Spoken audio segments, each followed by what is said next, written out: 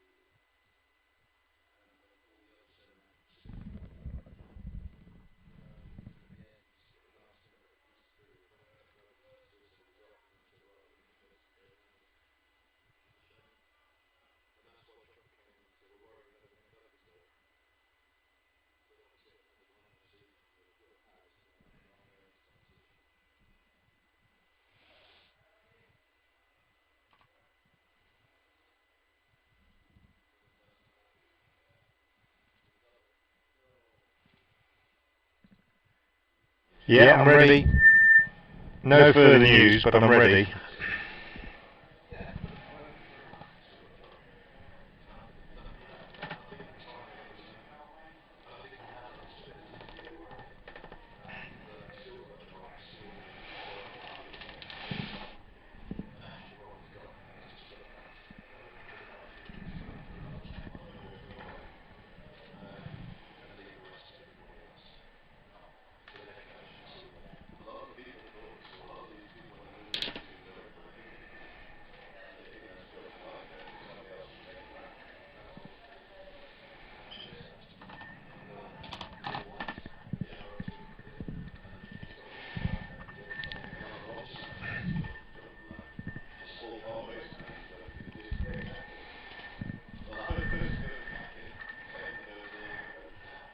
Morning, Malcolm. Not much going on. Well, the players are out warming up. Both teams going through their pre-match routines. Umpires are actually out on the middle, surrounded by the ground staff. Still some concern about the state of the strip itself. Quite a bit of overnight rain, and it was a bit soggy this morning. So an inspection is actually taking place as I speak, but I haven't actually got any news from that inspection to bring you as yet. Possibly just hearing an announcement at the moment, but I'm not sure I can make much of that through the glass and over the tannoy around the ground. Oh, hang on, might have some news now, Malcolm. Yeah, 12:15 start, there we go. Absolutely the latest update. So 12:15 start here at New Road. It's brightening up, and I presume the toss will take place in around 10 minutes' time.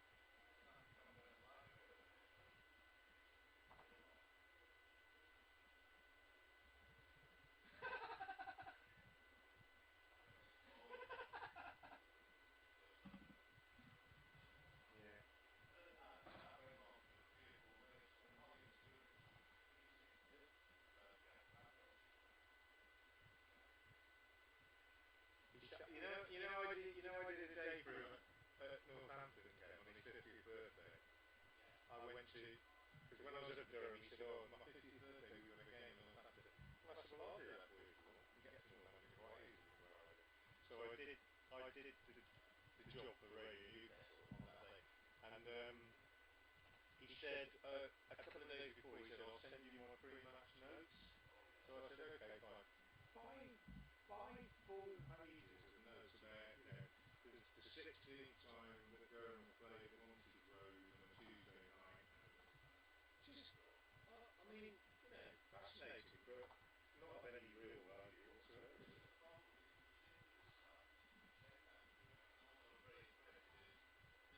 Yeah, exactly. Yeah. No.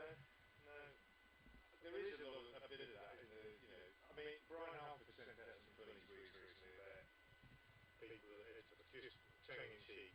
This is the 14th time that 2 Warwickshire players have had a partnership for 32 for the wicket on a Wednesday or something. Absolutely brilliant. Top man.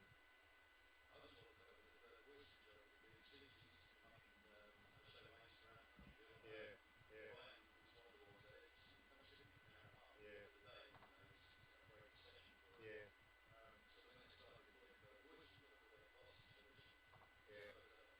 Yeah. Yeah.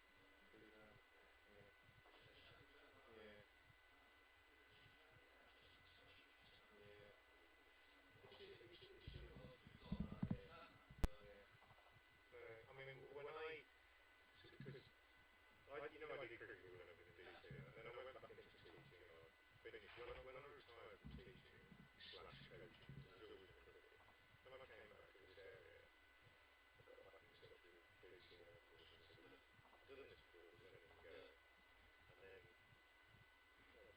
have a chat with DC and sort of, try to get it over, but it's just, as you say, the world moved on, and you just got to accept it. I mean,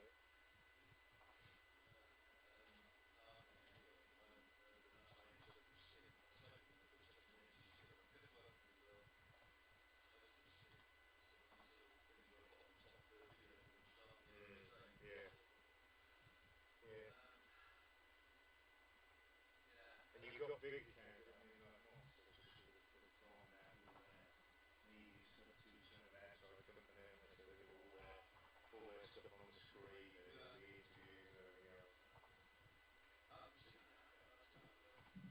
They're pretty good.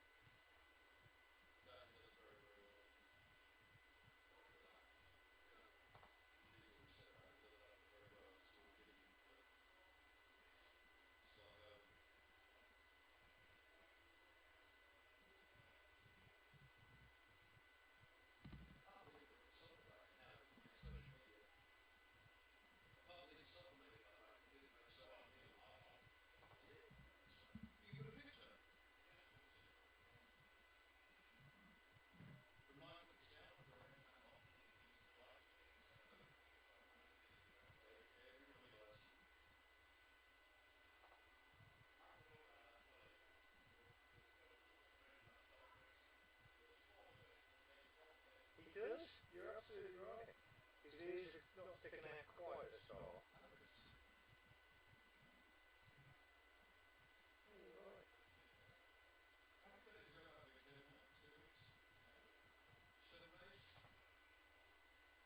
You're absolutely right, Kelly. Yeah, I think so. He's running a pub. Yeah, he's running a pub in Cornwall.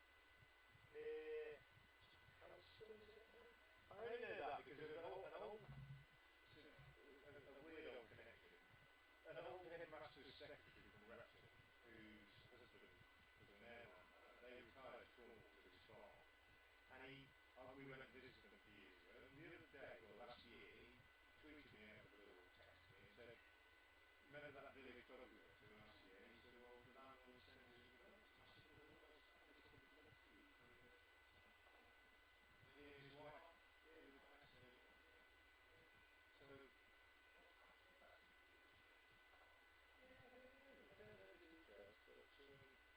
that's what he's doing. Did you think that would be doing? How do you change power? Sorry, so yeah, that's what he's doing. Last I heard, he was okay. Yeah.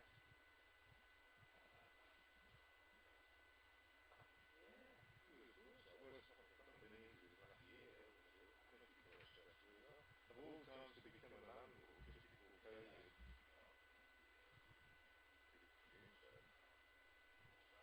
Yeah, really is. I have to ask Daryl. He'll probably have a good idea.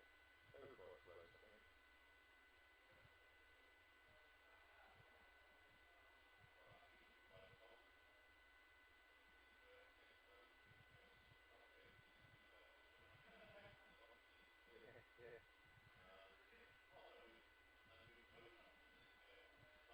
Yeah. Yeah. Well, footballers used to always do it. Jonathan Doidge is a good friend of David Leatherdale from childhood. They played together a lot. But you're right, that chap did a lot.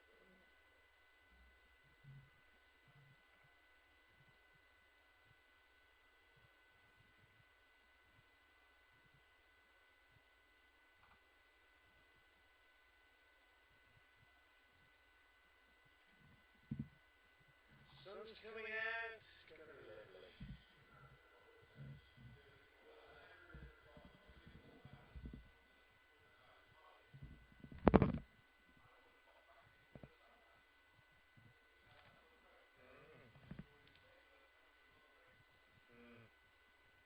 You came from home this morning. Yeah.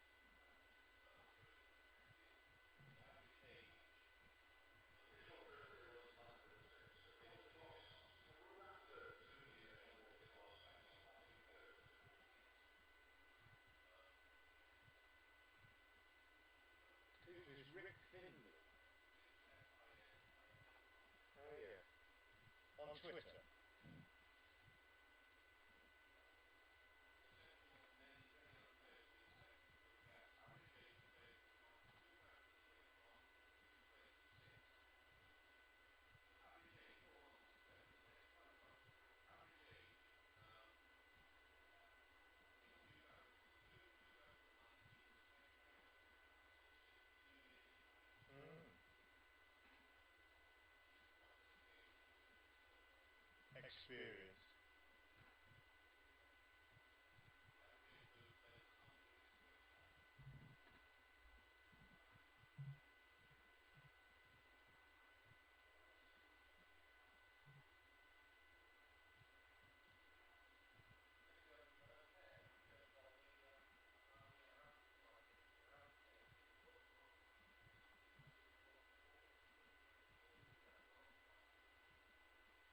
What was that, Middlesex?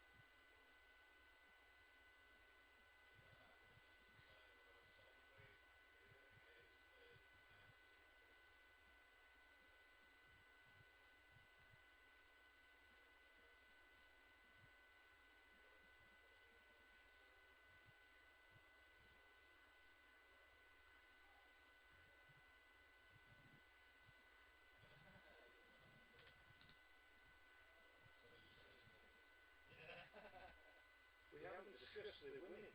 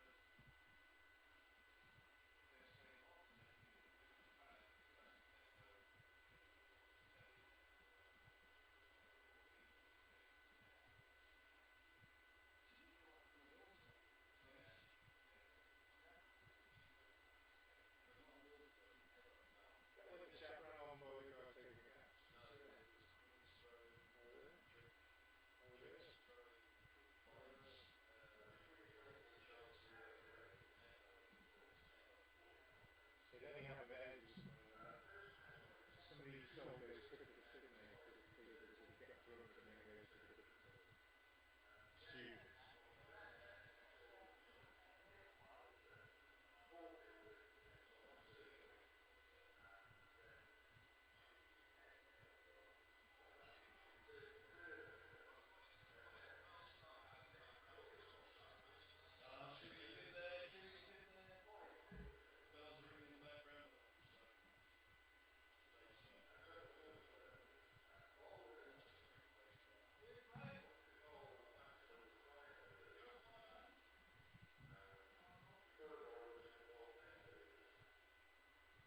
How long's the power play now, did you say?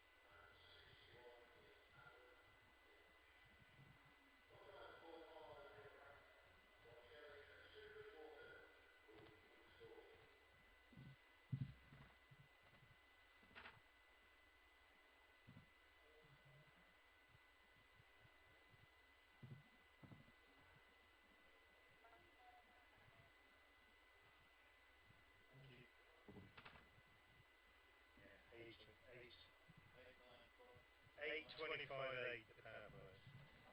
Yeah.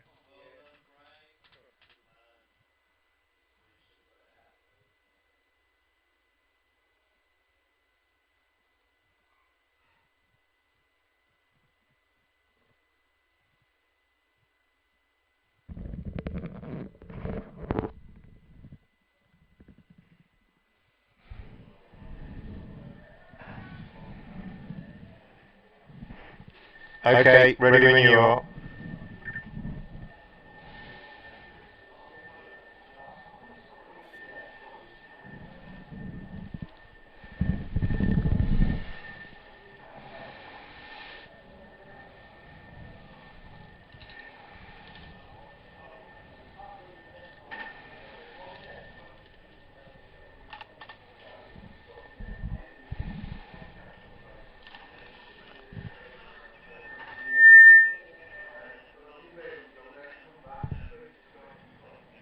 Okay, no worries. We're starting at 12:15, just so. But yeah. Okay. So you don't want anything now. Okay. Bye.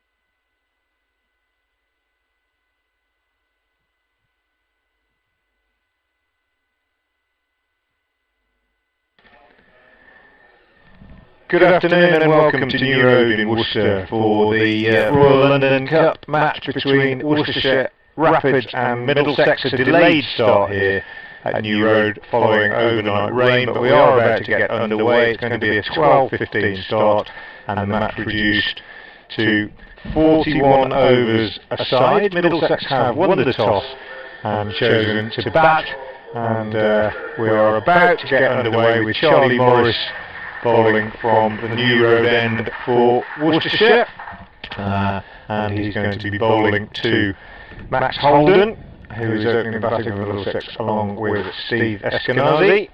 And I'm Frank Watson of BBC Hereford and Worcester. I'm delighted to be joined by Kevin Hand, BBC Radio London, who's alongside me. Kevin, morning, welcome to Worcester, and nice that we're getting underway under slightly brightening skies. Absolutely, hello everyone, Frank. Yeah, I mean, delighted that we're getting a match. It was a bit greasy out there, wasn't it? Here's Charlie Morris from the New Road end, bowls the first ball, which Holden defends, back to the bowler, and no run. Yep, a little bit greasy, a little bit wet this morning, but the ground staff have done a decent job, and it certainly looks okay now. Interesting decision by Middlesex to bat first in these circumstances. Yeah, Pete Hanscom just speaking to him a little while ago there, he said, use wicket, bit dry later in the day, spinners, Middlesex, one of Louisa and Holman, but also Robson if required, come into play.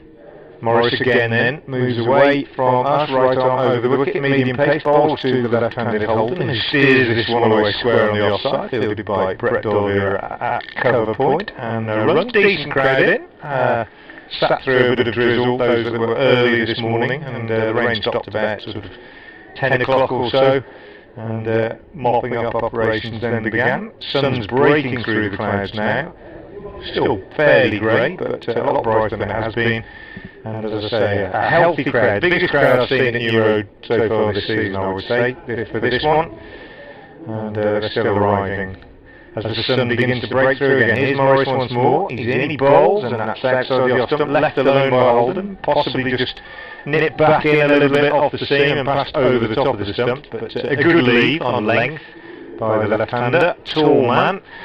Must say, Kevin, first time I've seen Middlesex for quite a few years. The two teams just haven't played each other that much in recent years, in any form of cricket, really, have they? No, and they will be visiting Lords this year, Worcestershire, not so super September for both these counties in Division 3. That's right, here's Morris again, he's in, he bowls, and again that's left alone by Holden and taken by Gareth Roderick, who continues to keep wicket for Worcestershire in the absence of Ben Cox, who's away with the 100. Good carry on this pitch so far, my impression. Morris not the quickest, but that one carrying through well. Pete Hanscom just before the start there about Tim Murtagh missing out on this for Martin Anderson playing, and they said they just wanted to get a bit more pace into it. Looking at the pitch, it's a bit dry now, get a bit more pace into it, and he also lengthened the batting as well, Anderson. Morris again in, bowls to Holden, who pushes out on the onside. Again, no run. Good start by Morris. He's been pretty accurate in this first over so far. Be very keen to complete a maiden with a dot ball this time if he can. Equally, Holden will be keen to get off the mark. Just talking about the pitch, it is a used pitch. The pitches here at New Road in red ball cricket this season certainly have been pretty lifeless. And it's got an odd colour about it, this one, isn't it? It's brown, isn't it, really? But it looked horribly wet, didn't it? I was thinking in the beginning. Here's Morris again, he's in, he bowls, and he does complete a maiden as Holden steers this down the offside. Warm applause from the Worcestershire faithful for that good start by Charlie Morris.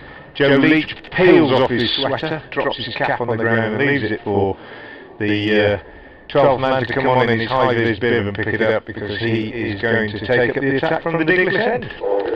Yeah, when the covers rolled off and we knew there was a 10:15 inspection to begin with, hopeful of an 11 o'clock start, but not to be.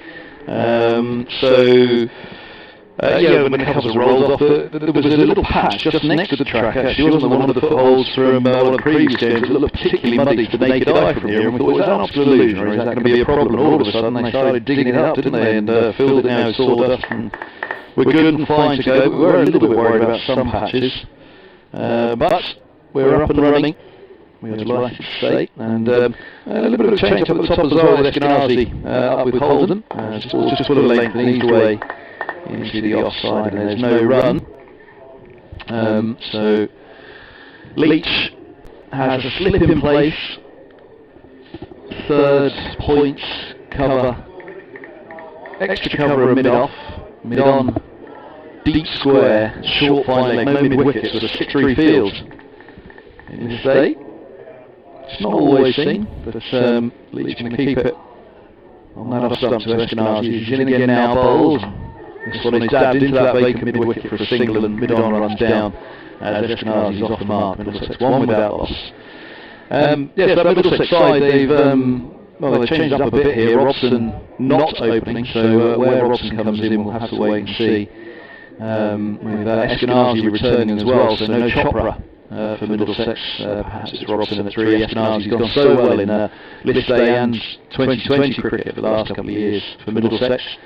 So the side from there probably, I imagine, will fall the same way. Here's a full one around the wicket from Leach to hold and driven away into the offside. There's no run. So yes, we would expect Eskenazi, Holden and Robson at 3, Handscombe at 4, Robbie White the keeper, Jack Davis at 6, Martin Anderson at 7, Luke Holman at 8, James Harris at 9. Means it's an awful lot of batting that Middlesex have here. Tillam Wanaluita at 10, and Ethan Bamber at 11. I mean that's an incredible amount of batting. Wanaluita, who very nearly turned that game against Durham at the last. The other day in the DLS affected fixture as Ford goes Holden and turns to single just wide of mid-on to get himself off the mark. First run off the 8th ball for Holden, 2 without loss. A lot of batting and a lot of wicket keepers, haven't they? Yes, Handscombe, White and Davis. Eskenazi is kept as well. Yeah, goodness me. Yep.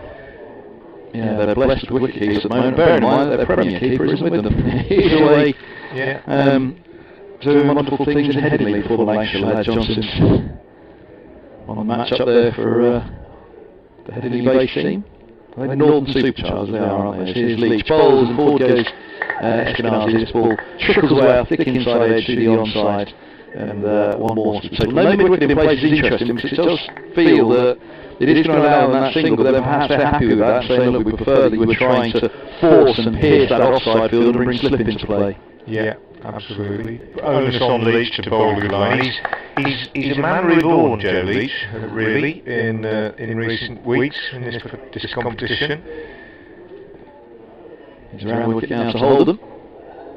Bowls and leg ball. The Holden drops to a single into the onside against that mid-wicket region and mid-on. And well, I suppose he was square leg around to mid-wicket, but it was mid-on that got there first and single more. So in the second over, Middlesex 4 without loss, only one toss. Yeah, good running that last one, I thought. Obviously on the same wavelength, just pushes away on the onside, and both batsmen set off almost straight away. So a decent over for Middlesex after that first maiden.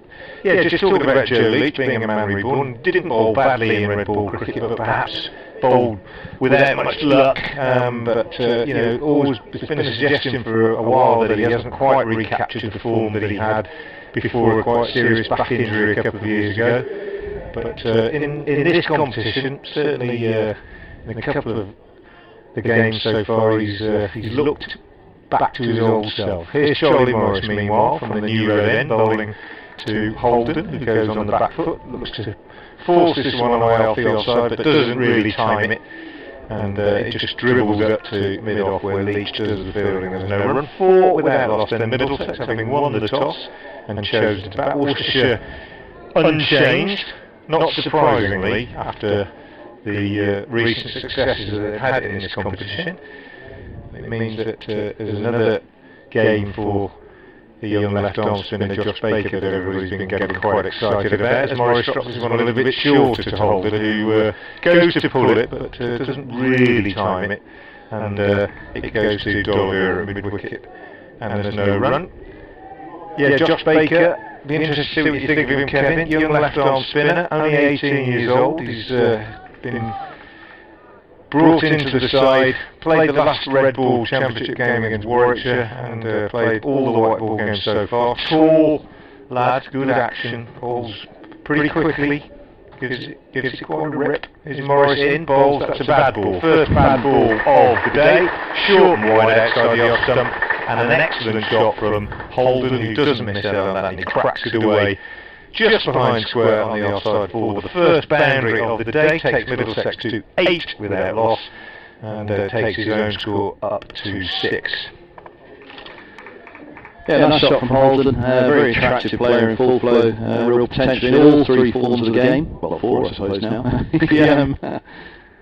Here's Morris again to him, bowls full of this time, and he gets just a little bit opened up by this one. I'm looking to hit it fairly straight, and ends up squirting out on the offside off a thickish outside edge. I wouldn't say he was in full control of the shot, but it wasn't a really false shot, possibly just playing a little bit early, but no damage done. Fielded by Ed Barnard in the covers.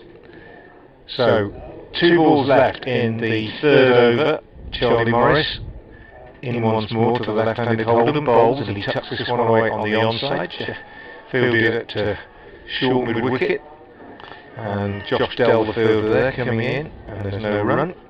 8 without loss it remains. I mentioned that's on your side. Jack Davis I guess played the lead for Middlesex, but he's already hit a 70 this year for Middlesex. Anderson's a young man who's been held up by injuries for a couple of years, so still relatively young in cricketing terms, and Holden, a youngster as well, so a little bit of a dry patch in the Championship the last couple of years, but some really promising innings in white ball cricket. Morris in again, bowls to him, and he drives beautifully on the offside, but unfortunately for him, straight to fielder at backward point, and there's no run. So at the end of the over, Morris rather got away with a wide half volley on that last one.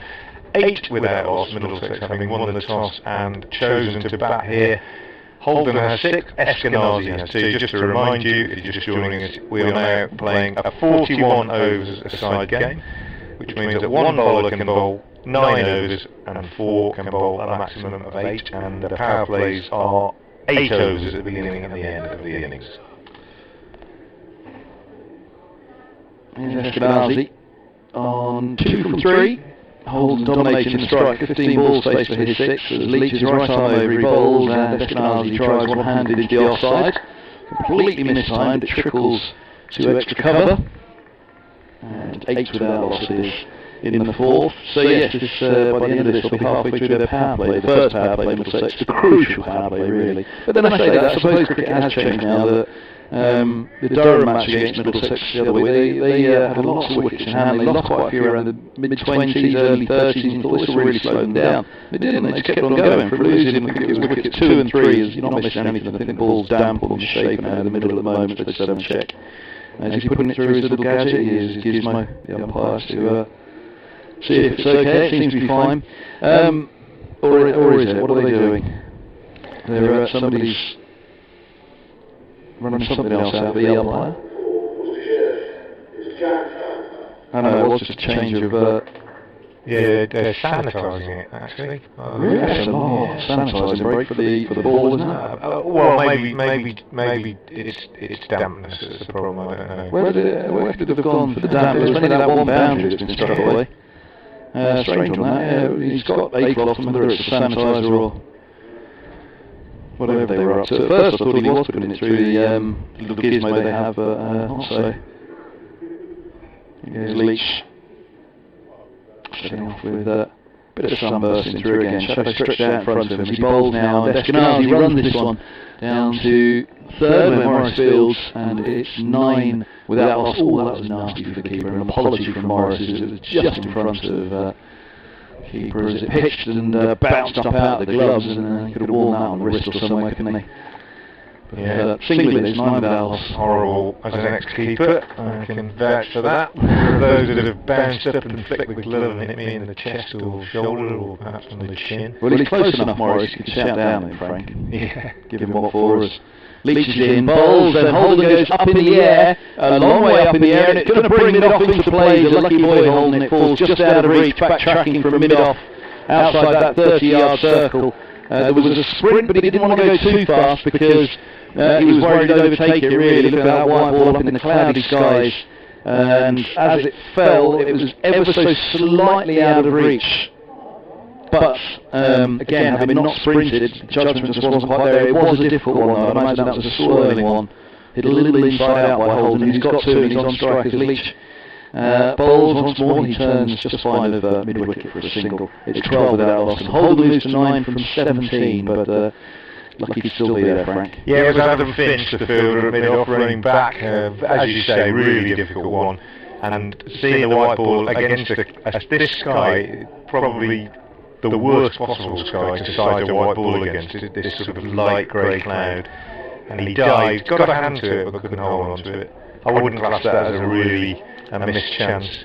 It's almost like one that doesn't quite carry. Leach bowls and Eskenazi drives handsomely between cover and extra cover. Back foot off the ground, leaning forward, making sure that he's right over the top of it, and then giving it everything through the offside. See Eskenazi back after that groin strain he suffered a few weeks ago, meaning he's missed the first 3 Royal London Cups. The form batsman in the blast for Middlesex, and it was a big loss. Start of the competition. Yeah, that was a shock of a confident player, wasn't it? Walking at Leach really put in the bowler under a bit of pressure. Roderick thought about standing up, but told not to. Leach again bowls, good line length, very good follow up and defended by Eskenazi. Point comes up to field, that one really did hit the bat hard, didn't it, from Leach. 16 without loss. You mentioned that pace in the very first ball this morning that we, or this afternoon indeed, as we finally got underway. 16 without loss. Holden has 9 from 17, Eskenazi 7 from 7, and Middlesex midway through this first phase, this first power play in a 41 over a size match. 16 without loss after 4. Feel free to get in touch with us on Twitter if you'd like to. I'm at FrankWatson58 and Kevin is at KevinHandBBC.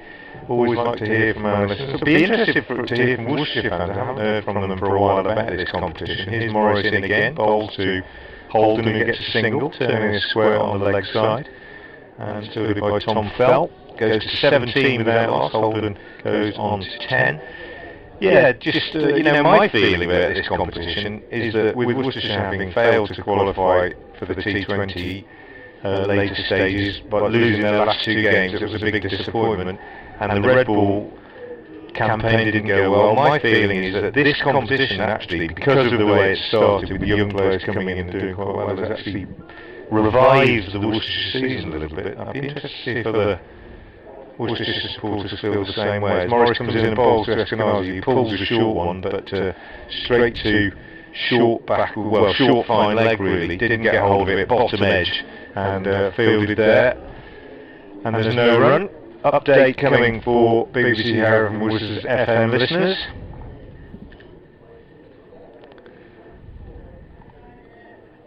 They are underway, you're right Malcolm, and Middlesex, having won the toss and chosen to bat, have made a solid start. They're 17 without loss in the 5th over. We have had one scare, Max Holden, the left-handed opener, skying an attempted drive off Joe Leach and the ball dropping just out of reach of the fielder Adam Finch at mid-off. Other than that though, fairly good progress by the Middlesex opener. Steve Eskenazi is on 8, Holden has now moved on to 10, and in the 5th over Middlesex are 18 without loss. As Morris continues from the new road end, he's in now, he bowls, and Holden tucks this one down to short fine leg again. Finch is the fielder, and again there is no run. Good aggressive fielding from Finch in that position. Sort of one, Kevin, that where, if it's the last over of this game, or the last over of a T20, whatever, you take a single every time, the non-striker would be backing up about 5 or 6 yards and you'd run straight away, but at this early stage, the batsman just a little bit more cautious. Is Morris again is in and bowls, and Holden again turning this on the leg side, but straight to Fell at short mid-wicket. And there's no run, 18 without loss it remains. I always think that, in T20 in power plays these days, they tend to take those runs straight away, but certainly, if you need 10 and over, you tuck one around the corner, you both go and you get it in every time, don't you? But in the early stages of innings where the game is longer, particularly like this, they turn it down. Later on, probably take it. Here's Morris looking to complete the over. He's in, he bowls, and this time it's wider of the fielder Finch at short back with a short fine leg, but he makes a good diving stop, but they do take a single because he had to go to ground, and they get a single to complete the over, which means that Holden will keep the strike. He's moved on to 11 off 21 deliveries, Eskenazi 8 off 9, and Middlesex after 5 overs 19 without loss. Yeah, I was going to say about that Durham game. It's interesting how you think in this day, you kind of had first 10, didn't you? Then you had the last 10, or first 8, last 8 if it was a 40 over. And the last 8 just being a thrash, basically, not that it was a power play. But the way that it works in these phased power plays now, there isn't that clamour right at the beginning to really get going. I think particularly in the first innings, when perhaps maybe it's an 11 o'clock start and there might be a little bit going on out there as Leach around the wicket begins. The new overfield Holden, who looks to turn into the onside, thumps into the pad and falls away towards mid-wicket. Perhaps it wouldn't have been the worst shout in the world from Leach. We're going to look at it on the replay in just a moment. But he settled down very quickly, and equally didn't get much support from behind stumps either, Leach, which rather gave the game away, I thought. Drifting down, I think, just going too far. It's a long way behind at the moment, our feed. Let's see if I can make it a little bit. Here we go. Leach is in, bowls, and beats Holden, a lovely ball that goes past the edge. Looking to drive just outside the off stump, and now we're ahead of it. If you double tap the screen on the left, it will take about 10 seconds or so, doesn't it? If you double click it, there you go, let's go back again. There you go, look at this. We're rocking and rolling, folks. Oh, decent, looks decent, Shane. It wasn't bad, was it? Yeah. From this angle, it felt like, especially where the ball fell away towards mid-wicket as well, it didn't fall away square of the wicket. It wasn't the worst. It wasn't the worst shot in the world. Leach is around the wicket, he bowls, and this ball's driven up to mid-off. And a single is taken by Holden. 20 out lost. Holden's on to 12. Yeah, the next ball just went hard to line the next delivery, which went through to keeper. Eskenazi back on strike. Durham, yeah, they were, I think it was 2, 3 down, 22nd and 24th. They lost the second and third, thought that would slow them down. But then got a 50 partnership in the next 5 overs for the 4th wicket. Then lost the 4th and 5th, thought that'll slow them down again, but off they went once more. And 288 their final score. It fell a little bit at the end as here's Eskenazi manufacturing a single wide of mid-on straight to the tumbling mid-wicket. And it's 21 without loss. Yeah, 288 for 8 they ended Durham in their 50 overs when they looked at the 30 over mark as though 150 was comfortably going to be within sight. But I guess having kept on going as they did, although they got that 50 partnership in 5 overs, it was bookended by a couple of wickets at either end of the partnership, so that just slowed the whole innings really. Once the 4th and 5th fell, as in comes Leach, and this is cut away down to 3rd for a single by Holden, who's in fact he's turned it into 2, good running. I didn't think off the bat at all that there'd be 2 there, but perhaps a little bit wider of the fielder. Then in front of the hotel than I thought. 23 for no wickets. Still just those 2 allowed out in the first power play. Deep square and 3rd set back. Here's Leach around the wicket still to Holden, a 5-4 field for the left-hander. Bowls now, and Holden looks to cut at a length ball where there just wasn't room for it. It goes through to the keeper, beating him once more, and 23 without loss, just really tucked up by that one, Holden, and in the end I say it was a cut, but it wasn't. It was just an attempt at playing the ball really into the offside by any means. By Holden really. He's on 14, Eskenazi's on 9. 2 to go of this power play and 23 without loss. Yeah, beat twice in that over, Holden, and also the shout for LBW, which was pretty close, we think, on reflection, possibly a bit high, possibly sliding down the leg side. It was one of those, if it was given, we wouldn't have been sitting here grumbling about it much. No. Anyway, so maybe we could say Holden's given the bowlers a little bit more encouragement so far than Eskenazi, but that's possibly because he's faced considerably more of the bowling. He's faced 26 deliveries, Eskenazi has only faced 10. Just repeat those Twitter handles if you want to get in touch. At Frank Watson 58 is mine, and at Kevin Hand BBC is Kevin's. Here's Morris again, coming in to bowl to Eskenazi, bowls, and Eskenazi slaps this down the ground. Fantastic piece of fielding at mid-off by Jake Libby.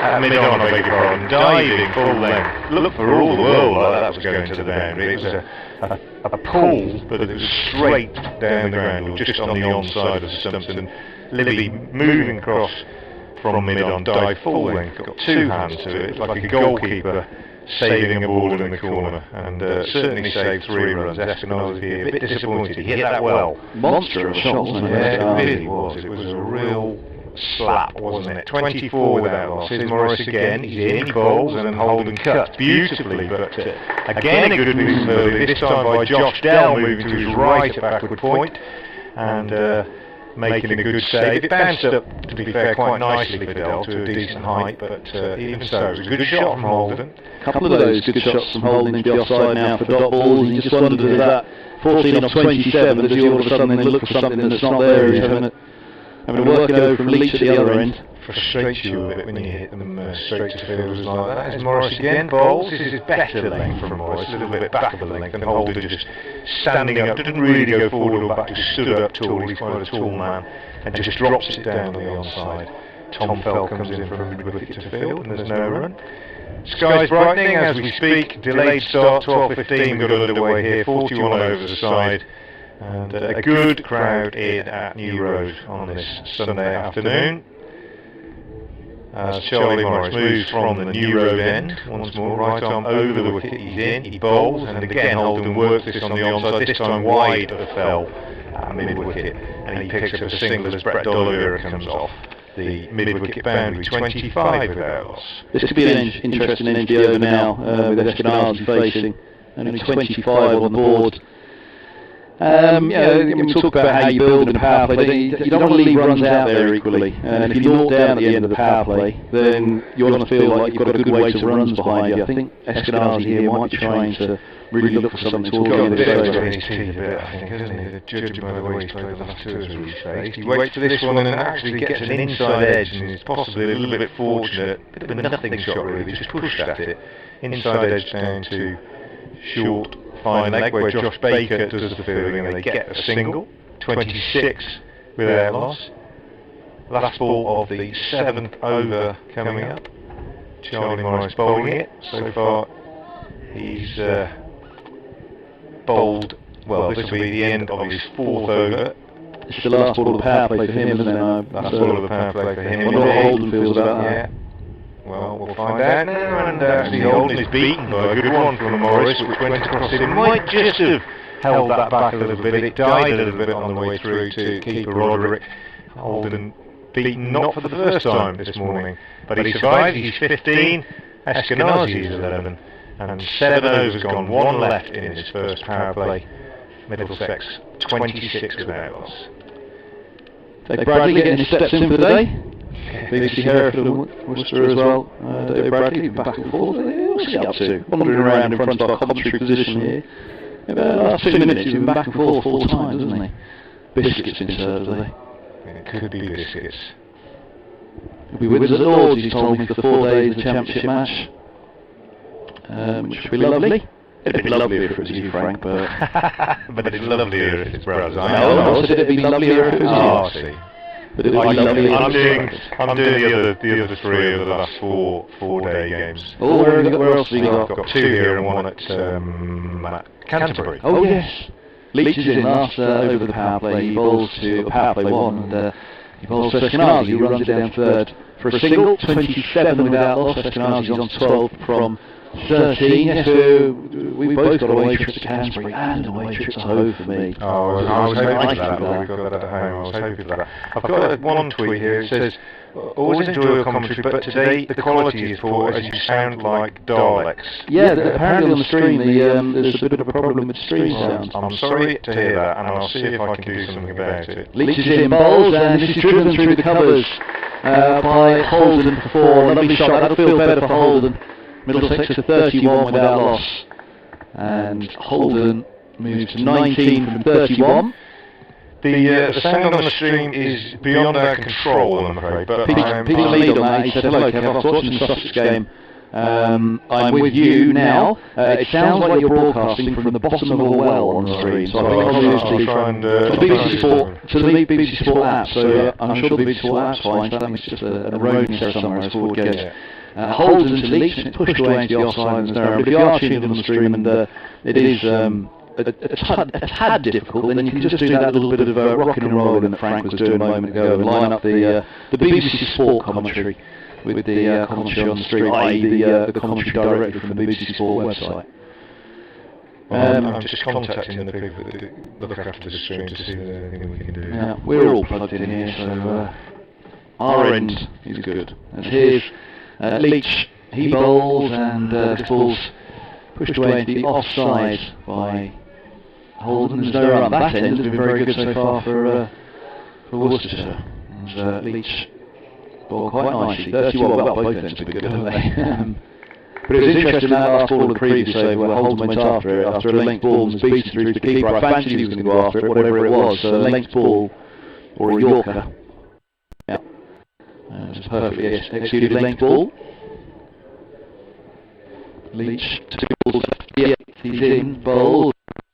A little bit fuller, a little bit wider, but not enough either really for Holden to get the ball away. Just pitch out. Extra cover in his times.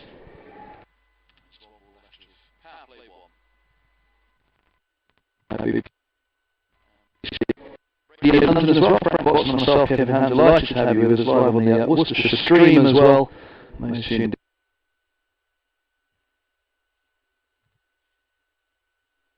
The stream audio quality is a bit of a problem at the moment. Just sync it up with the BBC Sport website. Here's Leach, he's in, bowls, and he's cut away by Holden to cover.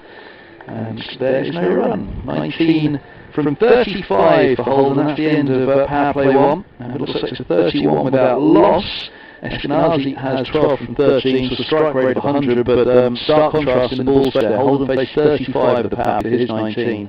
Eskenazi faced 13 for his 12. And then it feels there, and one with none down at the end of that scoreboard up there. Slight frustration for Middlesex. They don't go on to win this match. That'll be one of the areas that they'll back on. Yeah, you'll be right. I think difficult to assess what's good and what's not good in a power play, and especially difficult when it's a reduced overs game. But I think you might be right. They might have been a bit happier if they'd been up around 40 or so. But no wickets in a power play, I think, is also quite a significant stat. Trying to get something done about that sound quality on the stream. You're turning it off and on again by the looks of it. Charlie Morris is in, bowls, and Eskenazi goes big. That's very big, straight down the ground for 6. Full in the slot, and just hammered it down the ground onto the roof of the New Road stand. First 6 of the day, so maybe he heard you saying they'd left a few runs out there and he decided to do something about it. But he just stood where he was. There wasn't much foot movement, just gave himself a little bit of room and then just hit through the line. Those of you that watched Johnny Bairstow demolish Worcestershire here in the Vitality Blast earlier this know exactly what I'm talking about if I say that was like one of Bairstow's shots on that occasion. Morris a bit taken aback by that, I think. First ball of the over disappearing onto the roof. He's in again now, bowls, and he beats Eskenazi with one outside the off stump, which he was a bit wide and he just felt for it a little bit there, Eskenazi, and got lucky, went through to the keeper Roderick. 37 without loss then in the 9th. There's a little bit in it for the bowlers out there, isn't there? You ball one either end, if a ball either end, it just stays that little bit harder for a little bit longer. In form is life in white ball cricket. He's having a great time of it. Century in T20 this year. Here's Morris again in ball.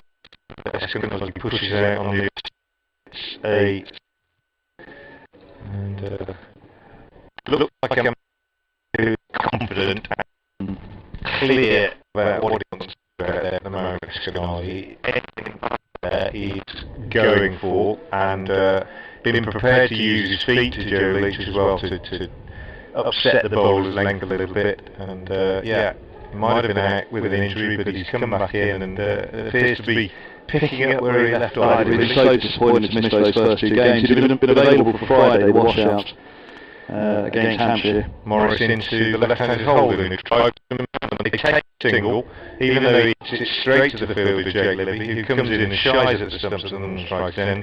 If he'd have hit, they might have got a bit excited. I think he would have been in.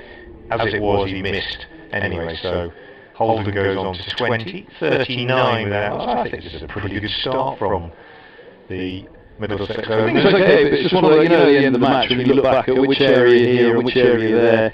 I mean, certainly, we say probably more so in T20, don't we, Frank? If you're naught down at the end of the power play, then you better have a big score after those 6 overs.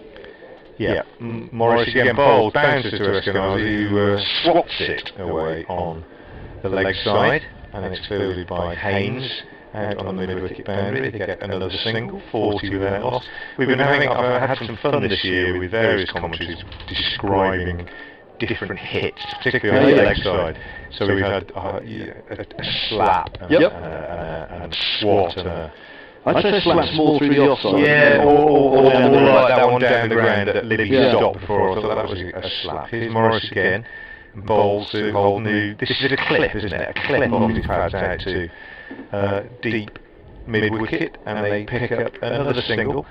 Clip it around the corner. End of the over. Yeah, you put someone around the ear. We're not allowed to do that anymore, of course. But 41 without loss at the end of the ninth. Yeah, we talk about it, but sometimes you find yourself saying a word like a clip, just clips it or tickles it or steers it or guides it. Dab. Yeah, dabs, and then but sometimes a word just like a slap. You just see a flat-batted, sort of flat-footed, probably cross-batted shot either offside or straight down the ground. I always think of O.A. Shah when I think of a slap. Yeah. He used to slap bowlers through the offside dismissively at times. And that one there was a swat, when it's this sort of tennis shot almost. I always think of it as a swat. Anyway, change of the bowling. Adam Finch coming on at the Diglis end. Probably the first time you've seen him, is it? Yes, I think so, yeah. Again, so long since they've played each other, these two. Had a little brief stint on loan with Surrey last year. Big tall man, pacey approach, he's in, bowls, just full of length, right arm over the wicket. And eased away into the offside by Holden, and no run. Holden 21 from 38. Just be a little bit watchful of that strike rate at the moment, Holden. Bear in mind this is a 40 over a side match now, a Sunday League game. Oh, Sunday League at New Road, that'll bring back the memories of some listeners. Yeah, it will. Me as well, yeah. Consecutive wins in 87 and 88. There'll be a few people listening and watching and sitting in this ground who remember those days. My friend. Here's another full ball which beats Holden on this occasion. He snaps at that one. Quite full indeed it was, and he comes down proper way at the surface now, Holden. Far fuller the one that beat him than the one that he played in the offside previously off Finch. So 41 without loss in the 10th, and Holden came with a curious glance at the surface after that one. Didn't appear to deviate too much. Such a big long-legged stride. Finch has this ball's eased through square leg for a single by Holden. He moves 22 from 40, Middlesex 42 for 1. Yeah, the timing of that injury for Eskenazi was really cruel, because this is a competition Middlesex would have been desperate to do well in.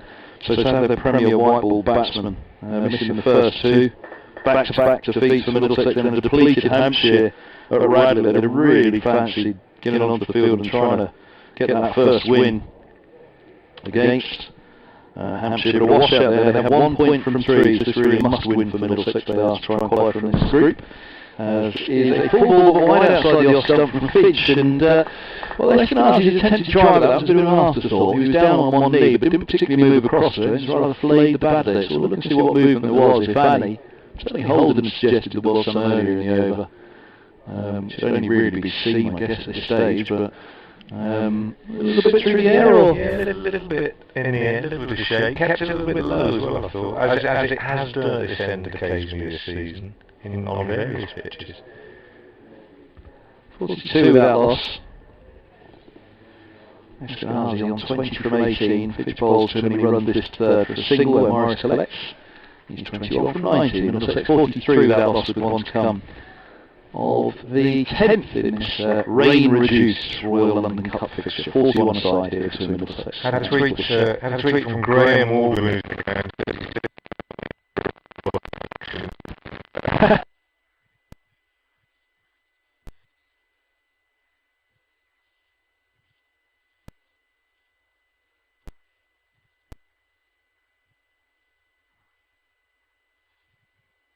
Ball bumped back by moves to 23 from 41, so it's 44 without loss.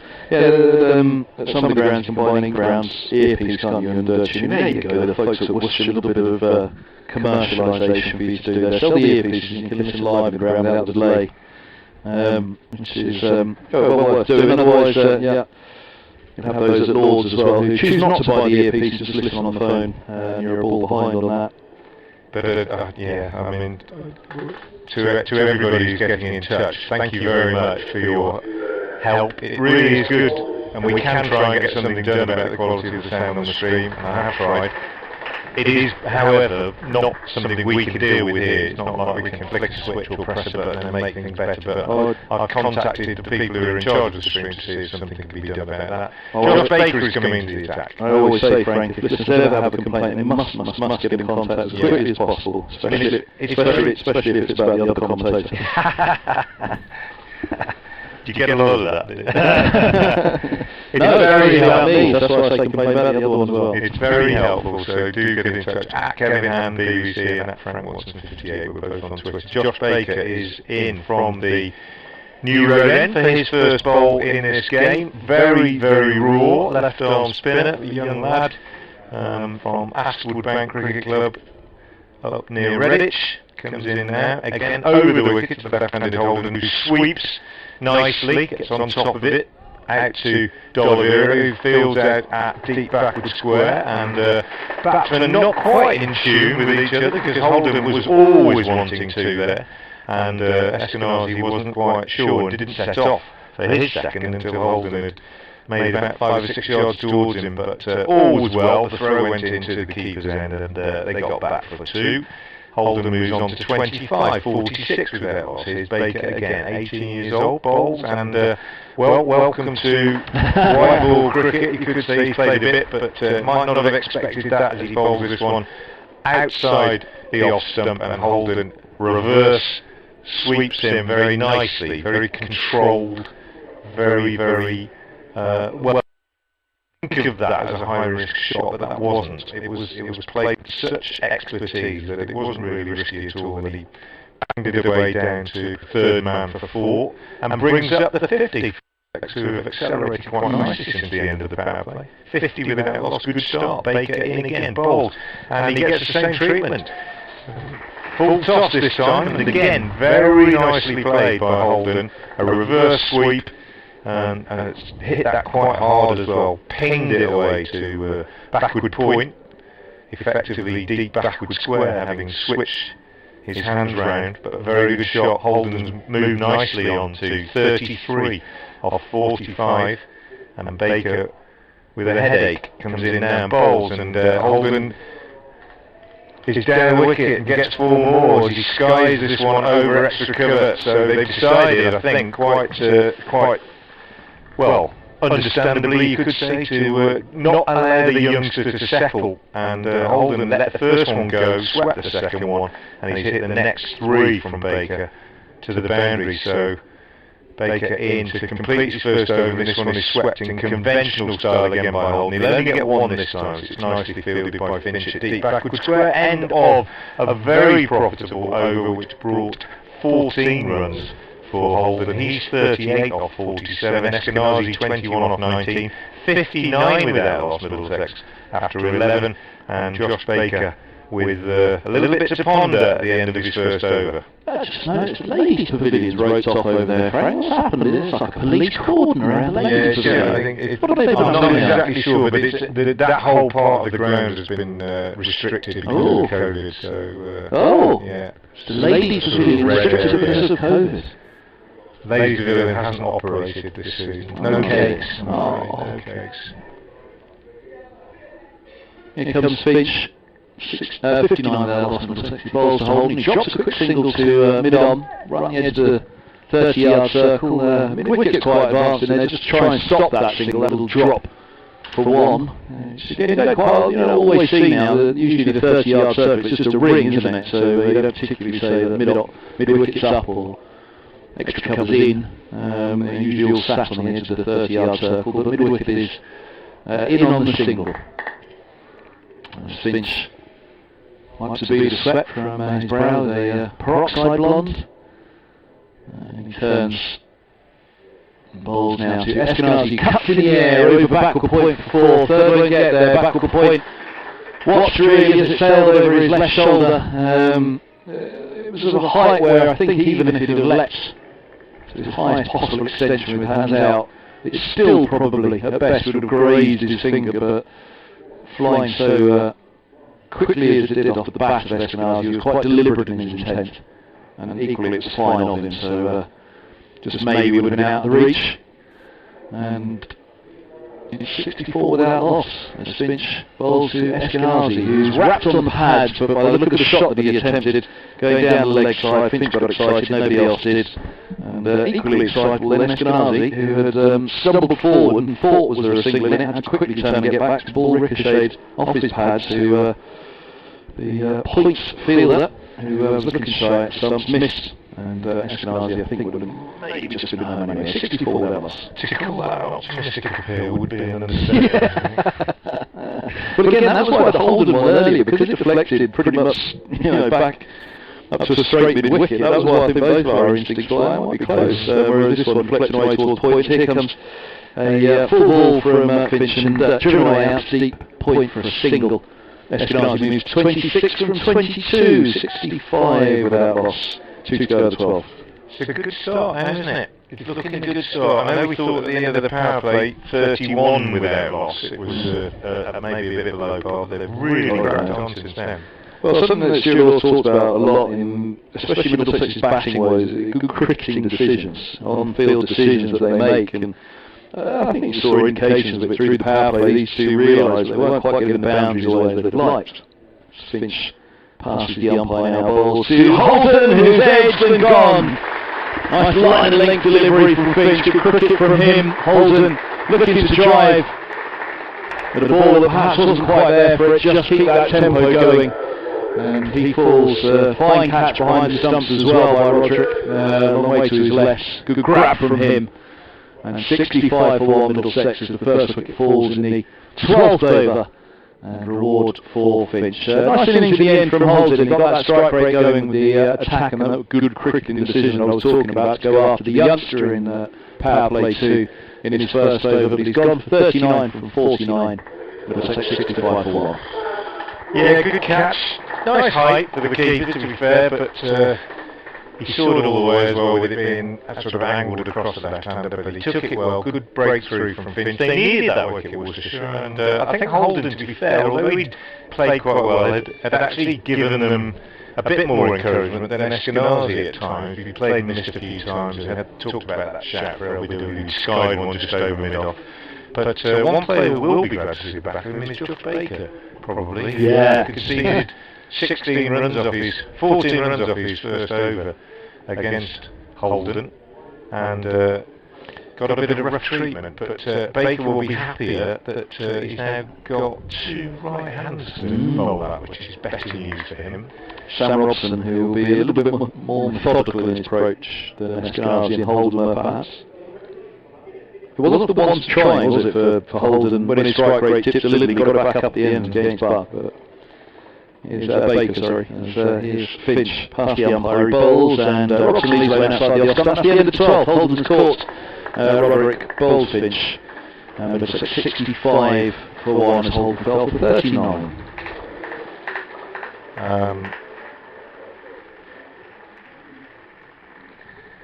So, update for FM listeners on BBC and Worcester coming shortly, and 2 right-handers out, as I say, in the middle, which is better news for Josh Baker, who will now be able to go round the wicket, which he's more accustomed to doing, and having been reverse slapped to the boundary twice in his first over by the left-handed Holden, he'll be happier that he can try and turn the ball away from the bat a little bit now.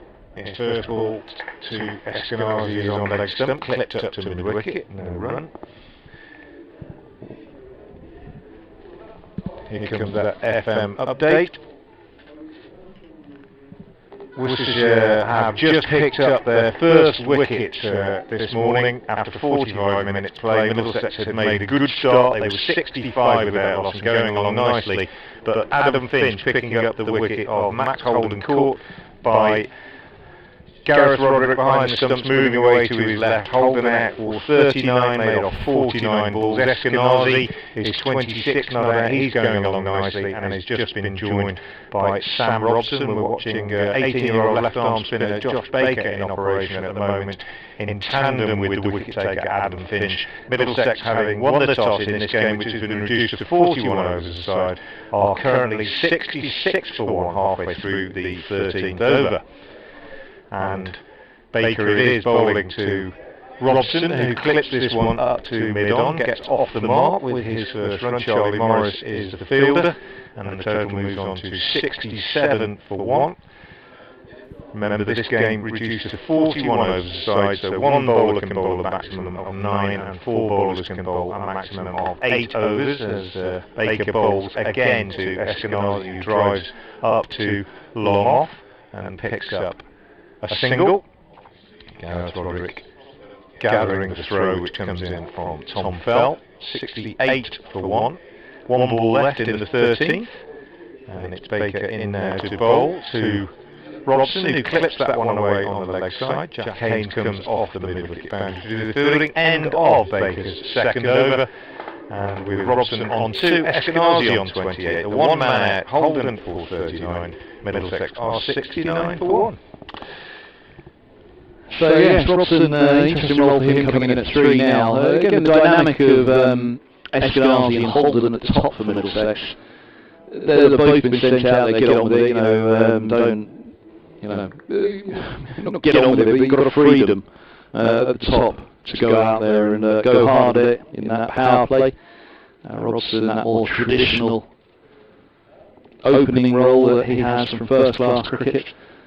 Here comes Finch to bowl to right arm over, he is in now, and this ball is through to the keeper with pace and bounce, and Robson's almost following it upwards as that ball climbs through the gloves of Roderick.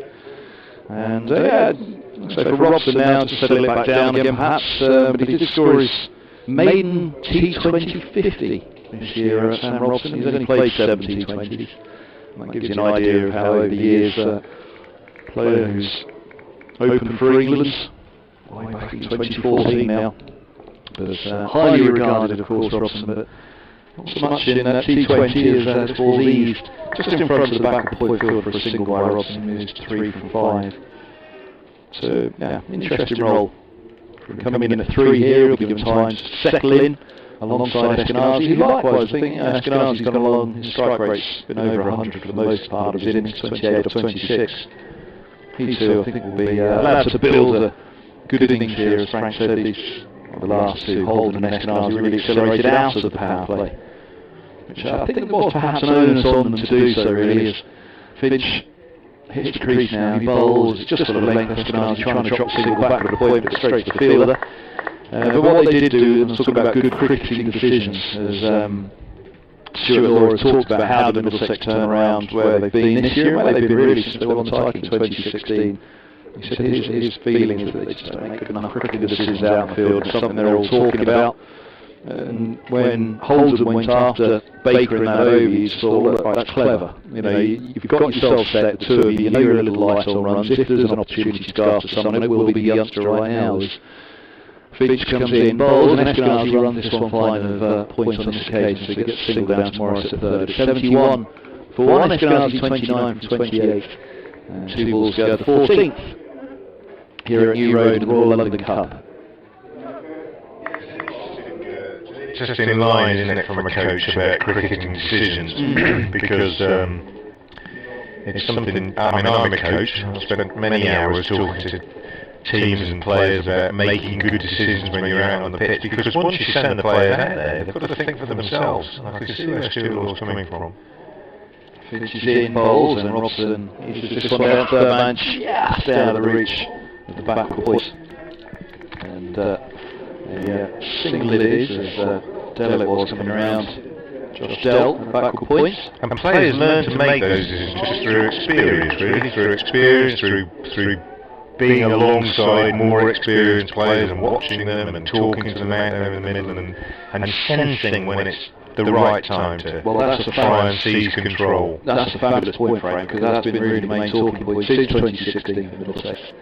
as Fidge is in, bowls, and a snap of the wrist from Eskenazi down to third for a single more, 73 for 1. That's, you know, they had Chris Rogers, got him out of Division 2 in 2011, kept him up for a couple of years, and was that senior pro at the top of the order, and was a strong performer for Middlesex, and a leader, and you know, somebody for the youngsters to look to. When they won the title, they had Adam Vogis.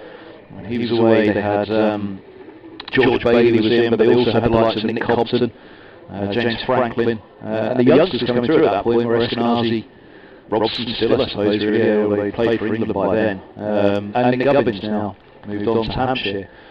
But since 2016, there's never really been a field that there's been somebody in the top order to look to. Baker in, bowls, and that's a lovely shot from Eskenazi. He picked up over a fairly short mid-wicket boundary for 6, no more than a pace down the pitch and a flick of the wrist, timed beautifully. And Baker's being tested here, the youngster is being asked a few questions by the Middlesex batsman, and it's a good learning experience for him, but nonetheless it'll be quite a difficult one. He comes in again now, bowls a little bit quicker and better length, not quite so full, and just pushed back to him by Eskenazi. But the Middlesex batsman certainly trying to put young Josh Baker under pressure at the moment. He comes in again now, bowls, and Eskenazi drives nicely out on the offside, past the diving fielder at short extra cover, that's Tom Fell. Good stop by Brett D'Oliveira running round the cover boundary, restricts the batsman to 2, but certainly they are attempting to put Josh Baker under pressure, and it'll be a good test for him to see if he can hold his nerve, perhaps make a breakthrough. 81 for 1. He comes, bowls nicely, flighted this one, and driven down the ground for a single, but nothing wrong with that delivery from the youngster. Little game within a game going on here at the moment. Surely many of the spectators will appreciate it. Baker once more in, bowl to Robson, who comes down the pitch and just pushes this one comfortably up to Morris at long on for a single. 82 for 1, Robson moves to 4, Eskenazi has 39.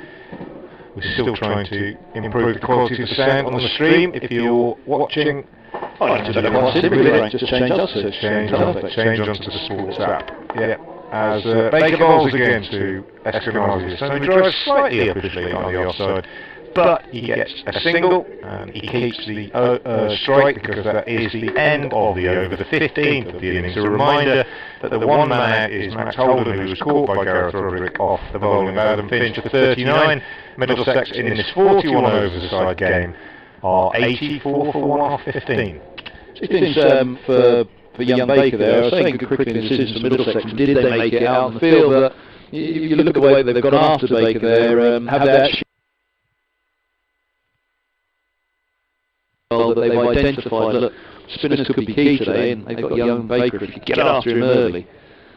Which brings you over to Eskenazi. He drives nicely, but fielded a mid-off. Bit of a bobble. Bit of dot ball is 84 for 1, and 85 for 1, my apologies. A single, Robson on strike on 5, Eskenazi 41 from 35. A couple of sixes helping his strike rate. But yes,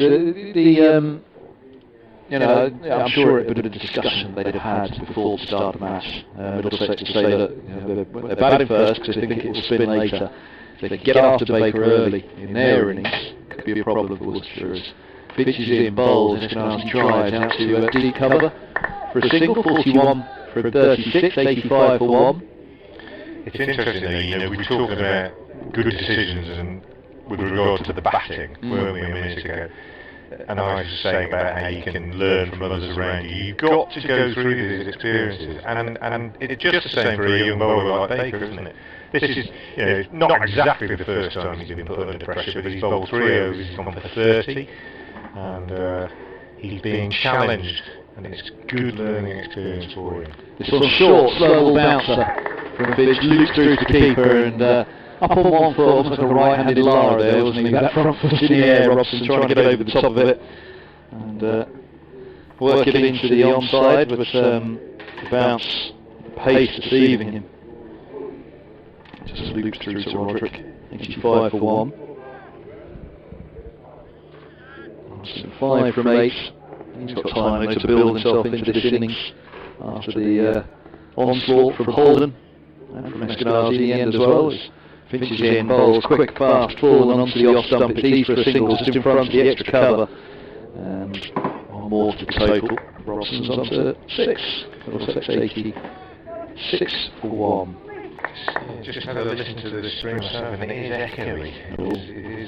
It is like we are speaking in an echo chamber. We're doing all we can. Do bear with us, but as Kevin has quite rightly said, if you turn the sound down on the stream and tune into the BBC Sports app, you can get our commentary, and then by some clever manipulation of the timing on your screen, you could probably get the two commentaries synced.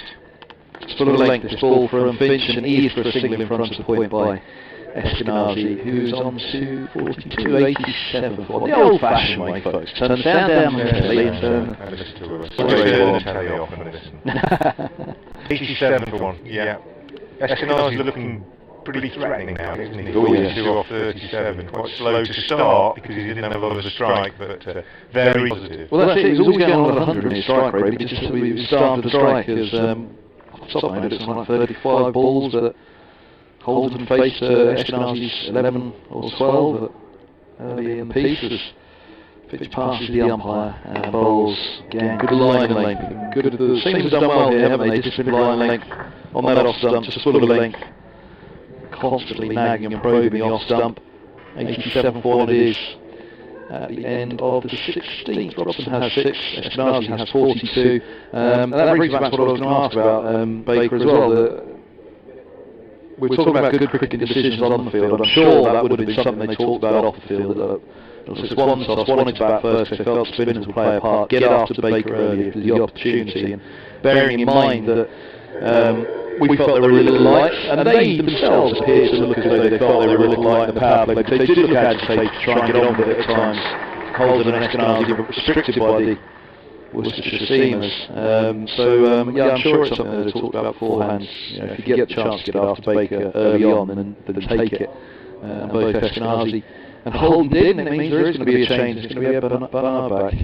Yeah, Ed Barnard, who has not been at his best with the ball this season, just struggled a little bit for rhythm, didn't bowl as much as usual in the T20 campaign for various reasons, and coming in now from the new road end, he starts with a shortish delivery, slowish ball, which is pulled around by Eskenazi down to deep backward square leg where Jack Haynes does the field, and they take a single. Eskenazi goes on to 43, and the total to 88 for 1. But Barnard, who certainly, up until this season, he's been excellent with the bat this season, I will say, his first two first-class hundreds. He's in again now, bowls, and this one's run down by Robson to third man for a single, 89 for 1. But prior to that, I mean, probably as consistent a bowler as Worcestershire have had over the last 2 or 3 seasons in all forms of cricket. Does a lot with the ball, bowls a lot of variations in white ball cricket. Very skillful cricketer. But certainly his batting has come on leaps and bounds this season. He comes now, bowls to Eskenazi, cuts to D'Oliveira at backward point, and there is no run on this occasion. 89 for 1. 41 overs aside. Game began at 12:15 if you're just joining us, after overnight rain caused a delay. Middlesex have lost just the 1 wicket. Max Holden caught by Gareth Rick off the bowling line and finished for 39. Barnard is in, bowls, and this one is cut by Eskenazi, firmly, but straight to D'Oliveira again at backward point. 65 for 1 when that first wicket went down. Sam Robson has come in and played second fiddle really for his 7 off 11 balls to Eskenazi, who has been positive from the outset and really trying to put the bowlers under pressure. Waits now as Barnard is into and bowls, and drives on the onside. Doesn't really time it. Takes a hand off the bat as this one runs up to mid wicket where it's fielded by Tom Fell. 1 ball left in the 17th over. Dampish pitch, brownish hue to it. Used pitch here at New Road. Good crowd in, sky's brightening.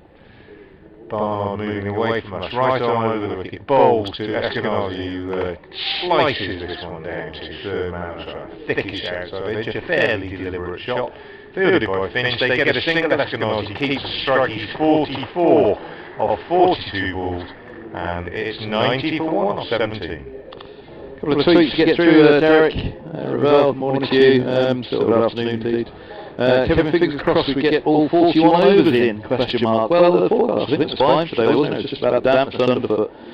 Was the key, getting going. If we were able to get going and keying it up, which is great news. Overhead, I think we're fine. Brett D'Oliveira with the attack for Worcestershire, as Finch is done for now, having bowled 4 overs, picking up Holden with 39 in that time. Derek also adding, what else did you say? Apologies, Derek, where's your tweet gone? Looks a green surface. Surprised we were playing 2 spinners. Well, again, just going back to toss, Pete Hanscom said actually it's quite dry out there, and they expect that later in the match the spinners will come into play more, which is why this decision to bat first was taken by Middlesex. And hello to Arnold, a long time listener. The BBC commentaries are now right back to when we started doing. Good to hear from you. Hello, Mr. Hand. In the Hampshire team, I saw a good player for Middlesex, and the Gubbins has made an impression. Here's D'Oliveira in bowls and cuts back with the point by Eskenazi on 44 from round 43 with that dot ball, 90 for 1 in the 18th.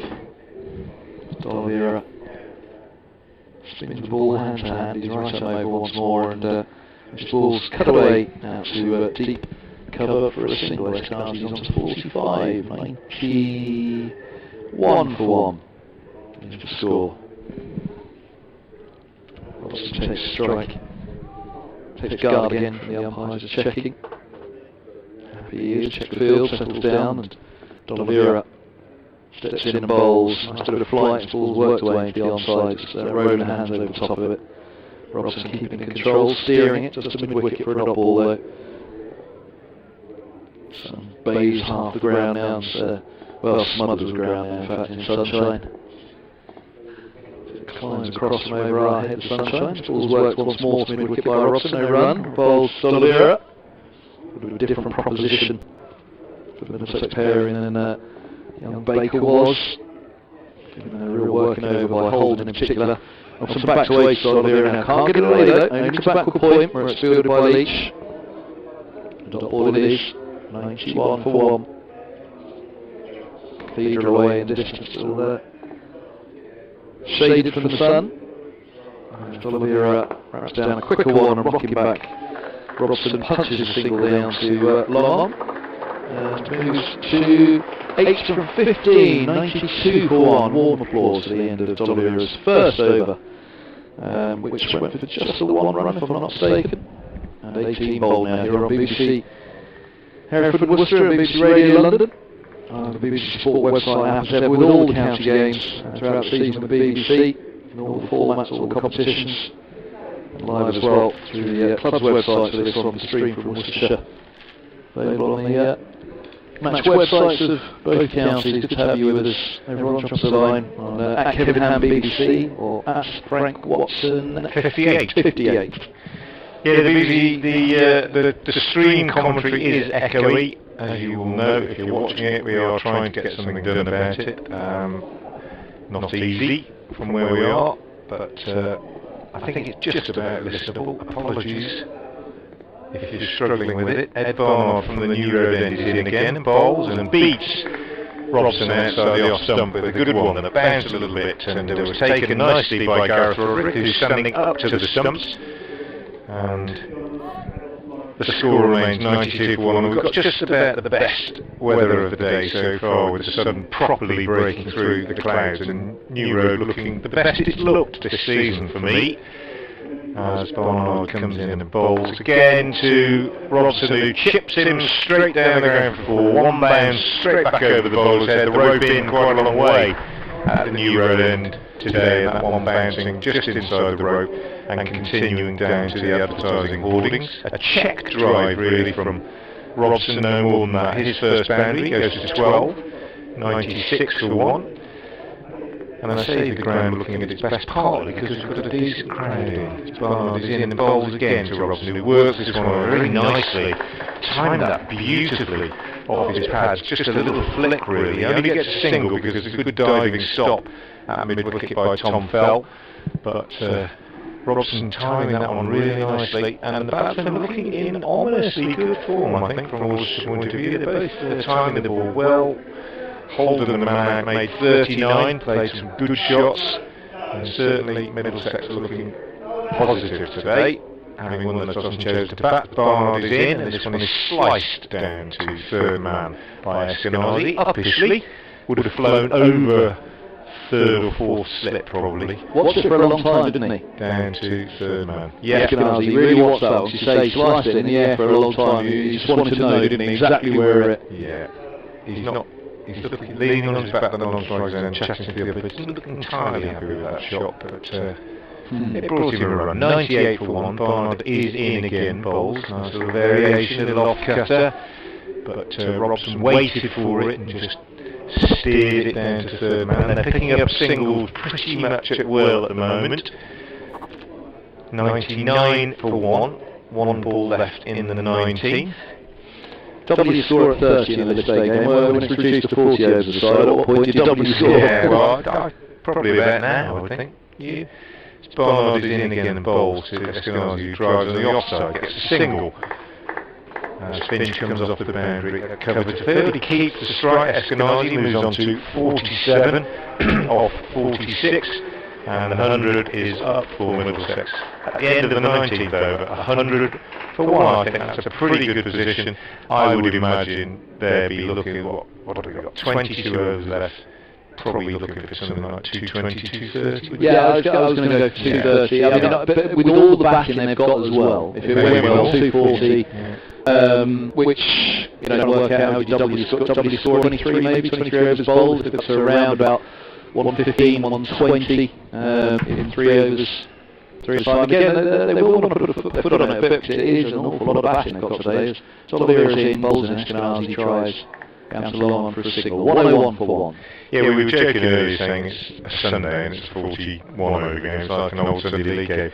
101 off 19 in the old days, you would have thought was a fantastic position. Yeah. But the game's changed so much. D'Oliveira lots of flight, and the full toss it is. Robson clips to mid-wicket, and it does pierce out of the hands of a tumbling mid-wicket, which is going to pick himself up there. It is Barnard. Yeah. I should have known because he's got his left.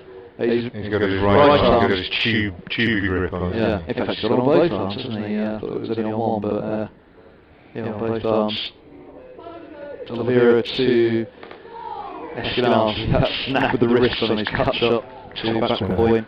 He thought he'd done him, I think, there. That's the one that fizzes on, but he watched it well. Yeah, he was tucked up by it in the end, doesn't falling backwards. The leg side, Eskenazi tried to find the room, so given an awful lot of fight. Goodness me, the little whip of the wrist on that one from Eskenazi. Down to the fine leg where they'll pick up 2, think about 3, but settle on a couple. And that is Eskenazi's 50, and his return from injury. Well back to Stephen Eskenazi. 50 from 49 deliveries. Middlesex 104 for 1. And the figures, well there you go. 3 4s, 2 6s. Many thanks to Dave Bradley next door has saved me the job. This ball's cut away to backward point by Eskenazi off D'Oliveira, and there's no run. 104 for 1. And you know, what we're going to get from here in this day and age to show what they've got at this point. What they get from here, anything's really possible nowadays, isn't it? This ball's driven away out to deep cover for a single 104. Well, in terms of 2020, yeah, they've still got 21 overs to go. This is hit 20th over of this 41 over a side match. But in 2020 terms, you know, 9 wickets standing. All right, they haven't got the power play at the top where you're only allowed 2 fielders back, but for what have they got? For what remains, the last 8 was going to be power play 3, where 5 are allowed back on the ropes. So for the next 13 overs, there's only 4 back on the ropes. So Middlesex with 9 wickets standing, they will look at this as a T20 from here. So, and actually in T20 standing, you'd probably say 140 would be a modest return from here. Another 140 runs from this position. Yep, agree with all of that. Here's Barnard from the nearer end, bowls, and gets beautifully ramped by Eskenazi, almost over the keeper's head, very short fine leg, and down to the boundary at the D'Oliveira stand end, the Diglis end, for a lovely shot from Eskenazi, exactly the sort of shot that Barnard himself will play. You were mentioning about T20, I've just been looking back through my notes because I wanted to recall a horror night that Worcestershire had up at Headingley. A few weeks ago, you may not have been aware of, but Worcestershire played consecutive games at Trent Bridge and at Headingley, and I saw 2 of the most extraordinary power plays I've ever seen. At Trent Bridge, Worcestershire made 20 for 4 in a power play. I'll pick up the story after this update.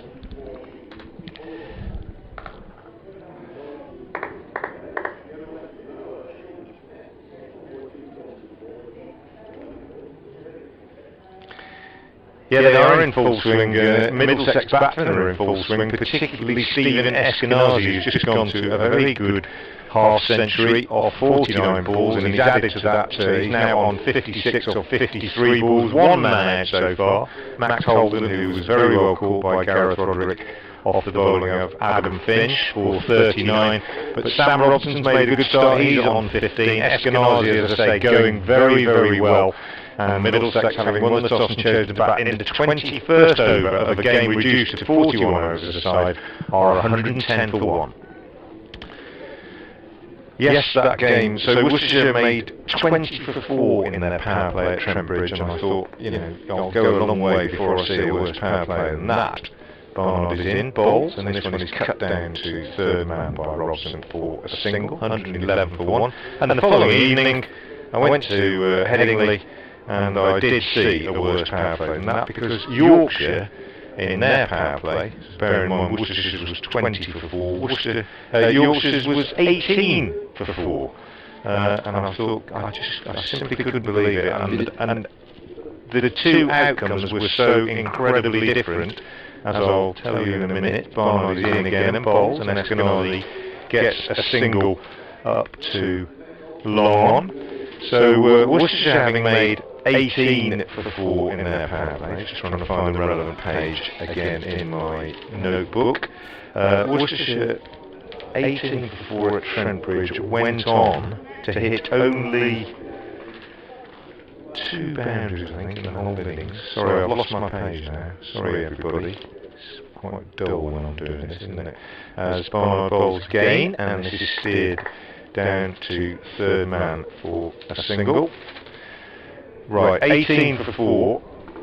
Yorkshire went on to make 191 for 5 in their 20 overs. Extraordinary. Whereas Worcestershire the night before, 20 for 4, 82, 86 for 8, hit only 2 boundaries in the entire 20 over innings. So you think the power play shapes the innings, but the point that you were making, Kevin, is that it can be completely changed these days by what follows, and that was exactly the case on those 2 occasions, neither of them working out very well for Worcestershire.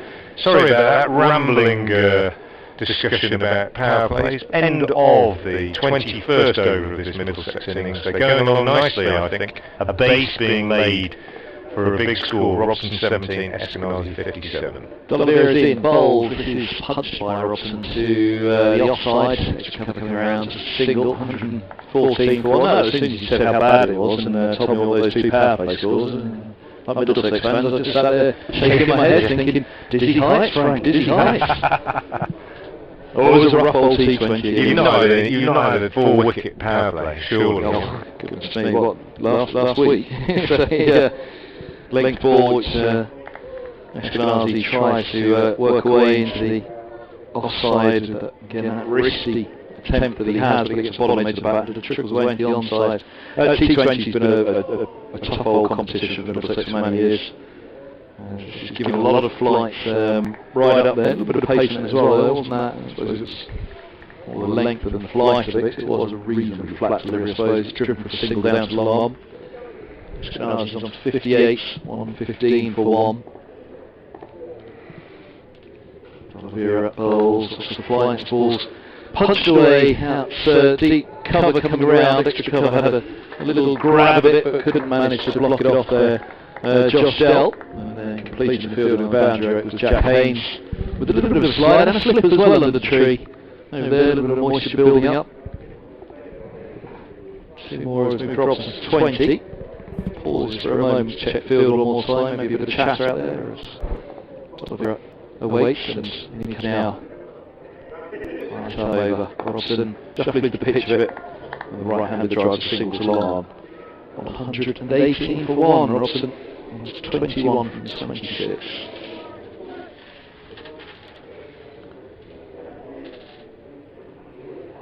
Eskenazi tapping away. D'Oliveira in. Dug out by Eskenazi into mid-wicket end of 22nd. 19 to go here on BBC Radio Hereford, Worcestershire, BBC Radio London. Stark in hand and Frank Watson. And Middlesex 118 for 1, Robson 21 from 26, Eskenazi 58 from 57, Hanscom in next, but with plenty of batting to come. White, Davis who's impressed in this competition already, and then the all-rounders, Anderson, Harris, Holman as well, who can really hit the ball a long way, and is a very impressive young player. Do feel now that these two will think about really trying to put their foot on the gas and again, try and think of it in that T20 context. We shall see, it doesn't always work out that way, and much like in the T20, you can see a fabulous power play and a great first 10 with loads of wickets in hand, and then the second 10 collapses under pressure as wickets tumble, as they all come running out, trying to hit every single ball, thinking they've got so many wickets in hand, and it all falls apart. We shall see. 118 for 1. Ed Barnard to continue from the new road end, bowling to Sam Robson, who's on 21. He bowls now. Robson steers us down to third man. He'll go on to 22. It'll be quite nicely down there by Jake Libby. They just take a single, 119 for 1. Two of the most international of cricketers batting out there, really, in many ways. All sorts of influences on there, from Australia to South Africa to England. Yep. A real modern cricketers whose game has been shaped by influences from all around the test playing world, really. Eskenazi and Robson. Barnard in again, bowls, and Eskenazi with that very risky style drives on the onside, but straight to the fielder at extra cover, and they don't pick up a run on this occasion. Has a habit of breaking his wrists after he's hit the ball, almost like a hockey player. Eskenazi waits now. Barnard in, and he aborts Barnard. I've never seen him do that before. Almost in delivery, and he didn't let go of the ball, just carried on running. Not quite sure what went wrong. Something just obviously didn't feel quite right to him. It's a very easy action. It doesn't take a lot out of himself, Ed Barnard. And he kind of runs through the crease. He doesn't have one of those delivery strides where he's crashing down. And he's in now and bowls. This time he does let it go, and it's cut by Eskenazi, but straight to D'Oliveira at backward point. He's been very busy throughout, as he usually is in the field. And again, there's no run. Cathedral looking resplendent beyond the willow trees on the banks of the Severn as we look across from our position at long on, alongside the press box in our commentary position here at New Road. Hotel away to our left, Barnard moving away from us, number 30 on his back, he bowls, and Eskenazi just plays this one a little bit later, allowing it to come to him and therefore just steering it down to third man and picking up a single. 59 off 60 for Stephen Eskenazi. Played very well, pretty aggressive from the outset. Didn't have a lot of the strike early on, but he's kept the scoreboard moving. And a very good partnership developing now between these two. Came together at 65 for 1. It's now 120 for 1 as Barnard bowls, and runs for Robson here. Nicely played as he steers this one down to third man. Good diving save by Libby. Prevents the boundary, but they come back for 3. Good running. And even though Gareth Roderick takes the return, and flicks the bails off. The batsmen are home, and that was a good shot from Robson, really nicely timed and steered just wide of the diving D'Oliveira at backward point, and then good running as well, so they get 3, and Robson goes to 25. Was that a slow train kid? 23 for 1. Was that a slow train kid that was just passed? Regular listeners will know exactly what that was, as Barnard in bowls full of this time and driven by Eskenazi. Didn't really time it, straight to mid-off. Leach fields, end of the over, 123 for 1 off 23. It was the food trolley. Dave Bradley's lunch bin at the stadium outside. Very, very loud, rattly trolley that goes along here about twice a day. We'll probably come back shortly. But as long as we get our sandwiches, we're not too bothered. 123 for 1. Couple of tweets to get through as well. At Kevin Ham, BBC, at Frank Watson, 58. To get through. Philip on Holden's dismissal. He said Holden seems to be playing his cut like a square drive from down to up rather than the more traditional coming down the ball. Can't remember having seen him do that before, but it's not really working for him, says Philip. He said again, the way he was out, though he was driving, the ball was so wide he would be better off cutting.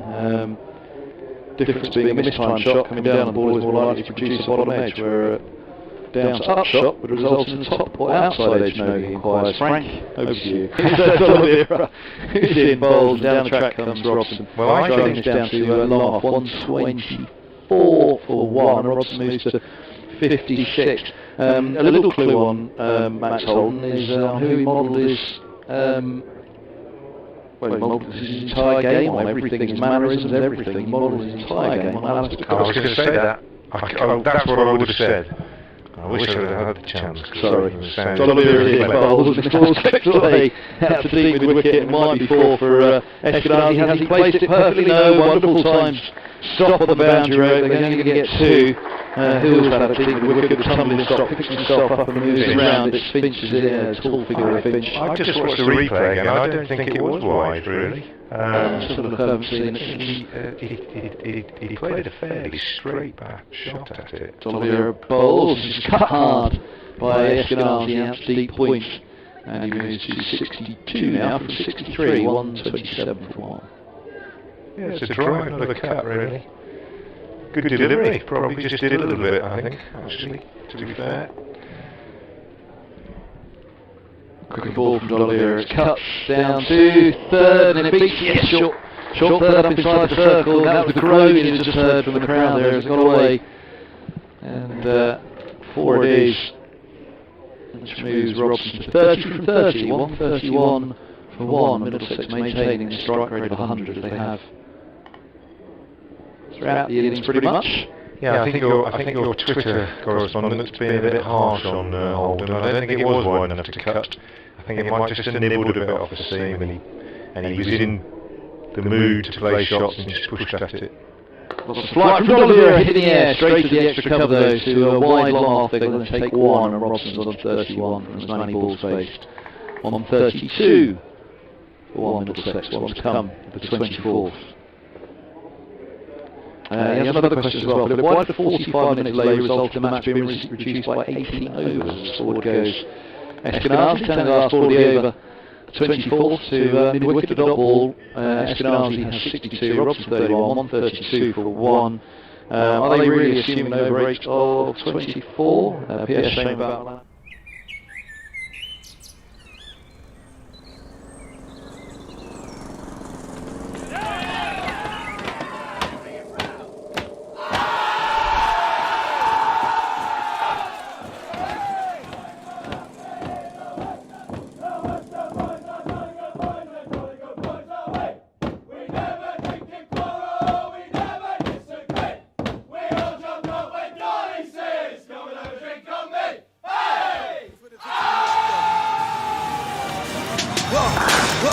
They ain't never seen nothing like this before.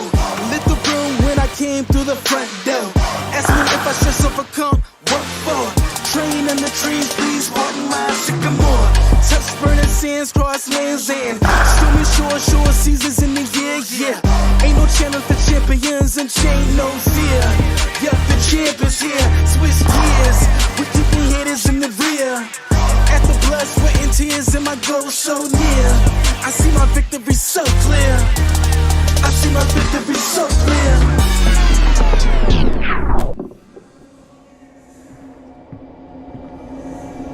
Anyone for tea?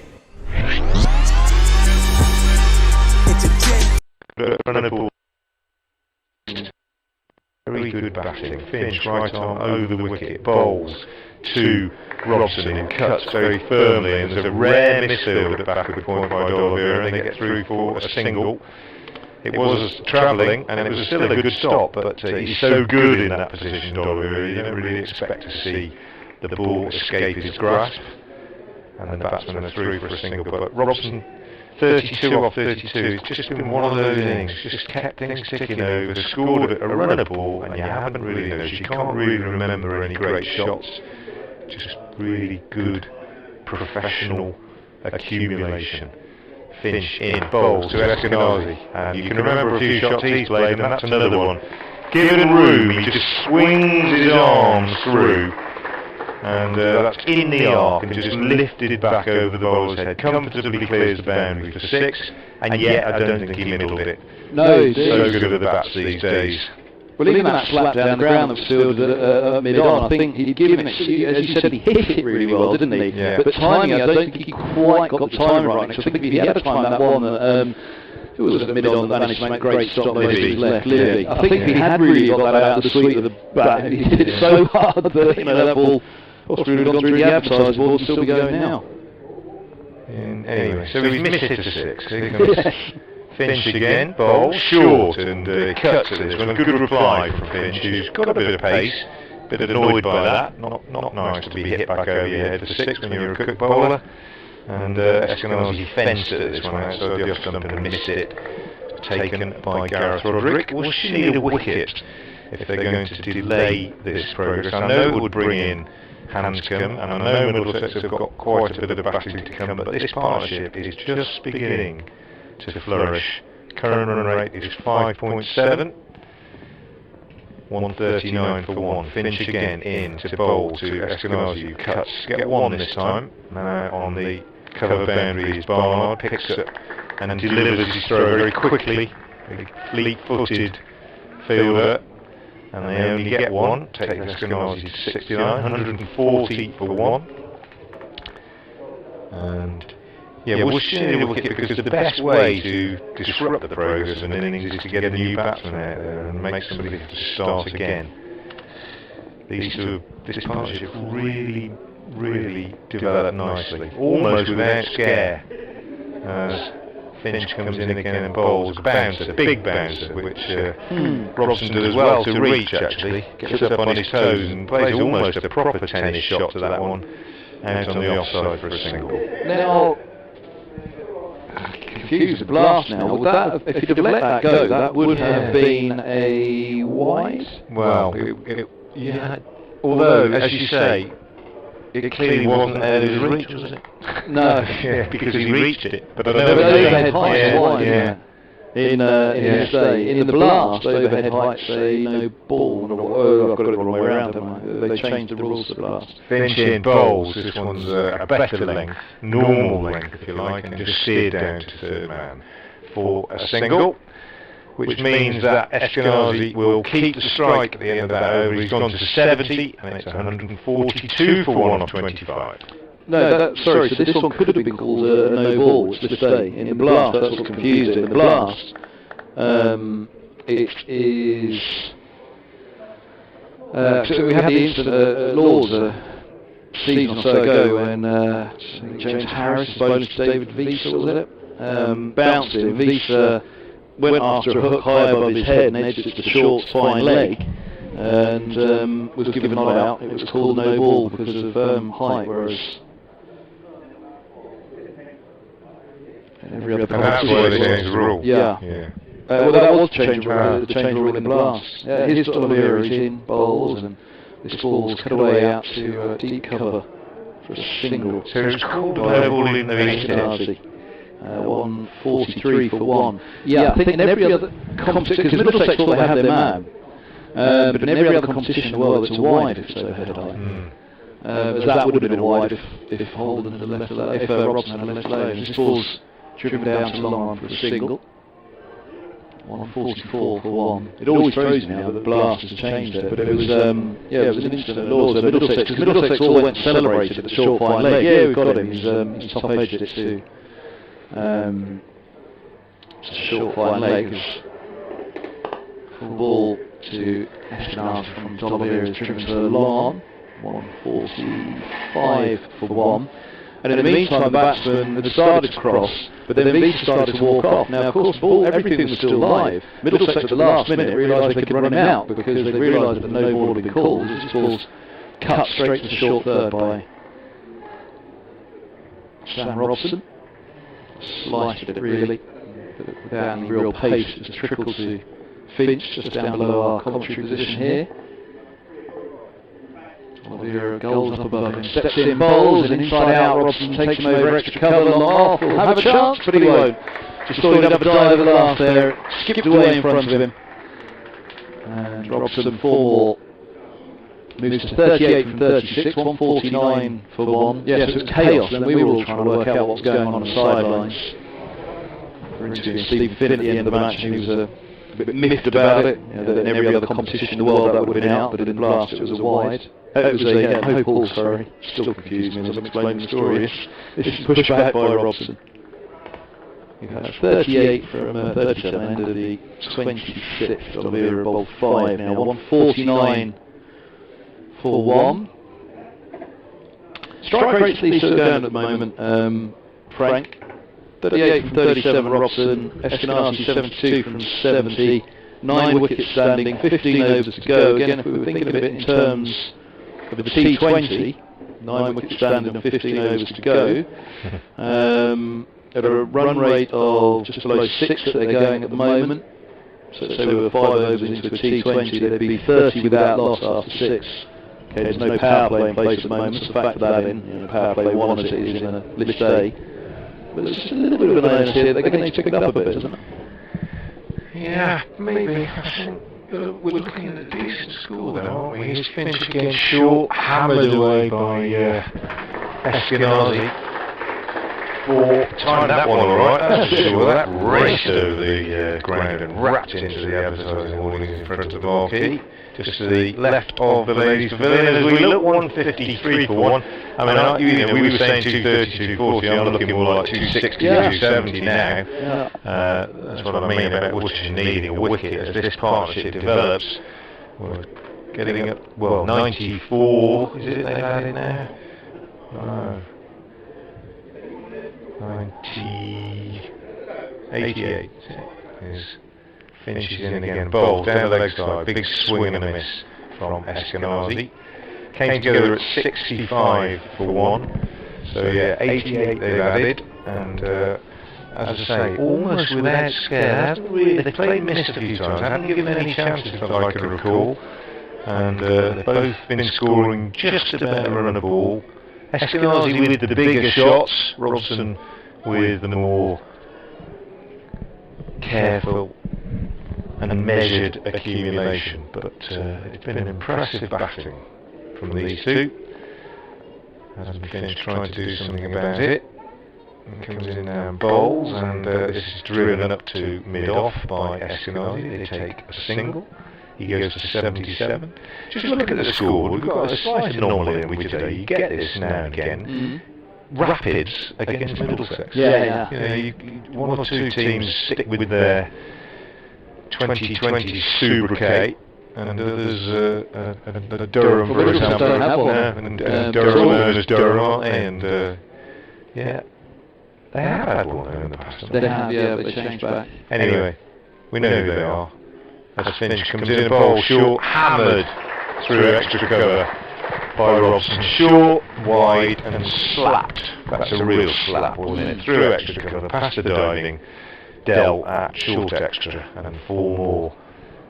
Looking a bit messy from a Worcestershire point of view just at the moment.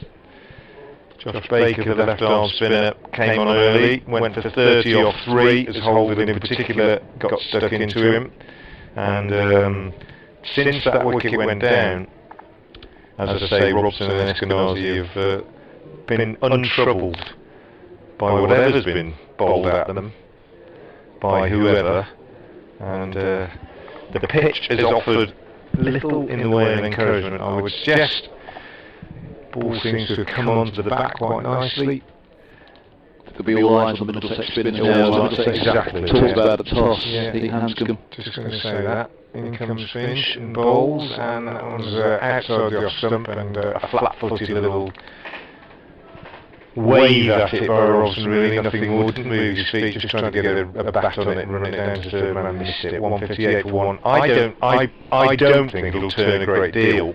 It might, I could be completely wrong, I don't think it will. I've seen a lot of cricket here in Euro this year. I've seen Isoli pick up wickets in a red ball game, bowling around the wicket into the rough, but I haven't seen any really extravagant sideways movement for any spinners. Finch in, bowls, and this is a single as Robson works it away on the onside. Charlie Morris comes off the boundary to do the fielding, and that's the end of the over. So Robson will keep the strike. He goes on to 43 off 40, and it's 159 for 1 off 27. I could be wrong. I don't want people to get touched. You said it wasn't going to. It's types of spinners as well, isn't it? I mean, they're missing their experienced wrist spinner, Nathan Souther. Googly gets a fair bit of turn. The leg spinner doesn't turn so much for him. Holman turns it both ways. The young leg spinner in today, replacing Souther, and then you've got Wallace, the left arm finger spinner, but very much he looks for a bit of bounce as much as turn. D'Oliveira's right arm over bowls, and this ball's pushed to mid-wicket by Robson. What's 51 for 9. What's Coleman warming up for the game? He was turning it a long way. His Googly in particular was turning a long way, but of course that was on the outfield. This ball's eased away into the offside by Robson. Fielded an extra cover, no run. Can't judge with D'Oliveira because he's not a big spinner of the ball. Well, I mean, speaking of Holman as well, with these two out there at the moment, they did just have a little chat mid-over.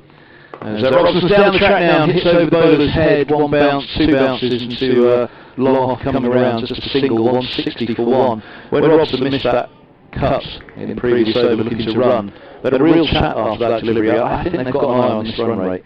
I think they're going to feel that 13.5 overs to go as D'Oliveira's in, down the track comes Eskenazi, tries out deep cover, a single, 161 for 1. With the batting they've got sitting, Pete Hanscom's in next, and Luke Holman perhaps maybe get biffed up the order a little bit, because he can really hit the ball. When he hits it, it stays hit. There's a lot of flight on this, down the track comes, Robson flips him in the air, mistimed, he wasn't quite to the pitch of it, very much the inside of the bat. It's looped out and falls well short of deep mid-wicket spike cryo catch, 162 for 1. I think they were looking for 275. Yeah. I really do. With 9 wickets in hand, 100 off the last 10. Yep. Got to be a real chance. Flat ball, flat delivery from D'Oliveira, cut to point by Eskenazi, 79 from 75 for him, 162 for 1. I just sense a real frustration from the pair of them in our conversation as well, just as a dot ball, that they're feeling you can't have any balls now. It's got to start to go.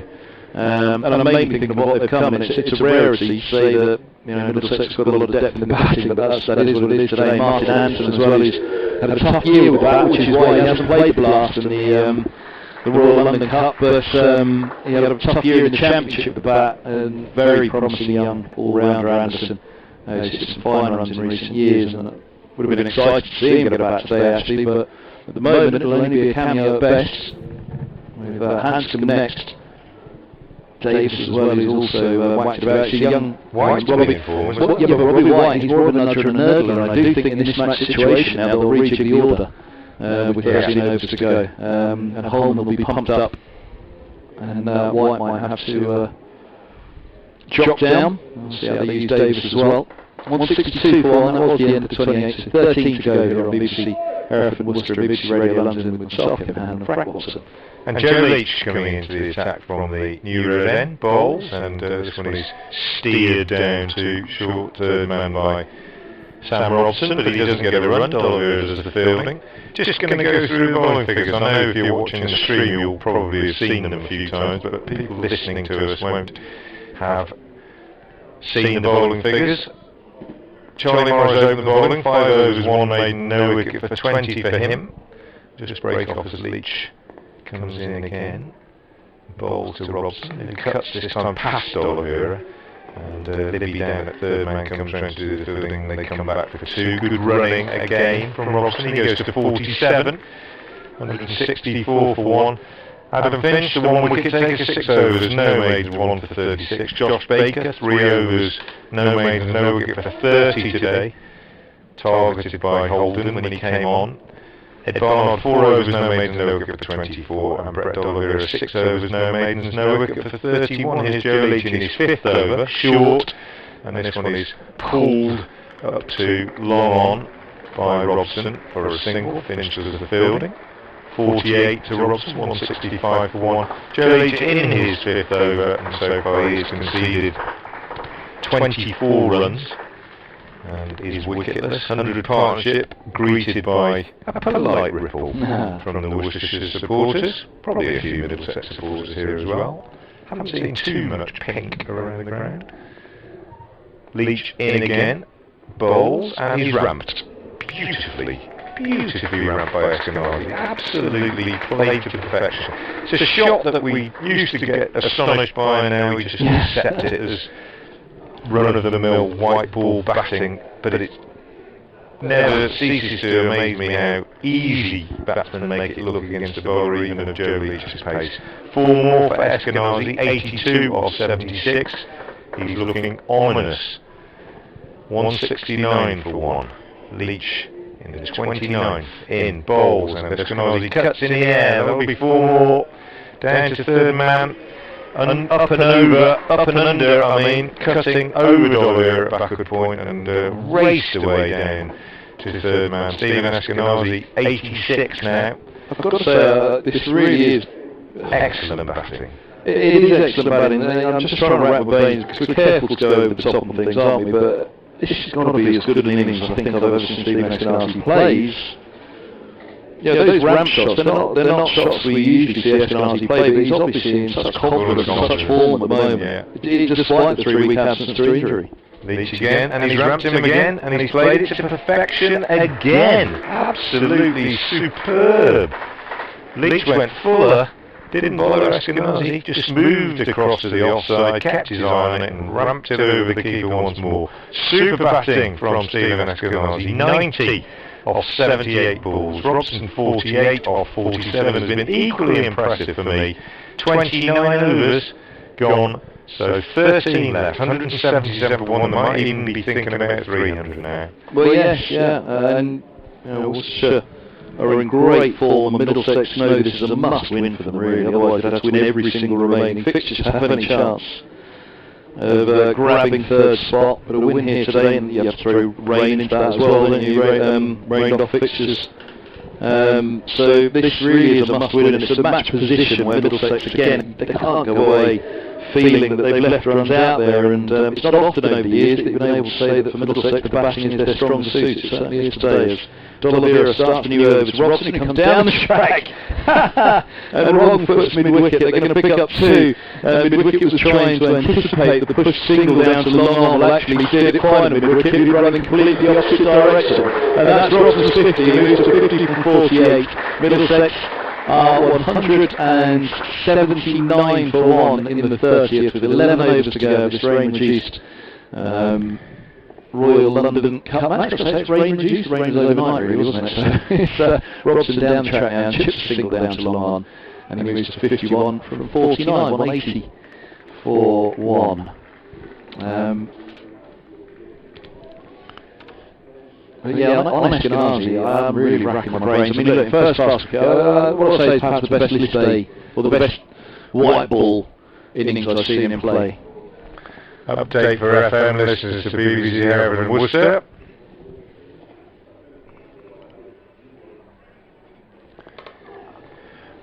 Middlesex won the toss and chose to bat in this game, which has been reduced to 41 overs aside, and they are in fantastic shape. They've lost just 1 wicket that of Holden caught behind by Gareth Roderick off Adam Finch for 39. That was 65 for 1, but since then an outstanding partnership between Sam Robson, who's just gone to his 50, he's on 52, and Stephen Eskenazi, excellent batting from him, he's on 91 off 80 deliveries, and Middlesex at the moment, as we near the end of the 30th over, are 181 for 1.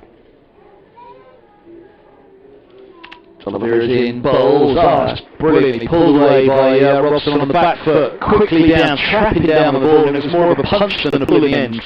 There wasn't quite the room to really free up the arms, but nonetheless his timing was superb, punch fine in the mid-wicket fielder for 4. And Robson's on to 55 from 50, 185 for 1. They're putting the foot on the gas now, Middlesex. The run rate's up to 6.2. It's mostly been pushing along at 5.6 or 5.7 as D'Oliveira bowls. Lots of flight down the track comes Robson, drives him over extra cover, just a single to a wide long off. Moves to 56. And that is the end of the 30th. 186 for 1, 11 to go. The hope for Worcestershire here is, again, if you compare it to a T20, when that back 10 side has a really good start, and you think, what could they go to here? They've got loads of wickets in hand. 9 wickets standing, there'll be a bit of pressure on the 2 out there to not leave any runs out there, really get it going, and then as everybody comes out, there's the pressure with so many wickets standing to swing from the off. So often, as we've seen in T20, that back 10 can fall apart, can't it? When that pressure of trying to push for a very big score comes to pass. But I think absolutely, as you said, Frank, Middlesex will be looking, 11 overs to go, trying to nudge that 300 for sure. Yeah, and 300 sounds a lot in a 50 over game, but in a 41 over game, 300, that's massive. Yeah. That really is massive. And Joe Leach has pulled himself out of the attack and replaced himself with Ed Barnard, trying to ring the changes of this new road end with the seamers, not trusting Baker again, the young spinner. But, that's an interesting. I was just going to offer the comparison on that there, because I don't think, we mentioned Luke Holman, I don't think he's the kind of spinner who gets easily hit out of the attack, because you'd struggle to shake his confidence, Holman. And he doesn't often go for many runs, and alright, rough over, maybe we'll come back later or change of ends, Luke, but I can say he and Tillam one of the weeks are spending 300, they'll have a real chance in Middlesex. Barnard from the new road end is in, bowls, and this one's driven by Robson up to Joe Leach at mid-off, and they pick up a single. Chip Mercer's played a lot of white ball, or list A cricket for Middlesex in recent years. Very good bowler, especially at the top, and that ball does swing early on. They're missing a lot. They're missing Roland Jones injured, Finn and Helm away at 100, Cullen away at 100 as well. So again, the stronger suit in with bat for Middlesex. Not often you say that. Barnard in to bowl to Eskenazi, and that's 6 more. Beautifully timed by Eskenazi. He just picked up off his pads, sort of half sweep, half pull shot really, just kind of getting down underneath it and just swinging it away on the leg side over square leg for 6. Beautifully timed, really well timed, and just didn't even have to think about running on that one, just hit it and admired it, like a good tee shot, 193 for 1. Waits again as Barnard is in and bowls, and he cuts away firmly on the offside. He only gets a single this time because D'Oliveira is very quick across the ground, sends a lovely return into Gareth Roderick. Excellent piece of fielding. But another single to Eskenazi, getting near that 100. He's deserved it, played really well. 98 off 82 deliveries. And he started fairly slowly because he didn't have a lot of strike early on. Been outstanding from the Middlesex opener. Barnard now to Robson. He's in, and Robson chips this one up in the air and is out. Caught at short mid-wicket by Tom Fell, diving forward. Maybe a slightly slower ball from Barnard. Maybe just stopped in the pitch a little bit, and Robson deceived and just ended up chipping it up on the onside, and he's out for 57, made off 52 balls.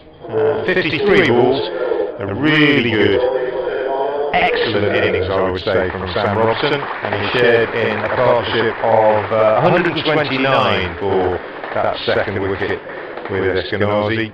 So a really significant partnership in the context of a 41 over game. That 129 for that second wicket, but he has gone, and Middlesex got 194 for 2 in the 31st over. Yeah, that's okay. Like I say, Robson's innings fabulous, 57 from 53, but the onus on them at the moment is to get a move on, those two, and he's done a great job. Walks off, he does slaps the pad with frustration. Of course, he'd love to have been the man to get that move on and keep it going for Middlesex through to the end of the innings. At this point, he wants to play T20 cricket. Say a maiden T20 50 for Sam Robson this year, and only his 7th T20 for a guy in his 30s, so that tells you where he is in the pecking order.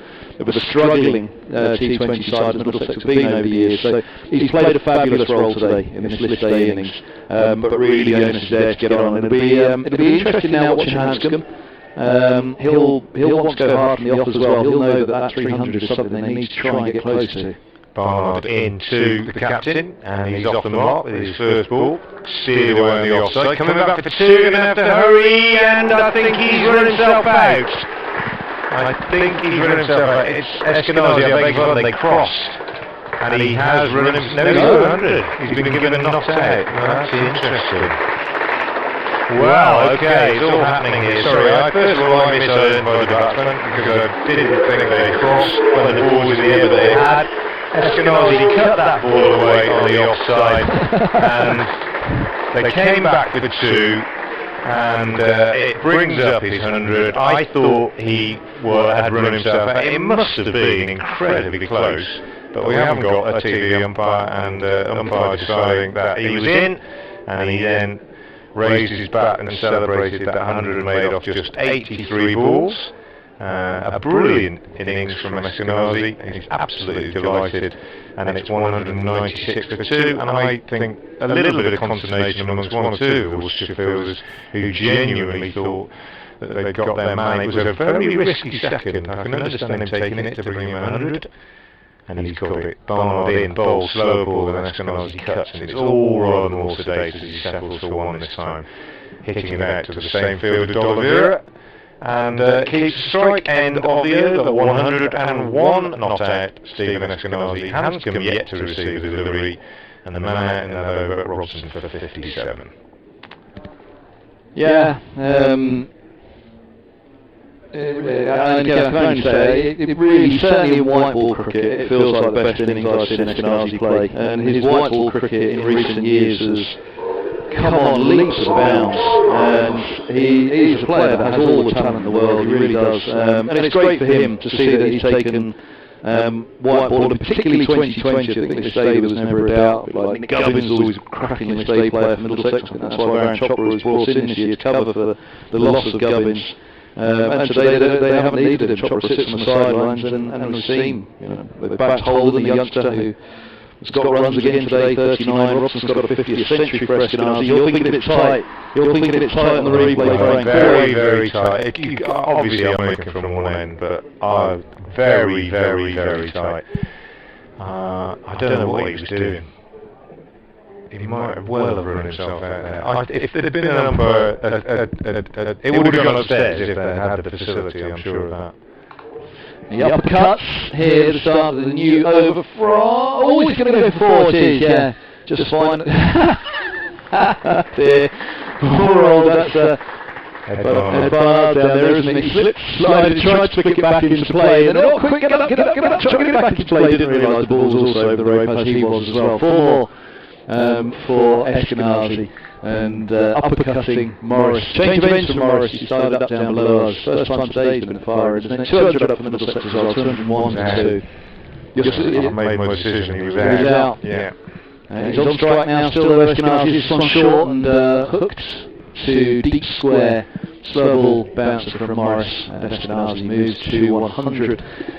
I tried to stop it. And 202 for the 2. Well, yeah, I certainly to the naked eye, I thought that's really... I think he was diving and his bat was in the air. Anyway, it doesn't matter. Forget about it. It was how much he wanted that 100, wasn't he? He thought, I'm going back for this. He would have been devastated if he brought himself out for 99. Morris passes the umpire bowls and just full of length. Hanscom faces his first ball at last. He pushes into the onside and there's no run. Eskenazi 106 from 86. Hanscom first ball faced. 9.5 overs to go here at New Road in the Royal London Cup, and 202 for 2. We're going to be in for a belter of a game one way or another, aren't we? It's going to be a score that a confident Worcestershire side, no matter what start they have, they'll still think, come on, we can get this together and do it against the depleted Middlesex bowling attackers. This ball's easy to be offside by Hanscom, no run. You probably heard the growl from the Middlesex skipper there. He'll have the bit between his teeth here as well, because again, he'll be thinking 300, and if Middlesex goes 300, then Hanscom's got to score a 50, hasn't he? So there's a job to be done here still. They'll over-egging the point. This is why I fancy Middlesex in the list, but they missed Eskenazi so much those first two games. If they'd have had him available to this point, it may have been a different campaign so far. As this is cut away by Hanscom out to deep cover. And Eskenazi, Hanscom's off the mark, third ball, one's coming over, 203 for 2. Are you still rocking and rolling? No, honestly, I've let it go. Just trying to get back to live, that's all. I wasn't watching it again. It's impossible to make a decision clearly from my instinct watching him live was going to struggle there. He dives, and you see the ball come off, and his bat appears to be in the air, but maybe the umpire was just thinking, I can't deny 100. Anyway, it's gone. He's got 100. Morris to Eskenazi. He's right arm over, and the right hand hooks a single. Slow ball bouncer again from Morris down to long leg. Middlesex is 204 for 2 at the end of the 32nd. There are 9 overs to go here at New Road in the Royal London Cup. And drink or gloves, something being run out for Eskenazi. 107 from 87 balls. Hanscom 1 from 3. And a fair old bit of batting to come for Middlesex with 9 overs to go. This really could be quite the, well, it will be, I think, one way or another. It will be quite 9 overs. Either with the bat it will be pyrotechnics out there, or Worcestershire will come hammering back at Middlesex if they are swinging from the hits and the wickets tumble. Well, easy thing to say, but if I were the captain now, I would bring the young spinner back.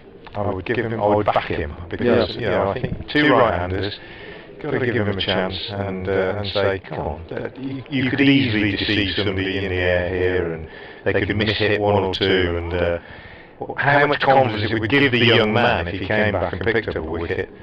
But he isn't. He's persisting at the moment with the seamers. Ed Barnard is going to continue, and to be fair, he has just picked up a wicket, 204 for 2. As he comes in and bowls, and a run for Eskenazi, just flicking it down to backward point for a single, and a bit of banter with Ed Barnard out there. He might just have said, I think you're a lucky chap, mate.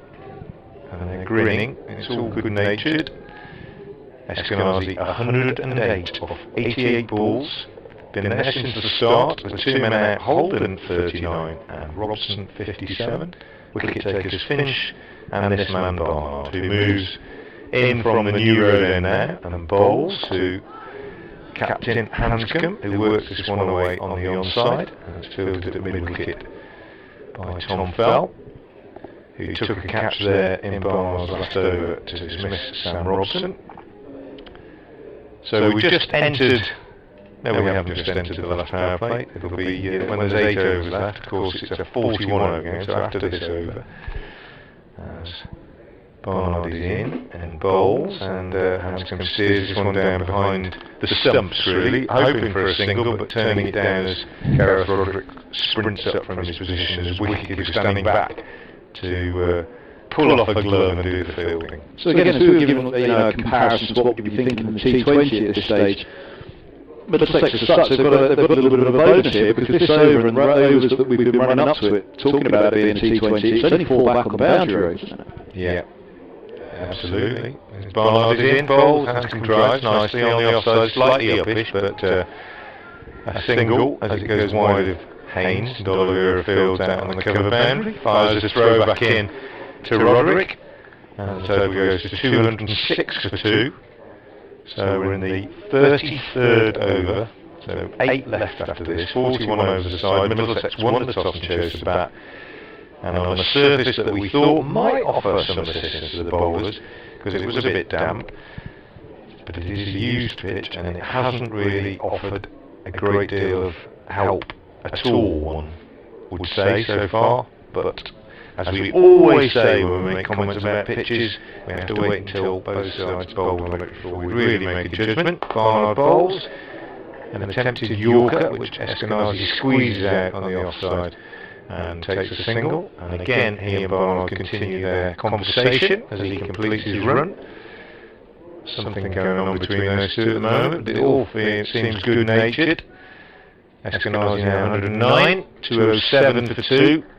Overcast at New Road, we've had occasional bursts of sunshine. Good crowd in there, it's quite warm. They're enjoying it as Barnard bowls a slower ball to Hanscom, who turns this on the onside for a single. Fielded by Charlie Morris, coming off square leg boundary. End of the over, 33 gone, 208 for 2. Hanscom has 3, Eskenazi has 109. Hello to Neil Smith, he's a Middlesex second 11 scorer, who says, at work unfortunately, so catching the commentary when I can. Beautiful brand new roads, I have scored there once or twice now, hoping for a Middlesex win, of course. Good to have you with us, Neil, who listens to work. He's a biomedical scientist, Frank. So that means you save the world, yeah, so really you should concentrate on that, Frank and I. Full of admiration. Well, the way we see Eskenazi bat, it feels like he could save the world out there as well. I'd be interested to hear if anybody has a view on the run out, about anybody in either camp really, whether they've had more time to look at it than we have and stopped it, paused it or whatever. At Frank Watson 58, at Kevin Hand BBC on Twitter if you'd like to get in touch. Tell us what you think. I think Middlesex are on for a big score. So short ball, hook away down to long leg for a single, 209 for 2. Hanscom moves to 4 from 8. And Eskenazi on 109 back onto strike. So let's see what his highest list score is actually. Rodrigues having a chat with him now. Got to get him out somehow. Oh yeah. I mean, if he's there at the end, then Middlesex surely will be there. Yeah. He waits now as Morris is in, steps away. Oh, that's just lovely. He steps away and eased it over the keeper with an uppercut, over the slip really, the slip that wasn't there. There's a short third up inside the circle, but nonchalant stuff from Eskenazi. He's just made everything he's done today. Those ramps, rarely seen him play it, but to play it the way that he did, everything he's done, he's made it look so easy today. 113 from 90 now, 213 for 2. It's one of those things when you see a player do something like that, and the ramps, and when you watch Liam Livingston do some of the extraordinary things that he does, you just, how do you know he's going to bowl there? They almost make the bowl where they want them to bowl. Yeah, an interesting chat with Owen Morgan about that a few years ago actually, and I mean, well, it's a bit naughty having a chat with Owen Morgan because he's on a different level when you talk to him about things like that, but he said he always feels he knows what the bowler's going to bowl and he's got 3 different shots prepared for it. He knows looking at the field and you see, he meticulously weighs up the field as batsman and as captain. Morgan is this ball's full and fast and driven straight to mid-off by Eskenazi. There's no run. This is now Eskenazi's highest list day score, his second list day century. And it's amazing really, Stephen Eskenazi, list day hasn't as much list day played over the years, has there? So I guess this is only his 18th list day match, 61 first class matches for Eskenazi, 50 T20s. Average of 35 in this day, but second century, 150. Here comes Morris once more. Deep squares come up. Who's dropped back? Laugh. So Laugh and long back. This ball's going to be right up there. Long legs being moved around finer.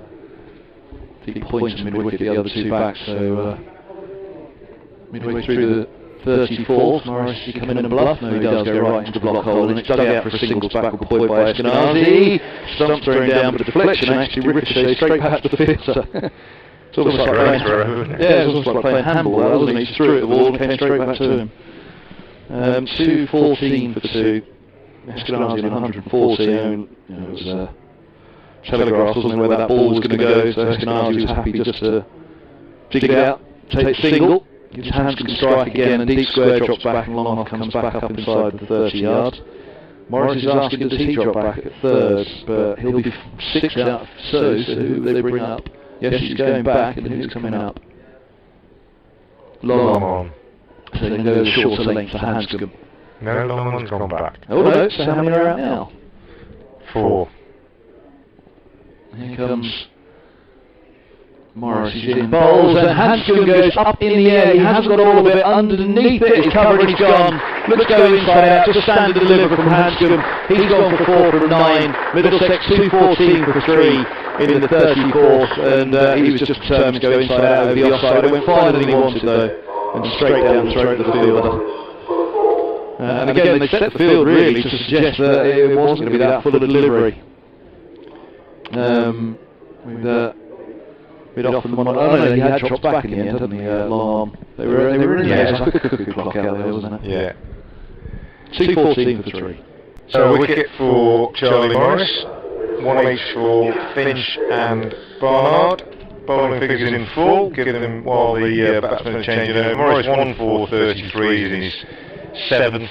Leach 5 overs, no maidens, no wicket for 36. Finch 6 overs, no maidens, 1 for 36. Baker 3 overs, no maidens, no wicket for 30. Barnard 6 overs, no maidens, 1 wicket for 39. And D'Oliveira 7 overs, no maidens, no wicket for 40. So Hanscom out. It's been joined by Davis, but the key man is Stephen Eskenazi, 114 not out, 92 balls, and if Worcestershire are going to restrict Middlesex to a chaseable total, what that is these days is hard to say. Getting Eskenazi out would help a great deal. Yeah. As you say, if he stays till the end, it's going to be big, isn't it? Yeah, someone needs to go with him as well, though. You can't do it all one man from one. I suppose you can at this stage, can't keep going, but he'll have it in his mind that he won't want to let capitulate this innings and have 2 new batsmen out there. It's Davis who's come in at 5, so Robbie White drops down. I think it's Holman next as Morris is in. Davis, the left-hander, steps to the off stump and turns. Perhaps 2 down, feet back, square leg, no is the cry. It's a following ball, but even from here we could hear the cry of no from Eskenazi, just a single to get Davis off the mark first ball, into the 34th, Hanscom caught by Nard off bowling Morris for 4 at deep cover, Middlesex 2.15 for 3, 6 overs to go. Here on BBC Radio Hereford and Worcester, BBC Radio London, Frank Watson and myself, Kevin Hand, at Kevin Hand BBC, at Frank Watson. 58 getting contact, and Derek and Hurst hit point. So it's been a long time since Middlesex have been in a situation like this. I need a strong cup of tea. It does feel good, and it has. It's been a privilege to watch this Eskenazi innings, because it feels like he's really put in a strong performance today. And some big names out there still for Worcestershire as well, in particular Leach at the top. It wouldn't have been an easy start out there for he and Holden, and they did actually, we go back to that. I mean, at the time we were weighing up, well, certainly I was, whether they were a little light in that first power play. Ed Barnard comes in to bowl to Jack Davis, who moves across his stumps as he did on the first ball he received, and he punches this one up to Jack Haynes at mid-wicket. He's just trying to be clever, wasn't he? Just give the strike to Eskenazi. Here's a single into the onside, and all yours. Barnard again into the left-hander. Bowls, and Davis is beaten. So the off stump again, clever change of pace from Barnard. He's a tricky bowler in white ball cricket. He's not got great pace, and he sometimes gets punished by the big hitters, possibly because he lacks that little bit of pace, but he does have a lot of variations. He's a skillful cricketer. He comes in now to bowl to Davis again. Bowls, and Davis again is slightly deceived by a slightly different pace again, a change of pace. This one just a little off cutter, just bowled into the pitch a little bit, and Davis setting himself to cut it, and then finding that it hadn't quite arrived, and he didn't quite time it as he played it up to Tom Fell at short extra cover. Barnard in once more, bowls, goes down the pitch this time, plays a good shot this time, chipping it away on the onside, uses his feet nicely, he decided he'd had enough of waiting for the ball from Barnard and he was going to go at him, and marched down the pitch and clipped that one away through mid-wicket, slightly uppishly, but a good shot. Needed a boundary really after those dot balls earlier in the over. I think Dave's feeling if he can't give a strike to Eskenazi, he's got to find the ropes himself. Barnard is in, again he bowls, and more runs, this time down to fine leg. And it's 2 more. Did he get a bat on it? No signal from the umpire. Did get a bat on it, so 2 more to Davis. He goes on to 7. And it's 221 for 3. With 1 ball left in the 35th over. There's 6 overs left after this. Got to be looking at 10 over. Yeah. I think 280 plus is a minimum that Middlesex would expect, and that's a big score in a 40 over game, 41 over game. But these days anything's chaseable, you feel. Barnard in, again, bowls, and this one chipped in the air by Davis. Clever little shot, takes 1, and just got too much coming back for 2, but got too much on it, so he keeps the strike. So Eskenazi just losing the strike at a crucial time, which might be a little bit annoying, but having said that, Davis took 7 off the over. He's 8 off 7, Eskenazi 114 off 92. And Middlesex with 6 overs remaining, 222 for 3. Yeah, that boundary was important to Dave Dale, so obviously 1 from 5, I think. And then he did get, having just tried to nudge the singles, is all he was trying to do to that point, and then he, I think, decided, right, we've got to do something more than this, and it paid off. He got the boundary, sort of wonderful 70 in a tough situation for Middlesex. Chelmsford, losing situation in the end. Essex went on to win by 9 wickets in the first match, which is always going to be a tough one for them at Chelmsford to begin. Feats Durham would have hurt hard though, especially having gone so well with partnership between Handsome and White. Not be setting Middlesex up, but they fell close together, and then the rain fell, and ended up first got out of control as his Finch back into the attack, right on the bowling to Davis, who steps to the off stump and might be out or might get 4. He does. Fine of Morris just down below as he stepped across and ramped to fine leg. Morris was thinking about the catch, rightly so all the time. It's a brave effort from him. He was always kept interested by it, hung in the air for a long time. Off the bat, I thought probably he was fine, David, but it did seem to hang in the air for a while, which kept Morris interested. He kept going for it, and with the dive at last going for catch rather than trying to stop it, it skips away from him. And 4 more, Davis is on 12 from 8, 2-2-6 for 3, pressure turning to Worcestershire at the moment. And Davis making a good start here to support Eskenazi. In comes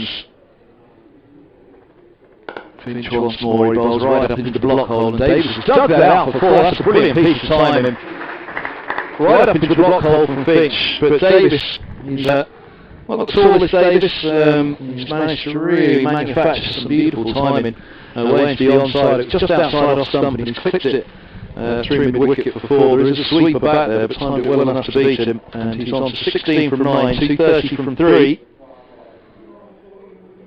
2 balls got him at the 36th.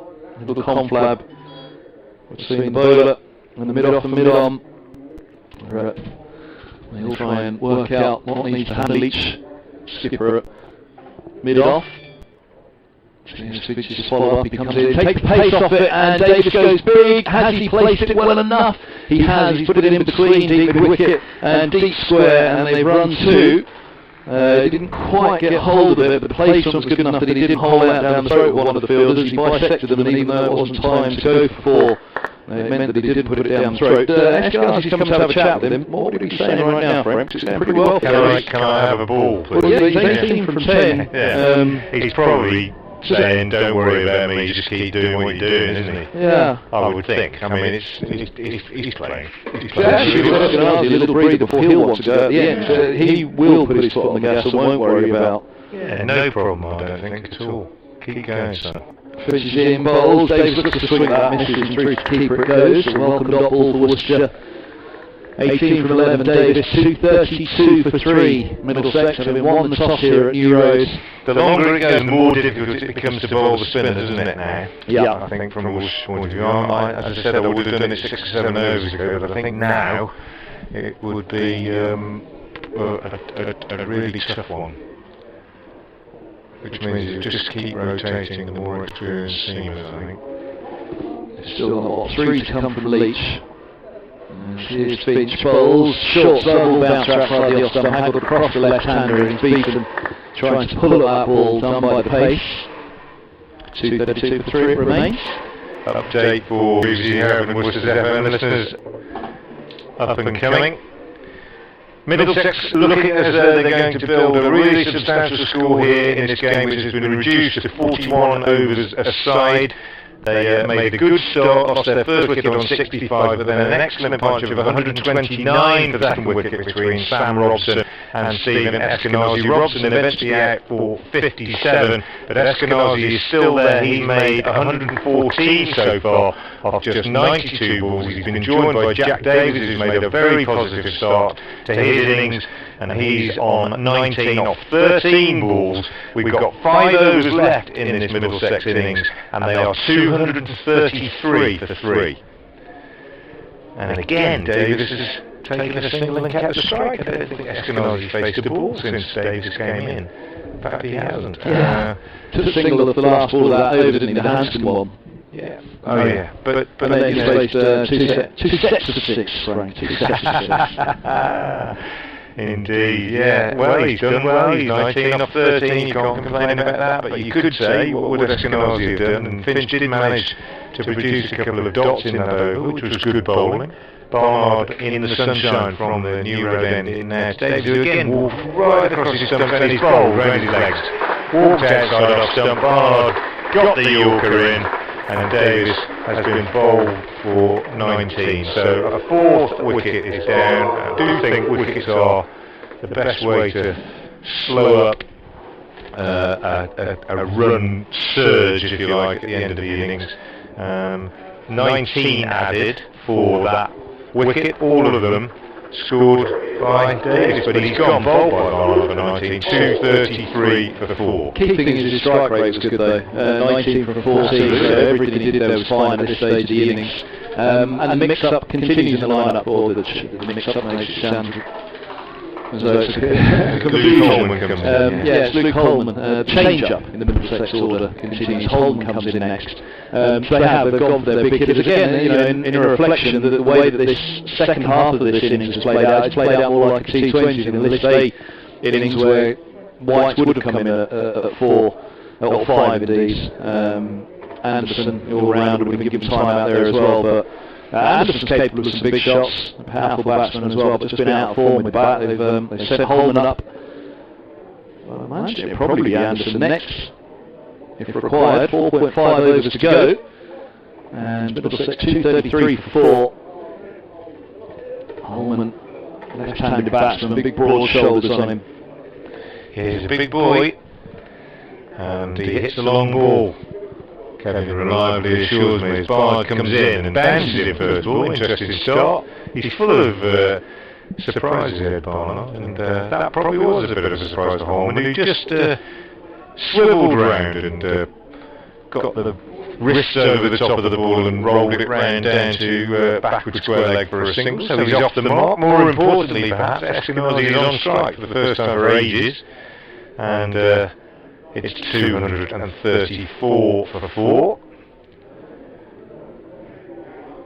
Bit of a buzz around the ground, sun out, bit of blue sky, good atmosphere, and a good target being posted here by Middlesex, no question about that. In a 41 over game, they've been very positive right from the start of this innings.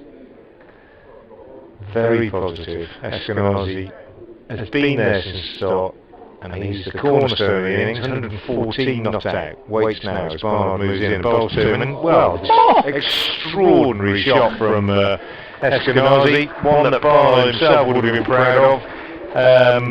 Well, it wasn't really a switch hit, was it? Just looking at the replay, I didn't quite know how to describe it. Just a little flick. He was good where he was. It was like a hockey shot. Yeah. It was like a hockey reverse.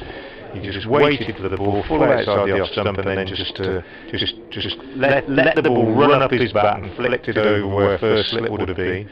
Seeing Liam Livingston do that, and he hit 6 a few times, extraordinary batting. There was a bit of a wonder, because he had such a good blast campaign, Eskenazi, whether he'd be one of the wild picks for the 100.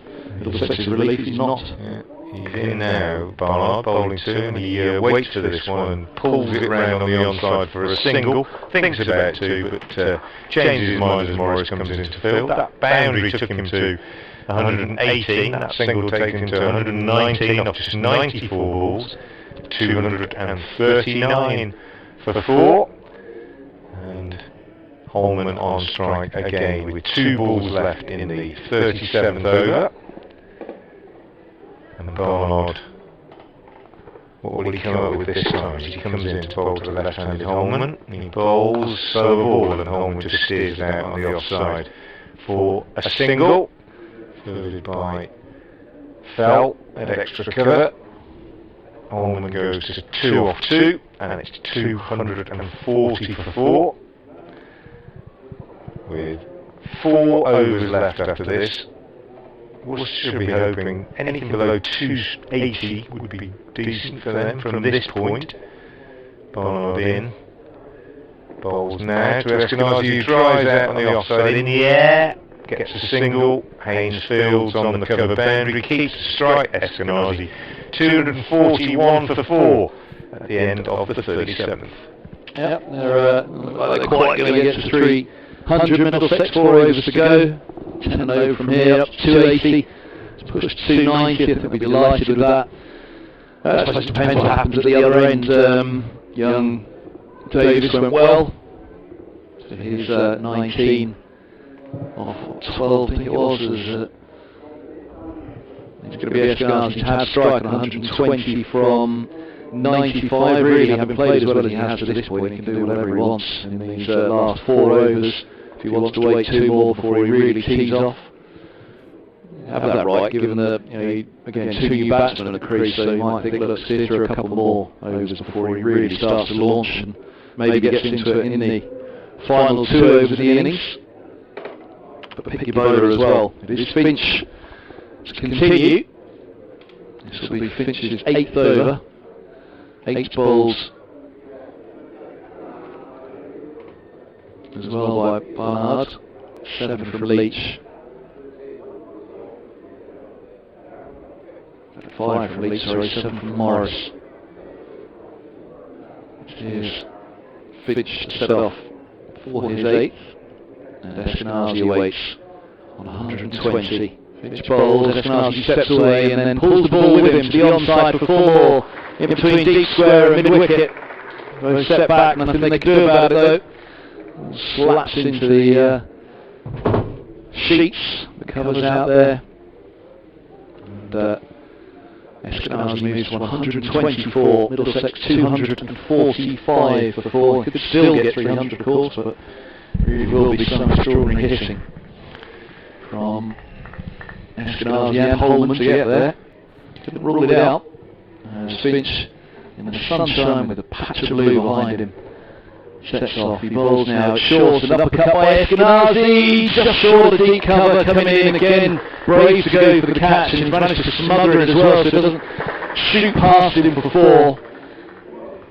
Very nearly. One of the first real full strokes from Eskenazi in the innings, I think. He moves to 125, 246 for 4. Can't really think he could put in a foot rod at all in this innings, Eskenazi. Couldn't really say he did there, he's just a bit short of the fielder. 4 to go to the 38th. Holman has strike on 2 from 2. And Finch having a little chat with Leach before he sets off again. They really have talked him through up there, haven't they? Almost ball by ball as Middlesex continue this onslaught. Long arm back, deep mid-wicket, deep square, long leg, nobody up on the single on the onside as in comes Finch, bowls a slow ball which Holman cuts A little late cut to short third, and he's on 3 from 3, back to Eskenazi with 3 balls to go for 38. That's a good example of what I was talking about very early on, where I said they'd take that run later on. Do you remember? And I mean, the set off straight away, he's inside the circle, easy run, easy run, isn't it? And yet in the first power they don't take them. Here it comes. On the train from Kidderminster coming back. Yeah, could be out of It filled it up. Let's see. Oh, it's empty. It's been empty going both ways. Put it on. Maintenance run. Drama run off the field here at New Road. Here's a short ball which Eskenazi swats at into the onside. Just drag the bat down, and it'll think about turn back. They'll come comfortably. 249 for Eskenazi's on to 127 from 98.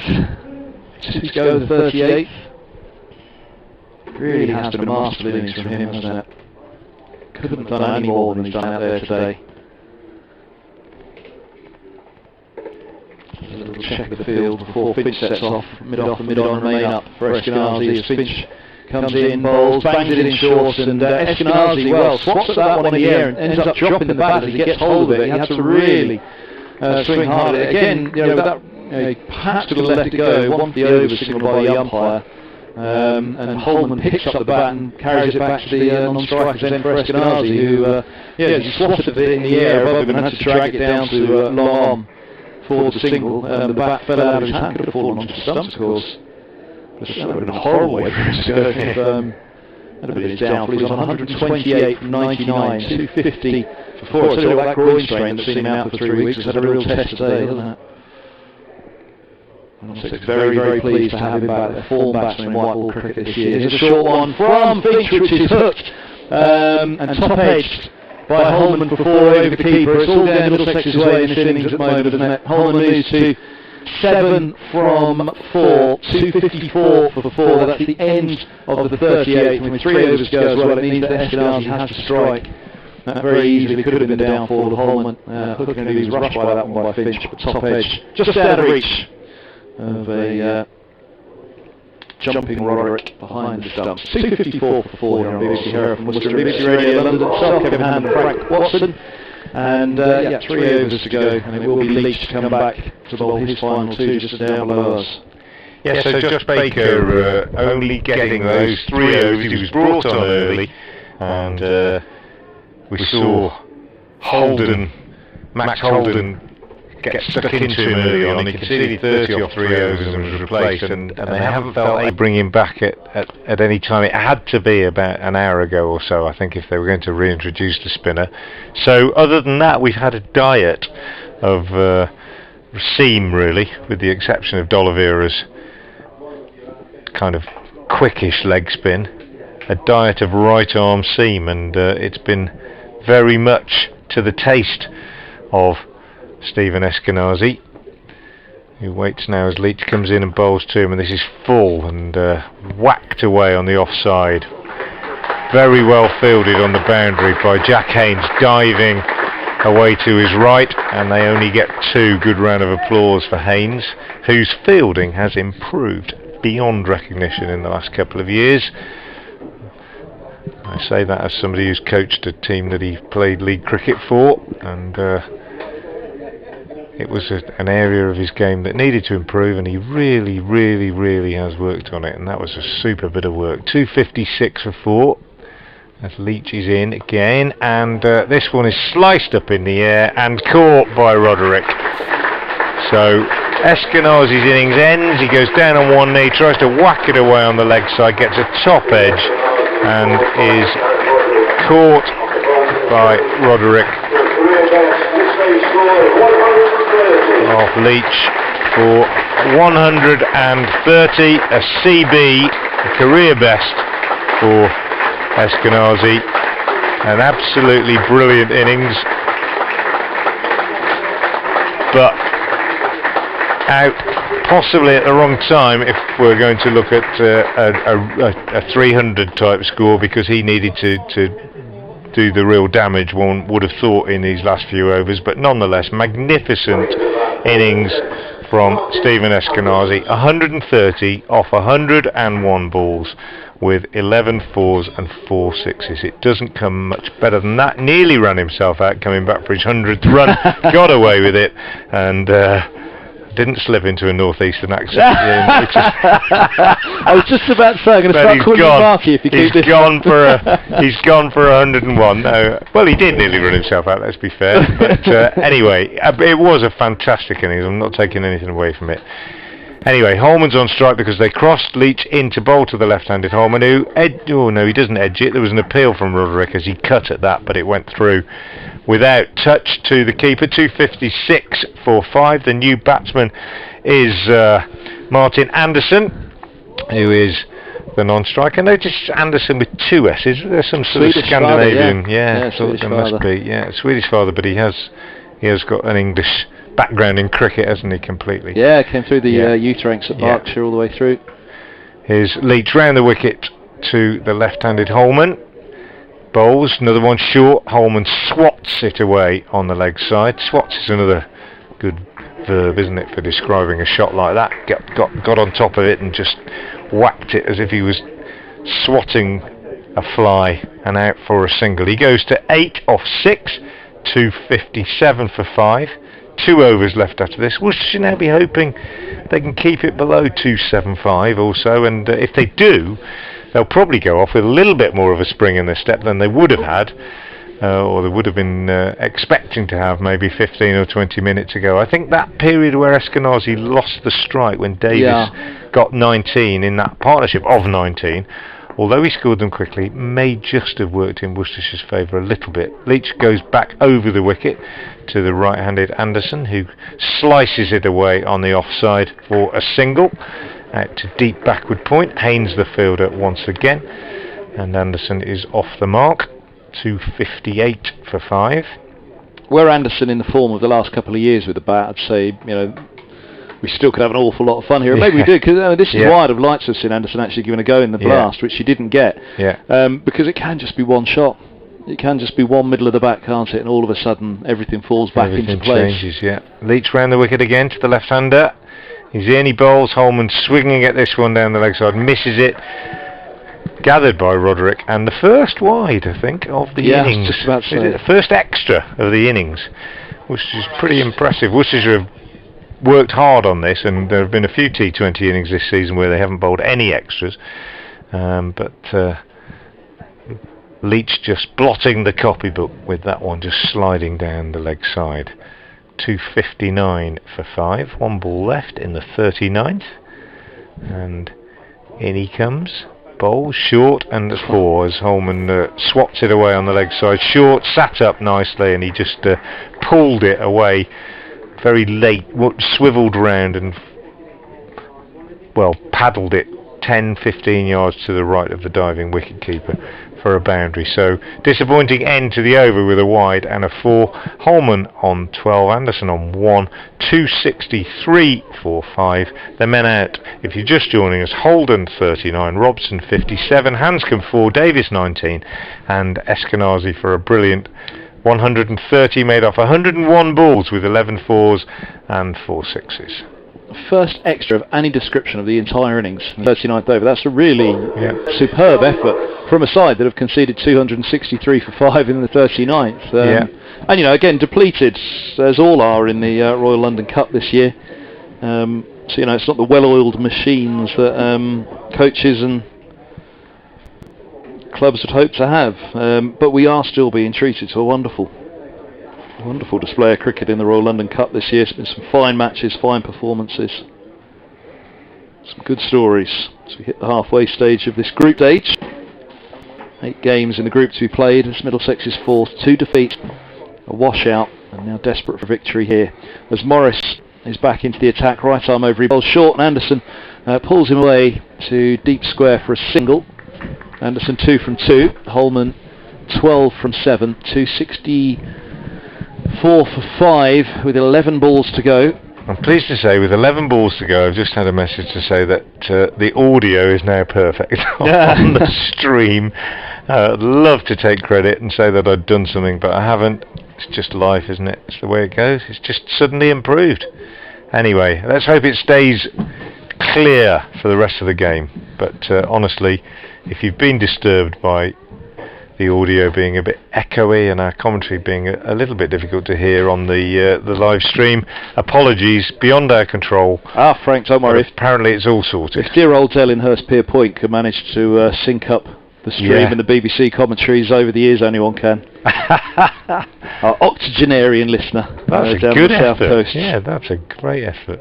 He's gone for a strong cup of tea because he's so amazed by this Middlesex performance today. 264 for 5.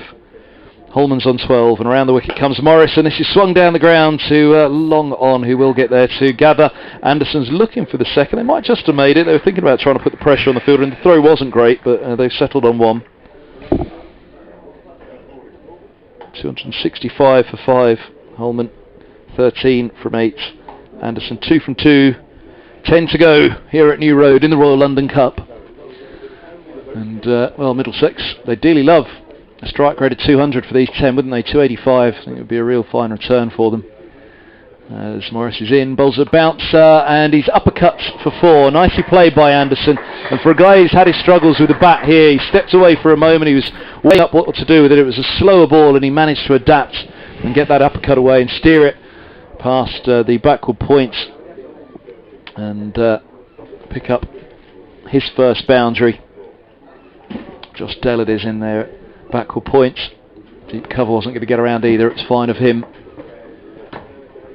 269 for 5. Anderson on 6 from 3. Morris bowls to him once more, and this ball's hit up in the air over mid-off for 4. And well, is this the innings we were talking about for Anderson? Just a couple of shots gets them away and gets him away for the season with the bat. He's on to 10 from 4. 273 for 5. I really wish they'd put him in for the blasts, Martin Anderson. Even though he's having a rough year with the bat, he's had a good year with the ball. Middlesex can hope to have a good day with the ball today. It's been a big scoring track for the visitors, and the hosts are in great form with 3 from 3. And they won't be perturbed by whatever they're set here. 273 for 5. 8 balls to go, the Middlesex innings. Morris has 2 left of his day. What's his response to consecutive boundaries? He bowls, and it's a low full toss. Goodness me, look at that from Anderson. A reverse paddle to a full bunger from Morris. That is absolute class from Anderson, who stands there and holds the pose as he reverses the bat, reverse scoops it, reverse ramps it, what would we say, reverse scoop, and just holds the pose. Deflection, isn't it? Yeah. It's just a little deflection. Little steer. Just a little. I mean, that kind of hand-eye coordination is something quite different, isn't it? It is how the game's really changed, particularly in the last 10 years. Yeah. Youngsters coming through are able to manufacture and manoeuvre the ball around in ways that really were unthinkable. 17, 18 years ago in the... well, more than that now. How old's the... 19 years. 19. Yeah. Nearly as old as Anderson. That's him tapping hard. He's on 14 from 5. 277 for 5. Last ball of the day from Morris. It's a slower ball, and it's edged up in the air, and it's going to be safe.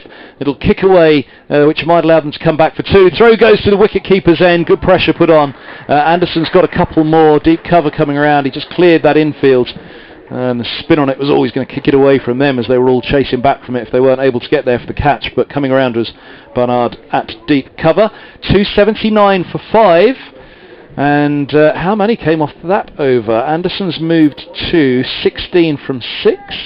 He didn't face the entire over, did he? No, Holman began it. I can tell you, hang on. It was... There was 16 off that over. So, yeah, quite possibly it was Anderson who took it all. What can they get off the last?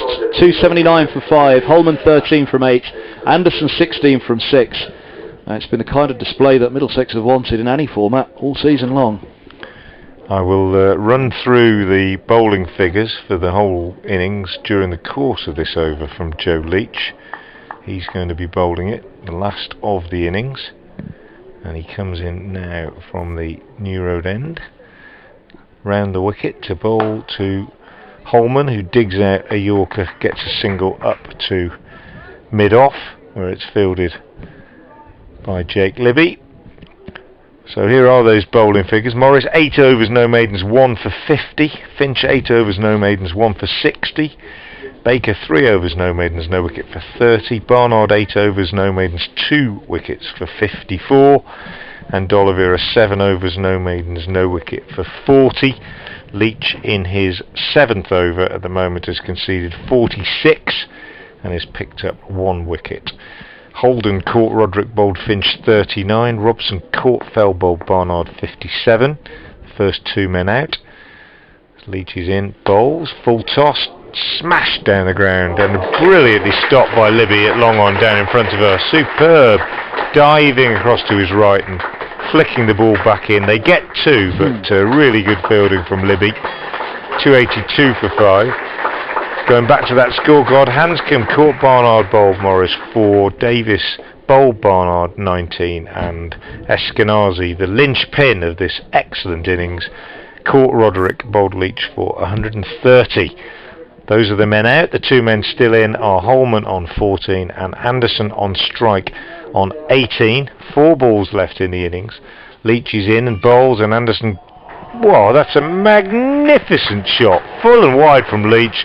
Anderson just throwing his hands through it and slicing it away over extra cover. Fantastic shot. Slicing is the wrong word. Driving it beautifully over extra cover. 1 bounce for 4. He reminds me quite a lot of Jack Brooks, the Yorkshire batsman. Similar build, similar free arms and slight build, but beautiful timer of the ball, Anderson. 22 off 8. He's played a blinder here. His key suit is driving. He's a wonderful driver of the ball. Absolutely. And I'm sure Worcestershire have done their research and know that. Long off and long on a back, but he's an unbelievably powerful driver of the ball. Really impressive. Here's Leach again in, bowls full, and he smashed it for 6. Straight down the ground. Big full toss. Smashed for 6 over our heads. And that 300 is now looking likely. That ball landing on the roof of the new road stand above us. And 6 more takes the total on to 292 for 5. And Anderson has gone on to 28 off just 9 balls. What a magnificent end to the innings from him. Really, really impressive stuff from Anderson. And, well, Worcestershire on the receiving end of something big here. 292 for 5. 2 balls left in the innings. Leach bowls, and that's another magnificent shot by Anderson. It's gone for 6 over extra cover, wide and full from Leach. Just threw his hands through it. Absolutely superb. And like I say, reminding me of Harry Brook of Yorkshire in the way that he's struck the ball here. 34 off 10, and it's 298 for 5. Absolutely magnificent striking. I know the coach thinks the world of Martin Anderson, who came through the Middlesex ranks as a bowler, but Stuart Law has talked about him as a batsman. He said this guy with the bat's got huge potential, and it just hasn't happened for him this year, and this is the one innings it has. Leach in, bowls, and he gets 4 more. Full toss, whipped away on the leg side. Really, really, really impressive end to that innings from Middlesex, and they have finished on 302 for 5. Absolutely superb effort. Just 1 extra in that. Holman finishes on an unbeaten 14, but the man of the moment at the end, remember the name, Anderson with 2 S's. 38 not out off 11 deliveries. Absolutely extraordinary batting. And Joe Leach finishes with figures of 6 overs, no maidens, 1 for 45. A fantastic climax to the innings from Middlesex.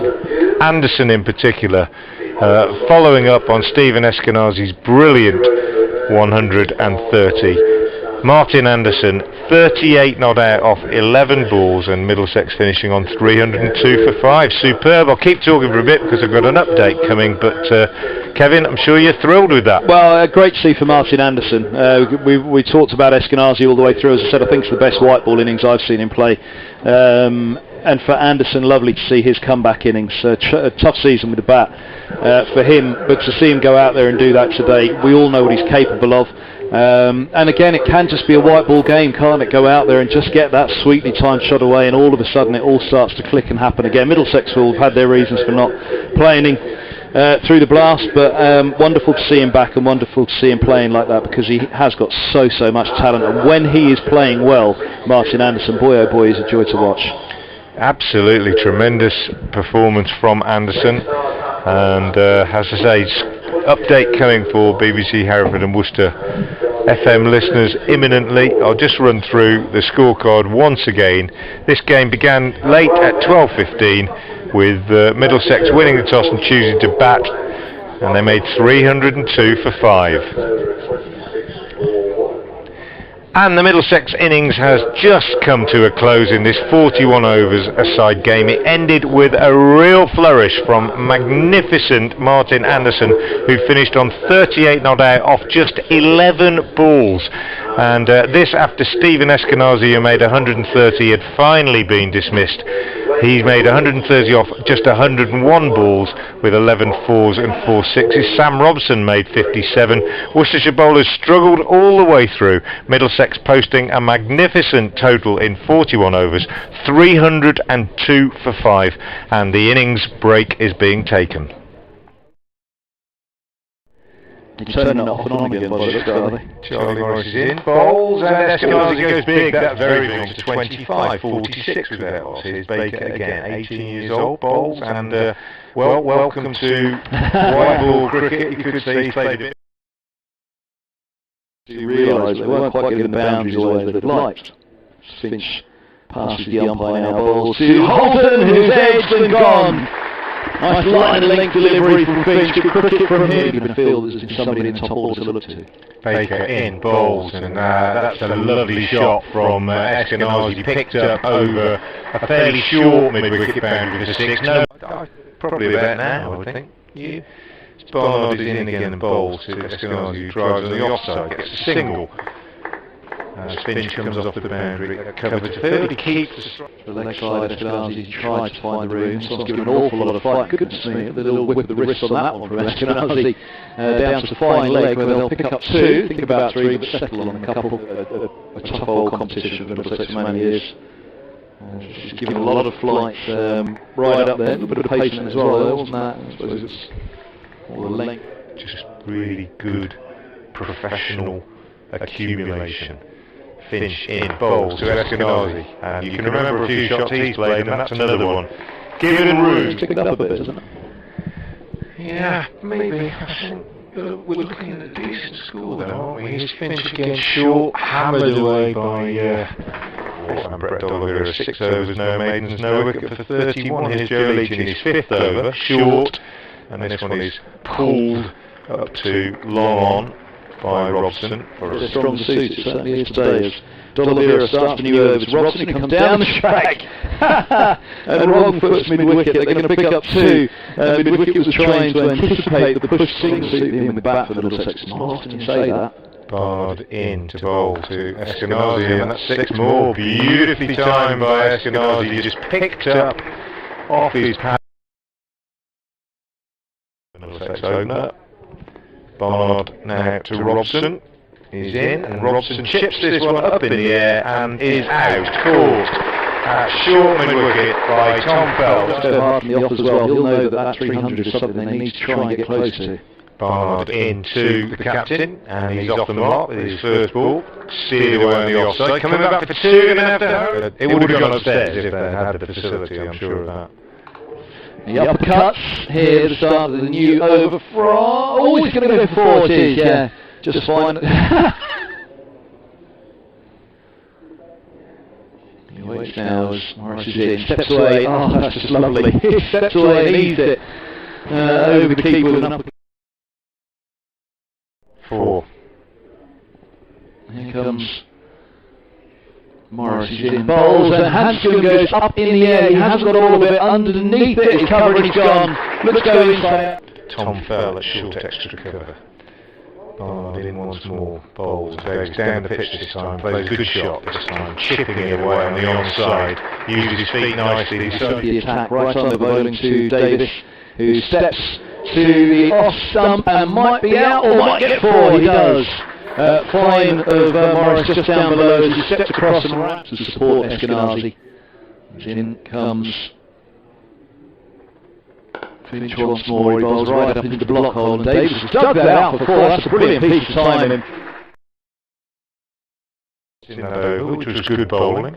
Barnard in the sunshine from the new road end in there. Davis, who again walked right across his stump, and he's the cornerstone of the innings. 114 not out. Waits now as Barnard moves in and bowls to him, and well, extraordinary shot from Eskenazi. One that and Eskenazi awaits on 120. Finch bowls, Eskenazi steps away and then pulls the ball with him to the onside for 4 more in between deep square and mid-wicket. Check the field before Finch sets off. Mid-off and mid-on remain up for Eskenazi as Finch comes in, bowls, bangs it in short, and Eskenazi, well, swaps at that one in the air and ends up dropping the bat as he gets hold of it. Middlesex very, very pleased to have him back, their form batsman in white ball cricket this year. Here's a short one from Finch, which is hooked and top-edged by Holman for 4 over the keeper. He has worked on it, and that was a super bit of work. 256 for 4. As Leach is in again, and this one is sliced up in the air and caught by Roderick.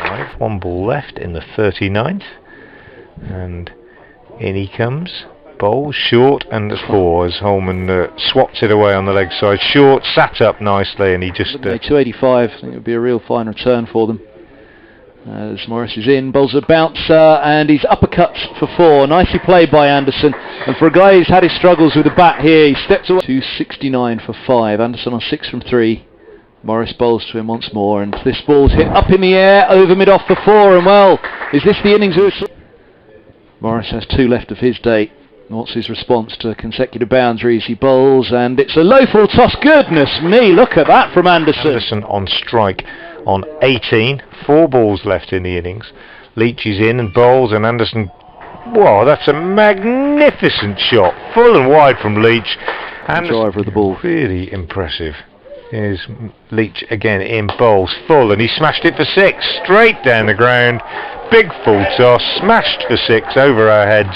Leaving end of something big here. 292 for 5. 2 balls left in the innings. Leach bowls, and that's another magnificent shot by Anderson. It's gone for 6 over extra cover. Wide. It hasn't happened for him this year, and this is the one innings it has. Leach in, bowls, and he gets 4 more. Full toss, whipped away on the leg side. Really, really, really impressive end to that innings.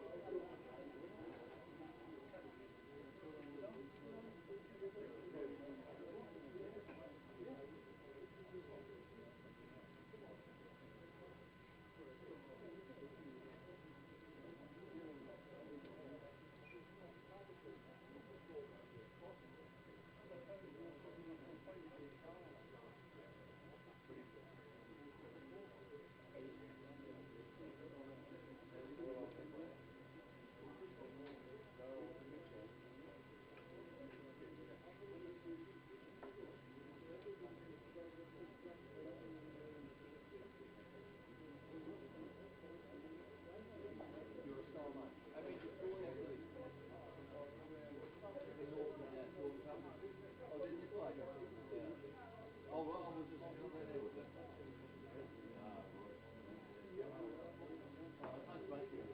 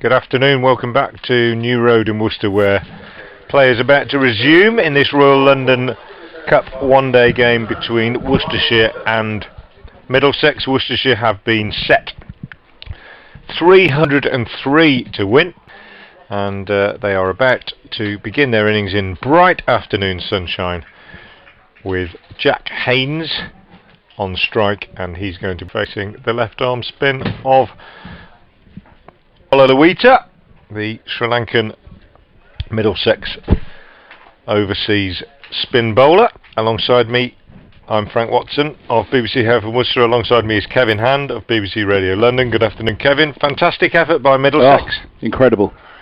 As Leach begins with a wide down the leg side to Haynes, neatly gathered. Sorry, Tilly. Neatly gathered behind the stumps by Robbie White. That was our fault. Fantastic effort by Middlesex, who begin with a wide. Chilan Leach in again, bowls to Haynes, who drives nicely into the offside, but straight to the fielder at extra cover, Max Holden, and there is no addition. So one without loss, Worcestershire, 303 the target. Leach again in, bowls to Haynes, and he turns this one on the leg side, but straight to the fielder again at mid-wicket. This time it's Luke Holman, I think, and no run. Haynes, off the back of his 150 against Essex the other day, is forward and gets his first run of today off the bat, driving up to long off, and takes comfortable single. One without loss becomes two without loss. Frank D'Oliveira's grandson walking down below us there. Oh, right. Yeah. Opened the batting in the first ever test for the West Indies against England with George Headley. Ah, right. Grandfather of Dean Headley. Dean, yeah, who I taught at RGS Worcester many years ago and played with in the Birmingham League for Old Hill. Master in charge of cricket at Stamford School now. Leach bowls to D'Oliveira, who cuts no run, backward point fields. And Dean Headley made his test debut for an England side, captained by Michael Atherton, who also happens to be the son-in-law of Frank D'Oliveira's. Right, indeed, of course he does, yeah. As Leach bowls, and this is pushed out on the offside by D'Oliveira. Another famous name, D'Oliveira, small world, isn't it? Which is a long way of telling you that's Michael Atherton's boy that was walked down below us there. Yeah. Soft man today. I knew that, I knew he was in the squad. Not missing anything, D'Oliveira pulling away. Famous names, D'Oliveira, Atherton, D'Oliveira's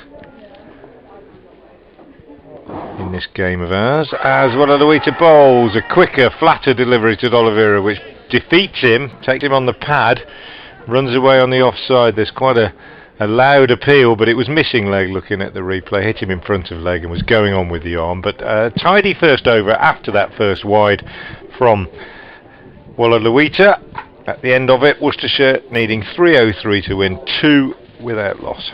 Plum. or an apple or a banana. Would you care for a piece of fruit? In the we've got a platter next to us here, Frank. Leach are opening up in the power play. A pretty quick, flatter bowler. He does get a bit of flight as well, but he looks for a bit of bounce as well. Leach. Good for him, as you quite rightly say. Overseas player as he remains at the moment. Second overseas player alongside Pete Hanscom. But been with Middlesex for 10 years as a youngster, and he'll qualify soon enough, the hope is. Here's Ethan Bamber opening up, and this ball's pushed back by Haynes, and there's no run. Haynes and D'Oliveira.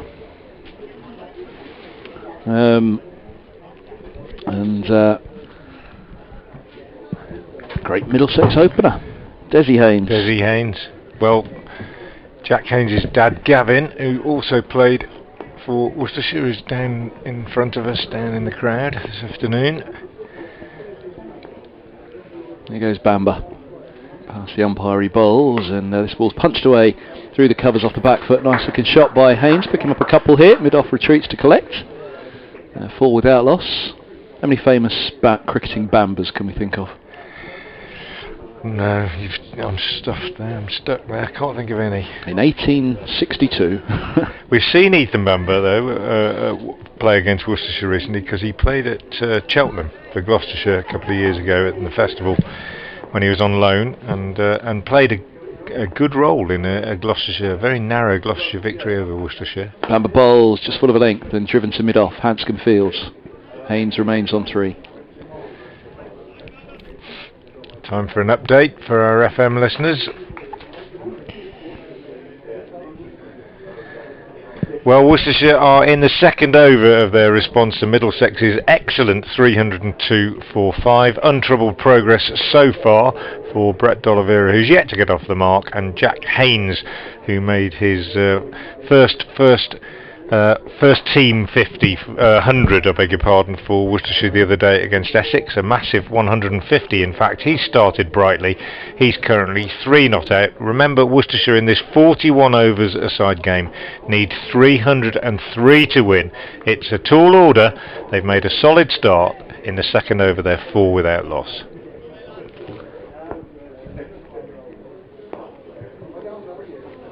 Bamber, 2 balls to go of the second over of this Worcestershire chase, and he bowls now just short of a length ball onto the hips, worked out to deep backward square by Haynes, who moves to 4 from 8. 5 without loss, the Rapids.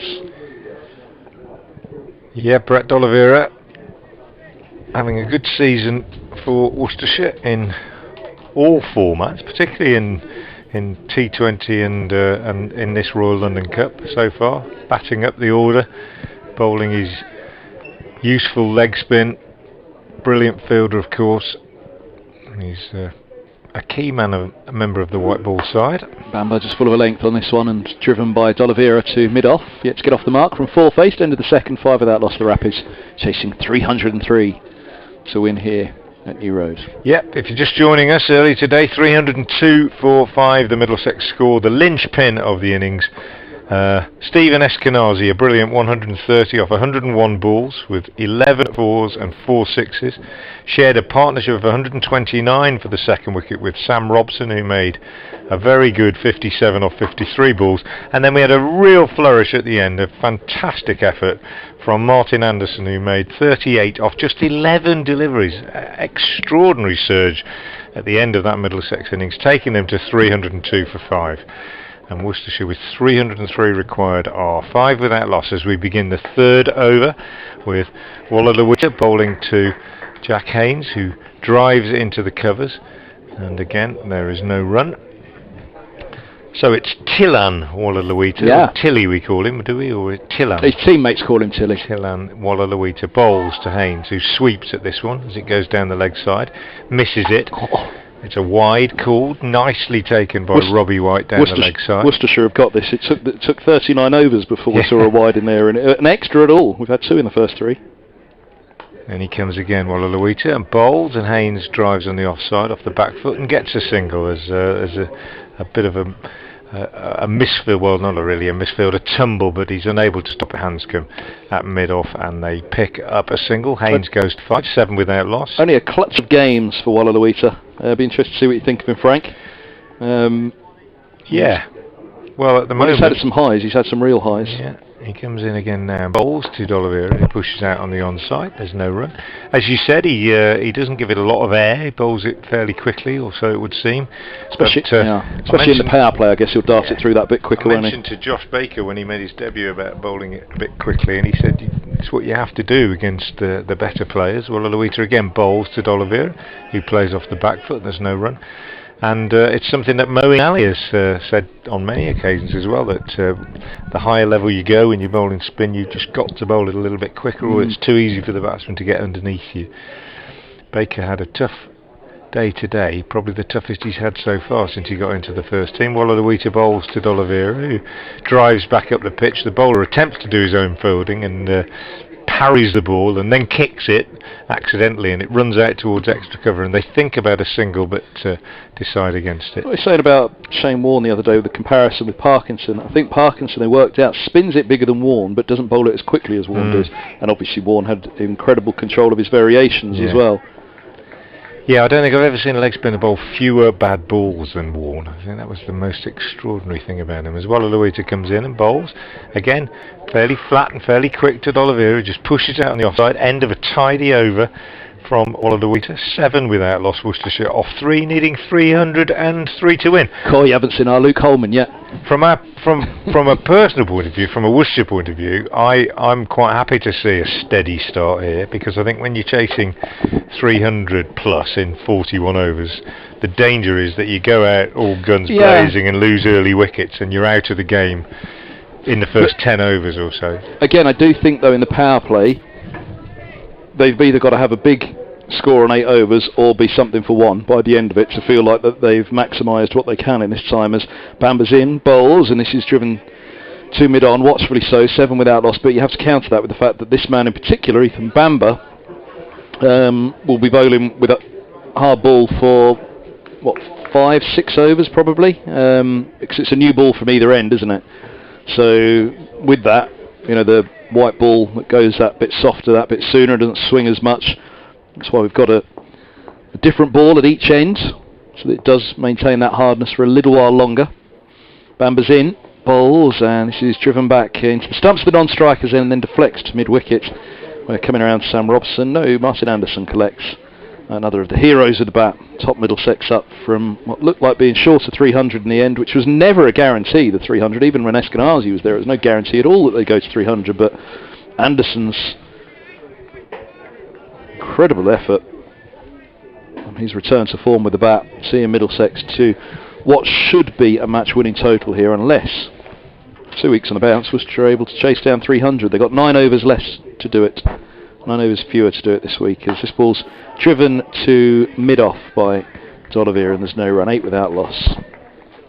We had a tweet on the Haynes and D'Oliveira partnership out there actually, which was must have come in at the same time I said it. Steve Clare, never mind Atherton, is this opening partnership the best ever famous surnames opening partnership? Yes, absolutely. Yeah. He said, damn it, just as you said it I hit send, says Steve Clare. Comes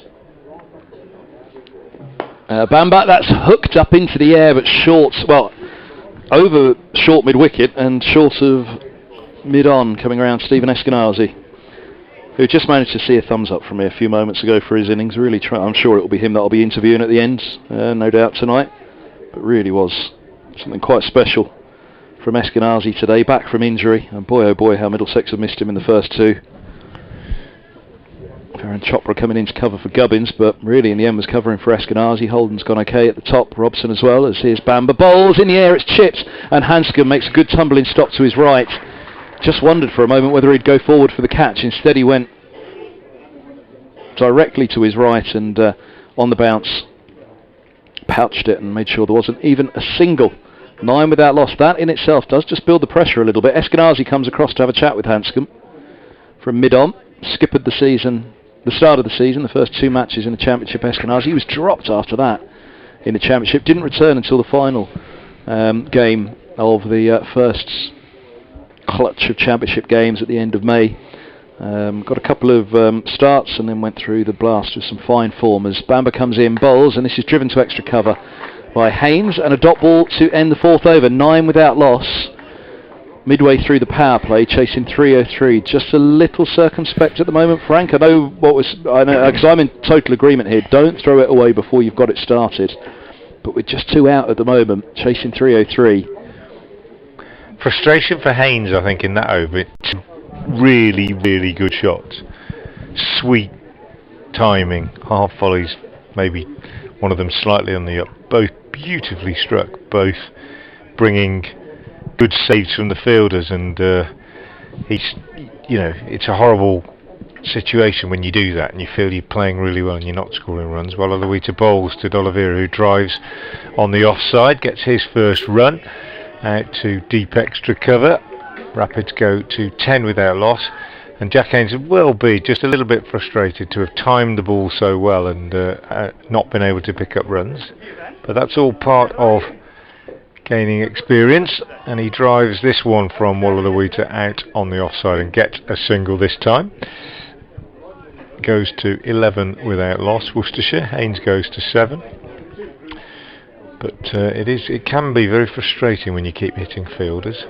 You have to just not allow it to get to you as a batsman. D'Oliveira in again, bowls to D'Oliveira, goes for a big swing on the leg side as this one's angled down the leg side, takes him on the pad, runs away for a leg bye.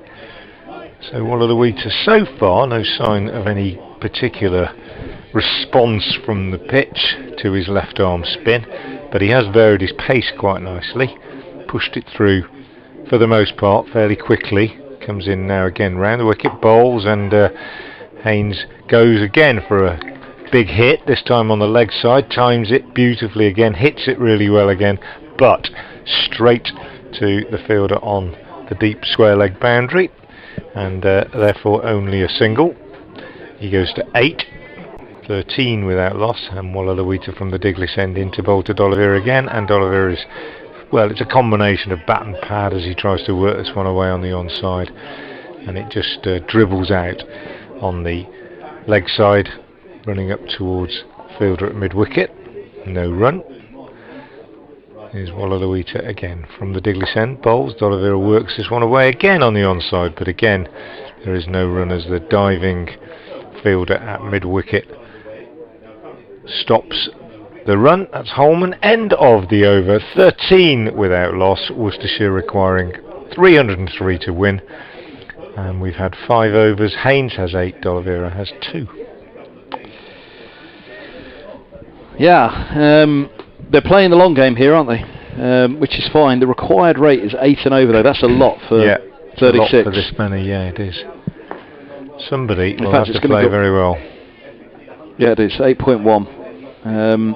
Here's Bamber to Haynes. It feels like something's got to give here. He's 8s from 16. He steps down the track and hooks him away. Just a single though. Keeps doing it, doesn't he? Yeah. Picking out the fielders. And it's an easy game up here, isn't it? But what you try and think about what are they told to do in this situation? It's be clear, I guess, in your thought process, isn't it? Be clear in the strategy that you as a batsman want to go about to find a way to make this happen. 3 overs left of the power play. D'Oliveira on strike, 2 from 14. And Bamber bowls, and that's picked up into the onside, and that'll go all the way into the ladies' pavilion. And it's taken the tiles off the top of the ladies' pavilion. They've come clattering down, and there's a queue of people up there. The ladies' pavilion is open, and it's greeted with not a cut of the ribbons, but a smash of the tiles on top from D'Oliveira. 20 without loss. Yeah, going back to your idea about projections of what the plan would have been and so on, let's bear in mind that Middlesex were 31 without loss at the end of the power play, the 8 over power play, the first one.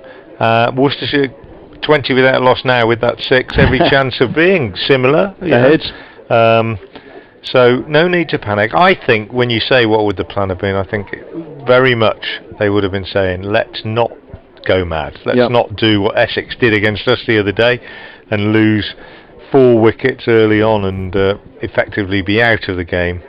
They talk about taking it deep these days, don't they? And what they mean by that is, you know, even if you need 12 or 15 and over off the last 5, if you're still in the game, you've got a chance. But if you throw it away early on by going at it too hard, then obviously you never get yourself into that situation. Bamber. He's in now, bowls, and D'Oliveira swats at one down the leg side. It does go through. A wide signal by the umpire. I wondered, it was a slower ball, full bunger down the leg side. It just seemed as though there was deflection, but might have even been a back of the hand one, I think. But difficult. Didn't control it really. But D'Oliveira just eased the pressure the other way, didn't he, with that 6? Just one shot can just sort of change the mood a little bit. Here's Bamber again. He bowls, length ball down the leg side again, and that's going to get away for 4 leg byes. It did just clip something on the way through. White tumbling to his left, couldn't cut it off. And 24 5 without loss now, as Middlesex have racked up how many extras? 8 in the first 6 overs. 1 in the whole innings before. Yeah. Unusual that from Mr. Accurate, Ethan Bamber.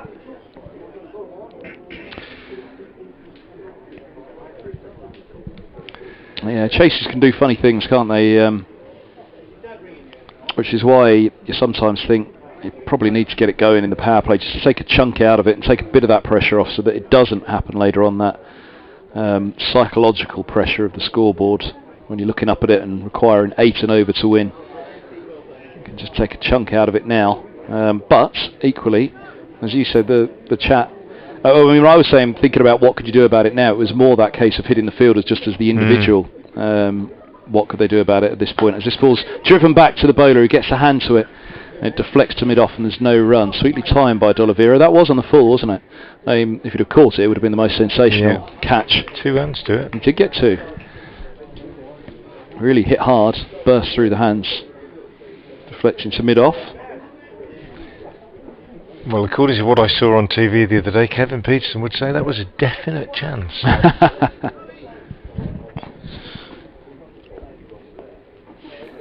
Stephen Eskenazi back at long on just below us, deep square back as well, and Bamber comes in, bowls, and this is swatted over the short fine leg for 4. I was just about to say, you can tell that the ball is going to be relatively full of a length and straight, and D'Oliveira going with it, moves to 12 from 18 with another boundary, 29 without loss, 1 to go of the 6th. What do you think on the long on and the deep square? I mean, look, it's hard not to signpost or telegraph where you can stick the ball in a power play, but they're giving him every opportunity here to access the onside, aren't they? The diminutive D'Oliveira. Yeah, and he does like it. He like this area here as well. I mean, it looks like a big scoring area in that onside to me. As here's Bamber in, bowls, slow ball, which is eased to backward point, and they'll take a single as it just eludes the tumble of Holden, and short third gets there to collect, and that's James Harris. He takes off his sunglasses, takes off his cap, and he's ready to go to bowl the 7th. 6 bowls here on BBC Hereford and Worcester and BBC Radio in London. Rapids are 29 without loss, chasing 3-0. 303 to win. 303 to win. Myself, Kevin Hand, and Frank Watson. Yep, I'm at Frank Watson 58. It's at Kevin Hand BBC if you'd like to get in touch on Twitter, because I'm interested to see what people think about the power play and where Worcestershire are going to be. That over's changed things quite drastically. 31 without loss was the Middlesex score at the end of the 8 over first power play in their innings, and Worcestershire look as though they're going to be ahead of that. I guess the required is what I'm looking at. That was 8.1, wasn't it? It's come down to 7.8 now. It's only going to take a couple of bad overs, a couple of wickets fall, and that'll jump again. The DLS, funnily enough, is 37, even though comparative stages of the innings. The DLS is 37. I'm just wondering, is that for the start of the 6th, or is that for the start of the 7th? Or are they doing it ball by ball? The start of the 7th, I so think. will it be 6.1 is 37, or will that be for end of the... We'll have to wait and see after this ball. Here's James Harris from the Diglis end, bowls to Jack Haynes, who forces off the back foot, but straight into the covers, and it's fielded there by Luke Holman at extra cover, and there's no run. 29 without loss, the score remains. So there we go. It looks as though it's 37. It's for the end of the over. Some scoreboards do it by the ball, don't they? But it looks like it's end of the over. They need to be par. It's 37. They're 29 without loss. And in the power play, actually, that 8 off this over is very achievable, and they will be there with the DLS and ahead, as you say, on the over by over comparison. Harris in again from the Diglis end, bowls and beats Haynes outside the off stump as he cuts at that one. Not much foot movement, and it goes through to umpire wicketkeeper Robbie White behind the stumps.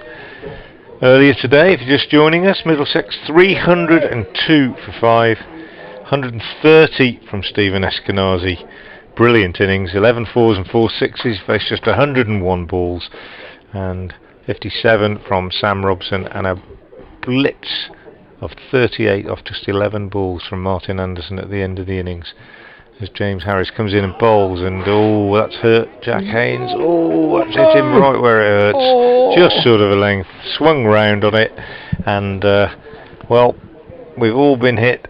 Anybody who's played cricket for a long time has been hit. His mum's sitting just down in front of us. She's not showing too much concern at the moment. But poor old Jack. Is that his mum reading the book? Heaving deep breaths. That's his mum down there with the curly blonde hair. Ah. And poor old Jack getting a word of consolation from Damien. Oh, it's horrible. It makes you feel sick just watching it if you've ever had that Apart from Stephen experience. Eskenazi, he's got a big smile on his face. Yeah, well, if you're the But other then team, you do smile. Nothing's going to wipe the smile off his face today, is it? Jack Haynes waiting for the 12th man to come out with the drink. No, drink's coming out for the fielders. Poor old batsman's being left alone, not even getting a drink of water. And now one of the Worcester physios is coming out to have a look. It's a horrible, horrible feeling if you get hit in the box. Here comes and he the just physio. did. Physio coming out. Give him a pat on the back and a word of 29 encouragement. without loss, yeah. It's a really, really unpleasant feeling. You're not missing any cricket at the moment because Jack Haynes has been just, what did John used to say, struck amidships. Yeah. And he is recovering, shall we say, taking deep breaths with his hands on his knees. It was a real... Well, it was a full-on hit on the box, wasn't it? And poor old Jack's in trouble. Good news, apparently the sound on our stream is now excellent quality. I hope... Oh, they changed the commentators. The sound is of excellent quality, not the content. If you're listening, I hope it is to your liking, and that you're enjoying our coverage here on BBC Hereford and Worcester, BBC Radio London, on the BBC Sports app, on the website. Beautiful afternoon now at New Road. Lovely sunshine, good crowd in, and a good game in prospect. One would imagine. You're still not missing any cricket because Jack Haynes is still recovering. It can take a few minutes to get over a knock like this. It'll take a few days sometimes. Yeah, and he may even be wondering whether he wants to carry on or not. I mean, I've seen batsmen in this situation actually retire and then carry on. No, he says he's going to carry on. He says he's going to carry on. Physio's leaving the field. Where's the next ball going to be, Frank? I don't know. What would you do? Sorry, I'll rephrase that. Where's the next delivery going to be, Frank? What would you do? I don't know. Probably toe cruncher, bouncer, but length again. Length, probably just, James Harris probably think, well, actually, he might just not move his feet. Just give him one just outside off stump and he might get a nick. Yeah, and equally, you get length again, you're kind of worried that it pops up on you again. Yeah. He's taking guard again, which is sensible. He still have that sick feeling in the stomach. What's he going to do, Harris? It's horrible. Here comes Harris. Haynes waits, he bowls, and it's short, and he responds really well. That's a great response from Jack Haynes because he's whacked it away for 4 over mid-wicket, and the crowd enjoyed it, and the Haynes family sitting down in front of us, I think probably particularly vociferous in their appreciation of that shot. He's still walking awkwardly. He probably still feels pretty horrible, but he knows a long hop when he sees it, and he whacks it away for 4. Bizarrely, that seems to all happen in slow motion, though. He was on it in a flash, wasn't he? He just eased the ball into the onside, timed it sweetly. 33 without loss. Haynes moves on to 13. Harris in again to him, bowls, and he throws the bat at this one wide outside the off stump. Which was the ball kind you of gave up on the shot, didn't he, on that one, and almost didn't play, knew he was going to miss it. Well, that was the ball you were suggesting before, and you were quite right, really. That was very wide from Harris, though, I must say. Wouldn't have been far off being a wide as you see the string. Sean Parry Jones says, I used to enjoy JP League 40 overs. I wonder how Middlesex total would compare with the average scores from that era. We have an answer to that already from Derek Payne. I'll come to him in a moment. Brilliant. Well above is the answer. Here's Harris again. Bowls to Haynes, who cuts down into the gully. Good stop there by Max Holden. End of the over. Haynes on 13, D'Oliveira 12, Worcestershire Rapids 33 without loss, 1 left in the power play. Derek says in the JPL a really good score was anything just over 200, and that was rare, although I did see Clive Radley score 133 against Hampshire. Thank you, Derek. Clive Radley, what a man. Yeah. Still going strong for Middlesex. There's in a scouting capacity, part of the board at the club as well. Now, here's a bit of wrist spin. Luke Holman coming on to replace Ethan Bamber. 33 without loss after 7. Last of the power play.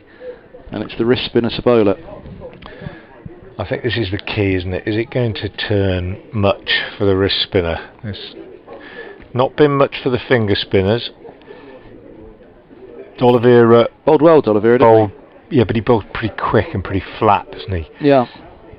He's bowled well this season, and I'm a big fan. I'm not knocking it, but he doesn't. It's not loopy leg spin. He doesn't get real massive turn, but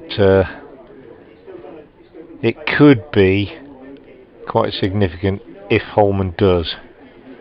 So. Oh, very much so. I mean, that could be decisive for the match. How the comparison of the spinners. 33 without loss. Holman begins the last of power play 1, and it's bended into the onside for a single, just fine, and mid-wicket just closing that bat face at the last. Oliveira moves to 13 from 20, 34 without loss. Many thanks for all the tweets today. Do keep them coming. It's been a rare good day for Middlesex so far this summer. Of course, there's a match still to be won here, as this one's just a tad short and it's picked up into the onside, and at deep mid-wicket it's a single. Haynes rocking back, pulled him away, not quite timed. In some ways, fortunately, didn't go fully through with the shot, where he might have just holed out if he did. He holed out like that on 97 in the Championship against Derbyshire, and he's never got a first-class 100. Holman to D'Oliveira, comes down the track to him, and it's pushed back up the track. Holman won't mind that one little bit, I don't think. Again, he's not the kind of player, especially bowler, who'll be particularly perturbed by much. Luke Holman, very laid back, taking in his strides approach. Bowls now flatter, quick delivery, and it's hooked away out to deep mid-wicket for a single by D'Oliveira. Just dragged it down a little bit, the quicker ball. D'Oliveira's on to 14, 36 without loss.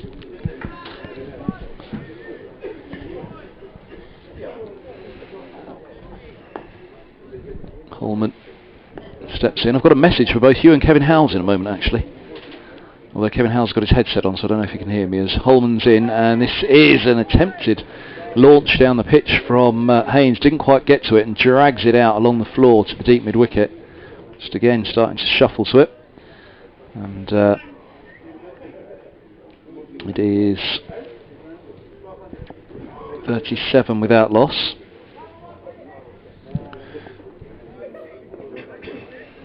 Haynes 15, D'Oliveira 14.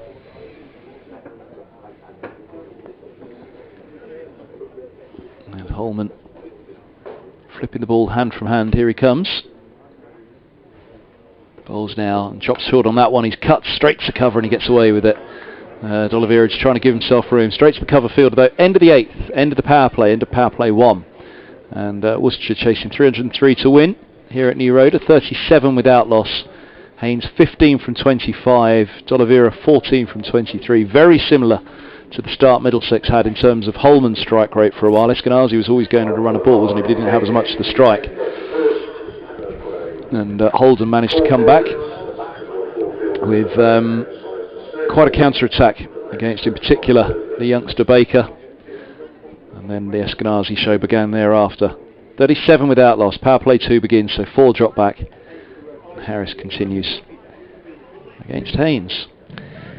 Yeah, I think they missed out on 2 or 3 in that over, didn't they? Hit bad balls to the fielder on the leg side boundary, and then that last ball hit straight to the fielder. Harris bowls to Haynes, who's caught behind, flat-footed, drive on the back foot, and bounced on him a little bit, got a nick, and he is gone. Caught behind. So Jack Haynes out for 15 to the first ball of the 9th over, and Worcestershire lose a big wicket, really, given the form that Haynes has been in. And Robbie White, the catcher, behind the stumps, and James Harris, the successful bowler. Haynes gone for 15, and it's 37 for 1 in the 9th. Yeah, good wicket for Harris. Pick up Haynes. Struck him a moment or so ago before he was pulled away for 4, but strikes back with the wicket.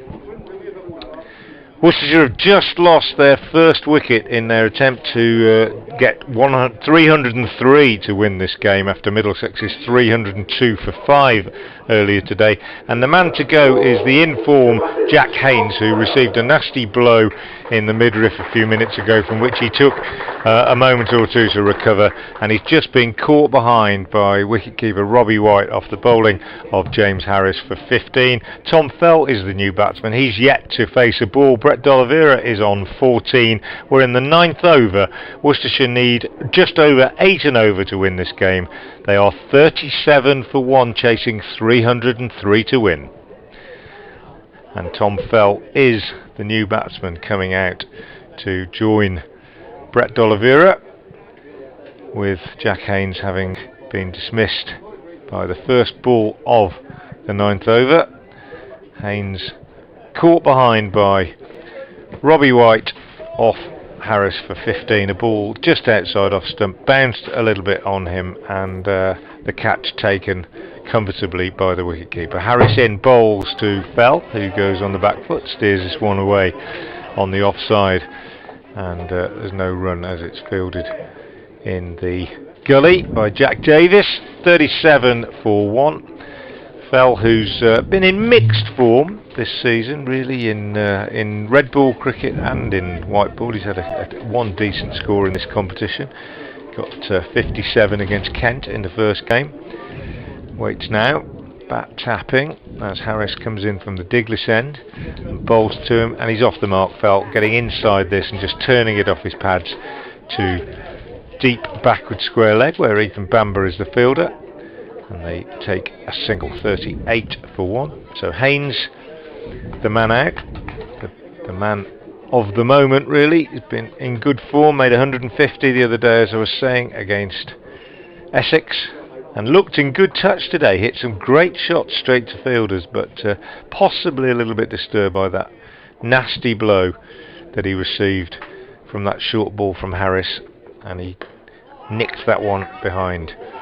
D'Oliveira steers this next one from Harris behind square on the offside. They think about a single because of a slight misfield by Luke Holman at backward point, but they decide against taking a run,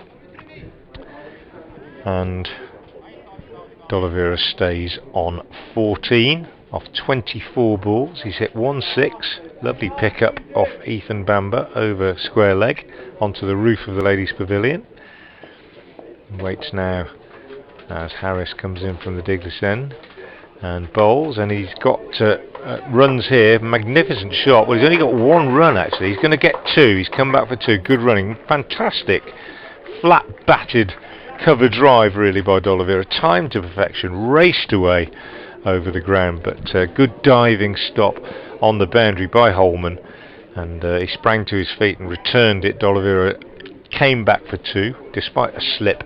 He is very quick, and he got home comfortably, so he goes to 16 and the total to 40 for 1.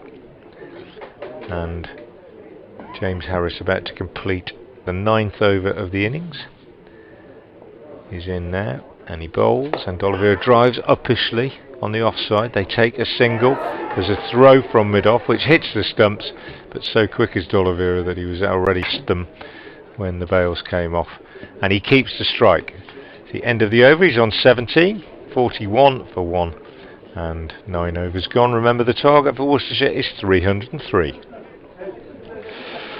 If reports on the BBC are to be believed, this is James Harris's last year with Middlesex. Announced on the BBC Sport website that he's rejoining Glamorgan at the end of the season. Yet to be confirmed by either Middlesex or Glamorgan, I should add, but you think you can trust the BBC, Frank? Occasionally. Yeah, it'll be quite the way to go out. The plum for Harris, who won Player of the Year 2015, I think it was. He took the 9 for against Durham. He scored a bag full of runs that year as well, and really fulfilled his potential as the all-rounder. Since then, it's either been one year you get the runs, one year you get the wickets. Never quite fulfilled that all-rounder role since. As here's Holman in, bowls, drops short. This ball's cut just in front of the backward point for 4. Just a tad short there. It's Holman, and D'Oliveira capitalises on it, moves to 21, 45 for 1 at the start of the 10th. Just a fraction short. Well, more than a fraction, wasn't it? But to D'Oliveira as well, it was particularly short. Yeah, just felt that he got away with a couple in his first over, Holman, when they picked out fielders. That time D'Oliveira, I could almost sense him trying to be a little bit more precise with his placement and making sure that he missed the fielder, found the boundary. Difficult for wrist spinners. We were talking about Shane Warne's incredible ability to control his deliveries. It's very difficult for wrist spinners. Here comes Holman. Little skip to get himself going, and then rasps through a quicker one, which D'Oliveira turns for a single back of the square. And it's 46 for 1 as D'Oliveira moves to 22. Hanscom standing with the double teapot on there. I don't think at the fielder Eskenazi for not stopping it at backward point. I think it was half a chance for Eskenazi. It was one of those you either get the hand to it and get enough of a hand to it to stop it, but he was critical of Middlesex's fielding in the match against Durham, where it was a difficult outfield for both. As Holman's in, bowls, drops short, and on the back foot, Fells pushed it to short extra cover. I feel like I'm saying he's dropped short a lot here, Holman, so I'm feeling it is actually a bit of a ploy that they're asking him to bowl a bit of a flatter, quicker delivery. As he moves in now, bowls, and again, a quicker one, and on the back foot, Fell pushes to extra cover. They've got long off back and deep extra cover, long on's back as well. And so Sue deep mid wicket. It's a pretty standard field here, really, as Holman just takes the pace off that one a little bit more, and on the back foot, Fell eases away into the offside.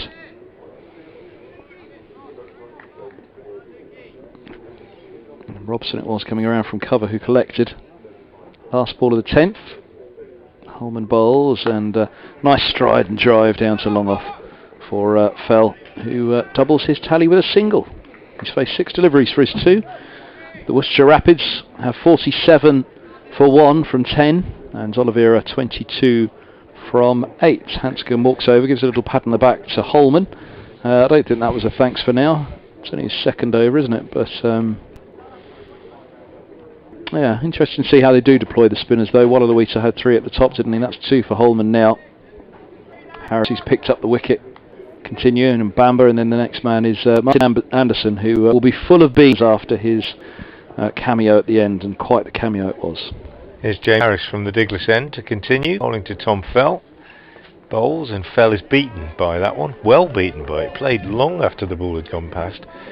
Taken by Robbie White behind the stumps, 47 for 1 it remains. Cathedral looks a picture now, doesn't it, with the blue sky behind it, bit of fluffy cumulus cloud, bathed in sunshine, and the ground looking a picture. We're still missing those 2 chestnut trees that had to be cut down between the marquee and the Basil D'Oliveira stand, leaving it their lone former partner, former cousin, whatever you like to say there, as Harris bowls again, and Fell works this one through mid-wicket, slightly uppishly, but he's timed it nicely, and he'll pick up 2, well, D'Oliveira wanted 3, but Fell said no.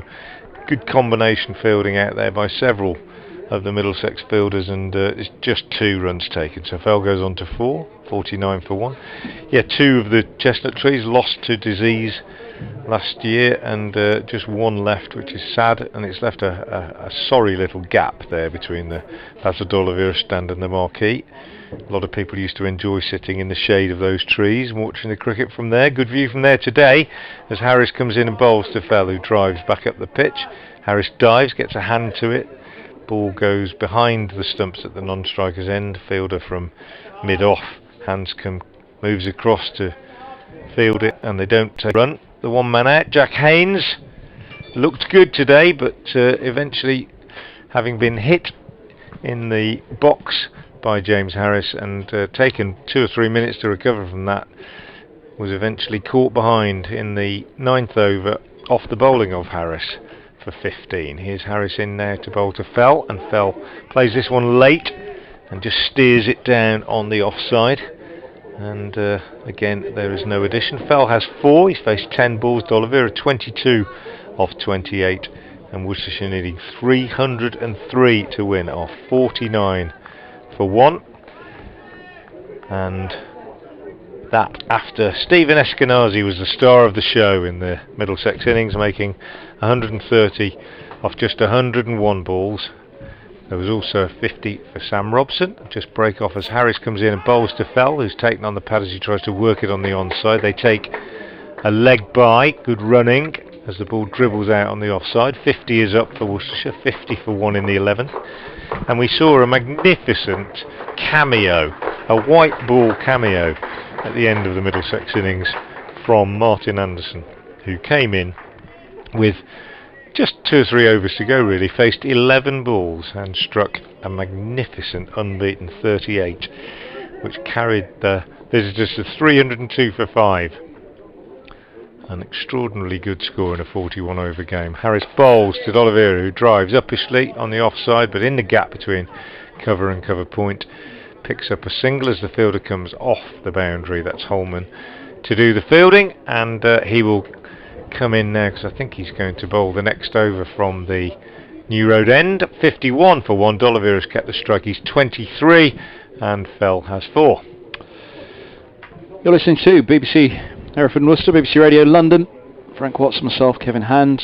We hope we'll get Kevin Howes with us at some point. He's a busy man today on 5 Live Sports Extra and 5 Live duty next door. But lovely to see him, lovely to have him here. I mentioned I had a message for both of you, which would bring great joy to both of you as well, but I'm going to wait until Kevin's in earshot. Here's Holman bowling his 3rd over. 51 for 1, and he bowls now to D'Oliveira, who is forward and looking to turn into the onside, just closing the face. It hits high up on the bat and deflects away into the offside. Steal and splice. A little bit of extra bounce there for Holman. 51 for 1. Holman's in, bowls, and nice looking drive from D'Oliveira straight at the short extra cover for a single. They think about 2, but it shouldn't be there. And coming around, Davis from long off gets the throw in quickly. Don't think there was ever really a chance for the second. 52 for 1. Oh, you've just been handed something that, if you'd be so kind, I could do with borrowing that. A phone charger. Good man.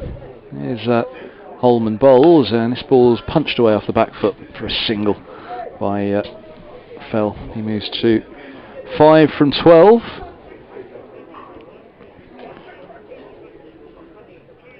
He considered a pragmatic approach, I think, to this chase so far from Worcestershire.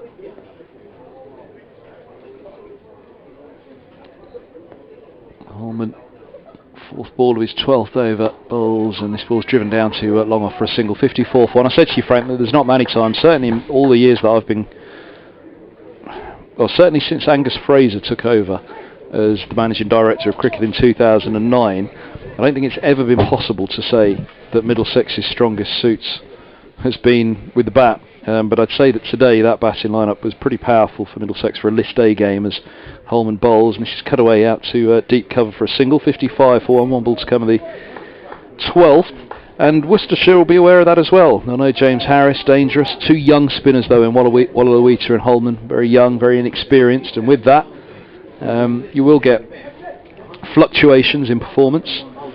Ethan Bamber, an excellent championship bowler, and you'd expect him to be able to transfer those skills to List A, where it's a little bit more difficult to transfer skills to 2020 from first class, as Holman bowls. Lots of flight, and that ball's hit hard all along the floor though by D'Oliveira and straight to the long off, so just a single. 56-1 at the end of the 12th. And then Martin Anderson, who hasn't played much since the championship, where he did bowl well in the championship, but his economy rates would have been on the taller side, and he was described as something of a golden arm in the championship by the coach when he was often operating as the 4th seamer, but he's very much the 3rd seamer today, and at some point he'll have to come in, and as I say, maybe that's just the slightly longer approach that Worcestershire will be looking at here. Well, let's see what they've got, because if one of their 5 is off today, the only other option that they can turn to is Sam Robson's bowl his part-time leg spin, so choosing their moment. How wisely will they choose it? 56 for 1 from 12. James Harris to continue from the Diglis end, bowling to D'Oliveira. Bowls, and D'Oliveira gets a single, turning this one off his legs down to long leg. 56 for 1. 57 for 1. I think D'Oliveira's run hasn't yet gone on the board. 57 for 1. He goes to 27. Yeah, I think it's another thing about this whole competition, or at least from Worcestershire point of view, and probably I think from a Middlesex point of view, given what you've just been talking about, is the wisdom of reserving judgment. As Harris comes in again to Fell, he gives himself a bit of room and pushes back up the pitch. And by that, what I mean is, you know, quite a few young players, a different balance to the team entirely. Captain, in Worcestershire's case, Joe Leach, learning how to handle bowlers like Adam Finch and Josh Baker. There are bound to be ups and downs in performance, which is exactly what you were saying. Worcestershire have started well today, so far hasn't gone as well. It remains to be seen what happened. I'll just break off as Harris comes in again and bowls to Fell, who's taken on the pad. Bit of a strangled appeal, maybe got an inside edge on that one. No run anyway. And there will be fluctuations. There will be good days and there will be bad days, and you don't want to get too carried away by the good days, and you don't want to get too critical, too judgmental when young players perhaps have an off day. I think it's very important to stay balanced. Part of the thing you want to really shake into a youngster is you have to understand cricket's a game of failure. Completely. And as soon as you can shake that off, then you'll have made a big step forward. Yep, absolutely. Few home truths that were hammered home to me by good, solid league professionals over the years. Beautiful shot from Tom Fell here, driven through the covers. Only gets a single, but leaned into it. He's a very elegant player, Tom Fell. And that was a nice shot. He goes to 7, 58 for 1. And one of those things is that you know, you will fail as often, if not more often, than you succeed. Sometimes you will fail and it will be through no fault of your own. A good delivery will get you out, or maybe a bad decision or a piece of cruel fortune. Harris again in, bowls to D'Oliveira, who drives and this time might get 2, or will he? No. Good fielding by Holman, running round to his left on the cover boundary. He was very quick across the ground there for a big guy. D'Oliveira gets 1, he goes to 28, 59 for 1. I remember one thing being told to me quite clearly, and absolutely right. Work hard on your fielding. I was a keeper, not always, but work hard on your fielding, because you spend a heck of a lot more time doing that than you do doing anything else. The game's changed in that respect. Almost every player now is an excellent fielder. Harris in, bowls to Fell, who clips this nicely off his pads, but again only getting a single because he's picked out the fielder at long leg, takes that single, keeps the strike. 60 for 1. Worcestershire requiring 303 when they began this run chase. 41 overs aside in this game, 13 gone. The run rate required is 8.7. Fell has 8, D'Oliveira has 28. Yeah, Pete Hanscom was quite clear at the start of the season when he took over as Middlesex captain. I think when there were a few poor days in the field in the Championship, he said, look, the whole game shakes down from the field. He set the intensity, he set the standard in the fields. If you can make sure that your fielding's of the highest standard, the whole game has a better feel about it. I think probably the reverse way that you could look at what he was saying, not that what he was saying was wrong, was if you're sloppy in the field, it does drag everybody down as well, doesn't it? You know, the bowlers get frustrated, heads drop a little, but keep your intensity up in the field. And it's just one thing where really, you know, that's where the fluctuations of cricket shouldn't come in. That's right, yeah, I'd agree with that. It's and it is an aspect of the game that has improved beyond recognition, I think, in the last 20 years. Holman's in, bowls, and this ball's clipped to mid-wicket where Holden fields. And there's no, because really, as you say, with the improvements and with the training that you do, coaching you do in the field now, fielding of the 3 disciplines really is the one that's mostly about concentration, isn't it? You know, a batsman and a bowler can have a bad day. To have a bad day in the field, it's really that your concentration or your focus has slipped. As Holman bowls, this is hit in the air, but fine of the extra cover. Sweeper goes around at cover, and they'll take 2. And the throw goes into the keeper. Holman looks disappointed as he stands over the stumps at the non-striker's end. Fell's moved to 10, 62 for 1. It's Anderson. He's going to come on to bowl at the Diglis end in a minute. I've just seen him get the nod from Peter Hanscom. Yep, sweater's just come off from Anderson. So look forward to that. He's a good bowler, Anderson. Here's Holman bowls, and this ball's cut away out to Anderson. He's got to run the other way now. Holds into a single. Throw goes into the keeper's glove. 63 for 1. Fells on to 11. Yeah, it's something that Pete Hanscom is desperate to drill into Middlesex. Do not. Fielding has to be of the highest standard. No excuse. And, again, it'll be a real frustration. They haven't been able to get going in this competition just yet. This one's slapped back down the ground. Holman gets his left hand to it, but D'Oliveira has picked up a single, moves to 29 from 36, 64 for 1. 2 to go, the 14th. Interesting phrase, that no excuse. I'll maybe pick up on it a little bit at the end of the over from a coaching point of view. Why that's become one of my favourite maxims in the game. Very much an Australian way of thinking. No excuses. Holman bowls, and this is punched down to long on. 65 for 1. Fells on to 12. Good throw from Hanscom into the gloves of, on the bounce, into the glove of the keeper. Took an incredible catch at Cheltenham College. One of the catches of the season it was from Hanscom with extra cover. He just went so far to his left. He was horizontal to the ground, fully stretched out to one side as he took the catch. Ball's down the leg side from Holman, and wide signal, so it was the gloves was the deflection, or the pad was the deflection of the keeper as it was down the leg side from Holman. And they've run 2 wide, so the scoreboard will tick along 68 for 1. One's come of the over still from Holman. D'Oliveira maintains the strike on 29. 12 extras so far. That'll be a little talking point as well, I think, for Middlesex at the end as Holman bowls, and this is hit up into the air but safe, out to deep extra cover, or deep cover he is out there actually, Anderson, and a single more. D'Oliveira's on to 30, 69 for 1, fell 12, 14 overs bowled, 303 the targets, 234 more to win. You're listening to myself, Kevin Hand, and Frank Watson. Yeah, no excuses was a maxim that a fellow coach suggested to me at one time, and I had to think about it, and I was coaching a team at the time. I had to put it up in the dressing room with the great big banner on the wall saying no excuses, because I used to hate it when batsmen came off and said, oh, you know, it was a bad decision, or that's the first one that's kept low all day, or something.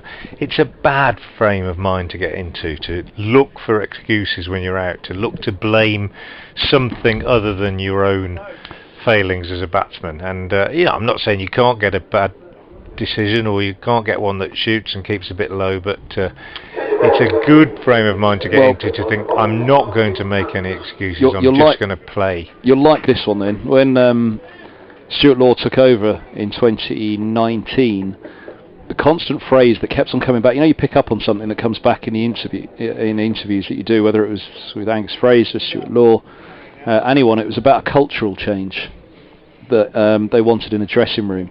And what became apparent to me was that whatever it was at 2018, at the end of that season, Stuart Law taking over at the start of 2019, it was an excuses culture. Here's Anderson in, bowls his first ball to D'Oliveira, who steers this down on the offside, and there's no run.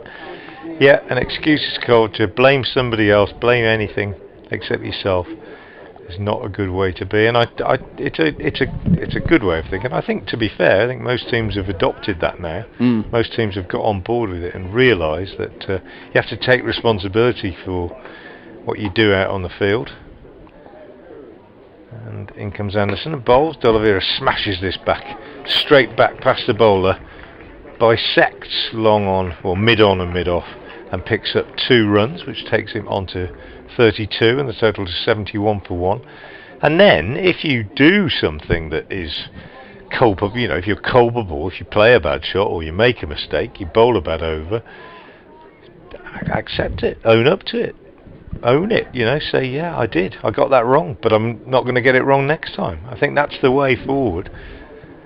Here's Anderson again from the Digley end, bowls, and D'Oliveira smashes this one even more violently back past the bowler. A really pugnacious swing of the bat, that one whacks it back, and this time neither the fielder at mid-off nor the fielder at mid-on has any chance of catching it, and it's gone to the boundary. 36 now, D'Oliveira, off 40. Not much wrong with the ball from Anderson. It's hitting top of middle and off. Yeah, not at all. Probably if you put that little pitch map down that they have of the slots, it probably was right on the boundary of being a good length ball, or the slot. And he comes again now to D'Oliveira, bowls, and D'Oliveira plays a beautiful, beautiful little ramp for 6 over fine leg. Really, really excellent shot, just like we saw from Eskenazi earlier today. Just got inside it. It was on middle and leg actually, and he just scooped it over fine leg, and they're almost like batting with tennis rackets. Yeah, it's got so much on it. It's gone for 6. It was clever, intuitive cricket from D'Oliveira, because that previous one, like I said, there wasn't much wrong. It was just a fraction full, close enough to be to the slot for D'Oliveira. Now that one he'd have fancied. He's going to drag the length back ever so slightly now, and he did. 81 for 1. He bowls short. D'Oliveira cuts this time, doesn't get hold of it, and it's fielded by Max Holden at backward point, and there's no run. But D'Oliveira's gone to 42 off 41. And it's 81 for 1. He also made 100 at Chelmsford on Thursday. D'Oliveira tended to get forgotten a little bit in the furore surrounding Jack Haynes' 150. D'Oliveira also played very well on that occasion. Here's Anderson again, bowls, and he drives again on the onside, and again it's a very nice shot, but it's a good tumbling stop at mid-on. Yep, by Walla-Luita. Skipper will be happy with him. Saves 3, and I think he might be having a bowl now because he's taken his cap off. Anyway, end of the over. D'Oliveira's kept the strike again. He's 43 now at a runner ball. Worcestershire require 303 to win this game. They're 82 for 1. The run rate required is 8.5. They've got to keep scoring at that sort of run rate. They certainly, if it gets up to 10 and over for the last 6 or 7, then that's okay. But if it gets up to 10 and over when you've still got 20 overs left, then that's very, very difficult. 82 for 1 off 15. Enjoying your coverage, writes Derek. It's pelting with rain here. Sound is okay now on the stream. Yes, it is indeed. So he'd synced it all up, and now it can all be back in one place again. Together, Derek. Well done on. Actually, works quite nicely, doesn't it, to have 2 forms of the stream available, or 2 forms of the commentary available in case one is having a bit of a hiccup. You can go to the other and pick up the service. 82 for 1, Walla-Luita, who did prevent that boundary. Last ball of the last over. His left arm around bowls, and this ball's driven by D'Oliveira, who looks in the mood now, doesn't he? You can see a determination and a confidence about his movement. Struck it crisply, stroked it nicely, but straight to Robson. Here's the second ball, which is down the leg side again. Will be another wide, and I think they'll want to tighten this up. 83 for 1, the Rapids now. Worcestershire requiring 303 to win this game. It's 41 overs aside, remember, after rain delayed the start. Middlesex 302 for 5. Worcestershire have made a good start in response to that target. They're 84 for 1 at the moment in the 16th over. The one man out, Jack Haynes, who made 15 before he was caught behind off the bowling of James Harris. That was 37 for 1. But a good partnership developing at the moment between Tom Fell, who's on 14, and the pugnacious Brett D'Oliveira, who's continuing his good form this season. He's currently on 43 not out, having faced just 44 balls. Worcestershire 86 for 1, requiring 303 to win. We're in the 16th over.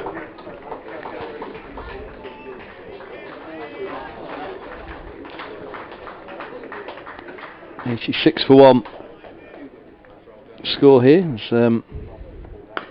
This ball's driven down to long off for a single by D'Oliveira. Moves to 44. 88 for 1. That was the 50 partnership. The ripple of applause there at the end of Frank's update with a single that was taken to long off by Fell, who's back on strike now on 15, and D'Oliveira bowls to Walla-Luita bowls to him. He drives down to long on, where Holman does the fielding. 89 for 1. Last ball of the 16th over coming up. And Walla-Luita's in, bowls down the track. Comes D'Oliveira, nearly gets himself into a spot of bother. Thick inside edge onto the boot, deflects away into the offside safely. And that is the end of the 16th. The required rate has climbed to 8.6, which I fancy is the highest it's been in the innings so far, Frank. 89 for 1 after 16, 25 to go. Yeah, I think, if it gets 10 and over with 10 to go, maybe it's okay, but if it gets to 10 and over with 20 to go, I was just about to say that they've got to have a little think about, because again, the last 8 of the 25 that remain will have 5 fielders back. Yeah. So there is no real holding back, is there, in a list A anymore? And again, you can't try and put it in that 2020 bracket and say, right, in 5 overs time, how many are going to score? 30, even 40.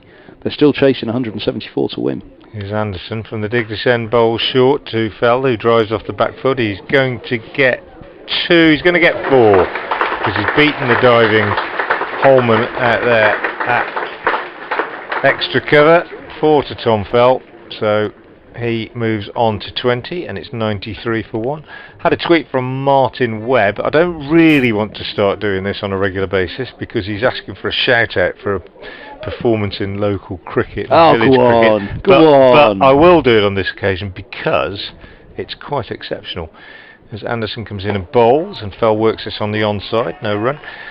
He says, 72-year-old John Sturt of Birmingham, Birmingham's a village near Pershore, not far from where I live, out in the Vale of Evesham, rolled back the ears as his stunning 9-wicket haul ripped through Berghill, Tillington and Webley, the hosts collapsing from 76 to 1 to 137 all out. Sturt finished with figures of 9 for 26. This one down the leg side from Anderson. Fell swinging at it, missed it, wide called. So there you go, 9 for 26 at age 72. Absolutely brilliant. Well done to Sturty, as they call him, John Sturt of Birmingham. I bet he's a bit stiff this morning, but he'll have enjoyed that. 72 years old, getting a 9 for in league cricket. Anderson in bowls to Fell, steers this one down on the offside, and it's fielded by Max Holden in the gully. There's no run, 94 for 1, but as I said, I will do it because it's exceptional, but if you get everybody tweaking in, say this, say that, say the other. No, come on. Normally I'm going to start. Normally I reserve my shout-outs for my own club, Ombersley. Oh, had another good shocking, win. Another good win yesterday in the Birmingham League Premier Division. And 4 more for Fell here, as this one's short from Anderson, and he swings it away over mid-wicket, and that's warmly applauded by the New Road faithful. Fell goes to 24, 98 for 1 now, the Rapids, 303 the target. And yeah, we had some joy at Ombersley the other day when Haynes and D'Oliveira had that opening partnership of 240 odd for the first wicket against Essex, both Ombersley boys, and there were jokers saying afterwards that Ombersley beat Essex. But anyway, it was Birmingham we were talking about with John Sturt. 9 for when you're 72, I think is worth a shout out on BBC Hereford and Worcester on the BBC Sports app. Here's Anderson, bowls again to Fell, who punches up to mid-off. Beginning to look a bit more fluent here, Tom Fell. Timed that nicely. Straight to the fielder though, no run. 98 for 1. Talks about did Middlesex, at what point did Middlesex decide to go after Baker? Probably the point was when the teams were announced. Right, if you can, find the moment and get after the youngster, and they did it from the off. Anderson again bowls, Fell cut nicely, timed it well, but he's only going to get 1 because Holman is the fielder on the boundary at backward point. End of the over. Another good over for Worcestershire. They kept up with the rate, still 8.5. 99 for 1, Fell 25, D'Oliveira 44, the man out, Haynes for 15. And I think we've got a bit of a contest on our hands. Well, Worcestershire likewise would have looked at this Middlesex attack and said, which one? Which one are you going to try and go after? Who is the one who perhaps you can get on top of? And I think it's been clear that they're trying to get on top of Anderson here. I mentioned that he's bowled really nicely in the Championship this year, but his economy at times has been a little expensive. So here's Walla Luita, left arm around bowls and just shuffling to the pitch. Fell digs out a dot ball to extra cover where Robson fields. Now, again, at which point that was figured out by Worcestershire, whether they figured it out in their innings, as this ball is inside edge onto the pads, falls away into the offside as rocking back. Fell looked to open up into the onside. I'm sure I heard two noises on that one. 99 for 1, the Rapids, 204 to win. Louise is in, bowls a flatter one once more, and again looking to open up into the onside. Fell only drags it, bottom edge of the bat to short mid-wicket. See if I can drop the Middlesex averages for this year and tell you the economy of Anderson in the Championship. As down the track comes Fell, driven back to Wallalawita. One thing they will have identified as well is that Anderson didn't play in the blast, so he hasn't played much cricket since the end of May, when his lack of runs cost him his place in the blast, which was a real shame for him. He's played some red ball cricket in the 2 drop-in matches, as I call them, in the middle of the white ball season. But perhaps that would have been one of the reasons why they'd have identified him as Wallalawita bowls. This is driven down to long off by Fell, moves to 26 from 35. 100 up for Worcestershire in the 18th over, 100 for 1.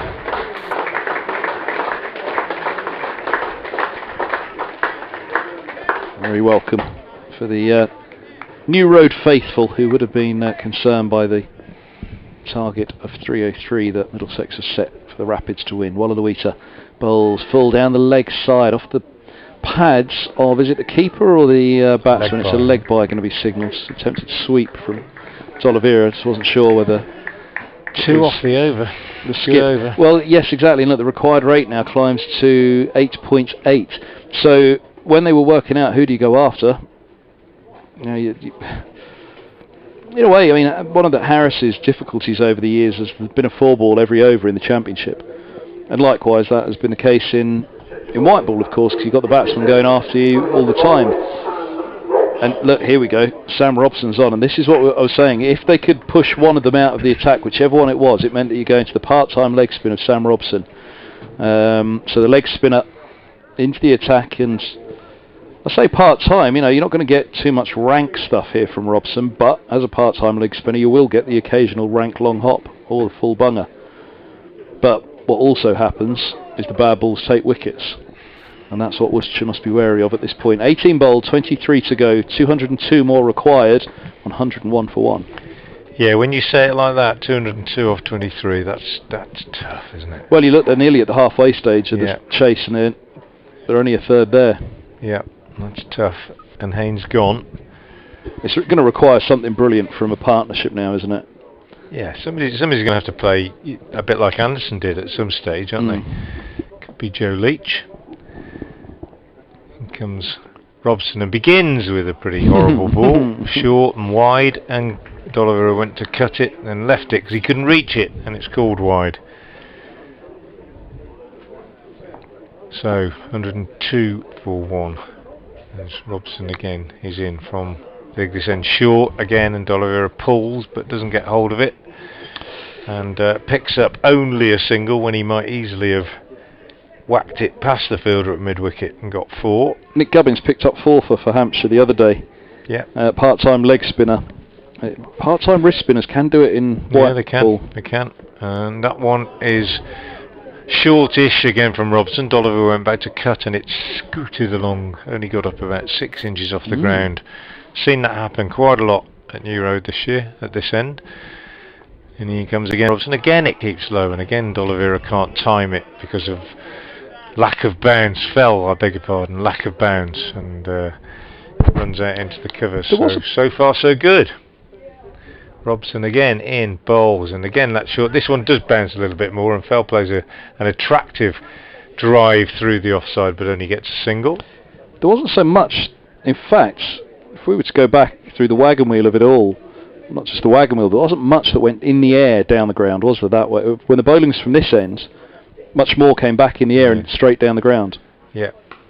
Robson again bowls. D'Oliveira again gets a single, driving off the back foot, so a tidy-ish over from Robson. At this stage, part-time leg spinner or whatever, all you've got to do is bowl an over that goes for fewer than 6 or 7, and that run rate is going to climb quite steeply. Robson bowls again, is horrible, short, and pulled by fell straight to the fielder at mid-wicket. I mean, there were a couple of really ugly ones in that over, but lack of bounce meant that he got away with it. 105 for 1 at the end of the over. The run rate is now up to 9, 22 overs left. I'll go back to what I said 20 minutes ago.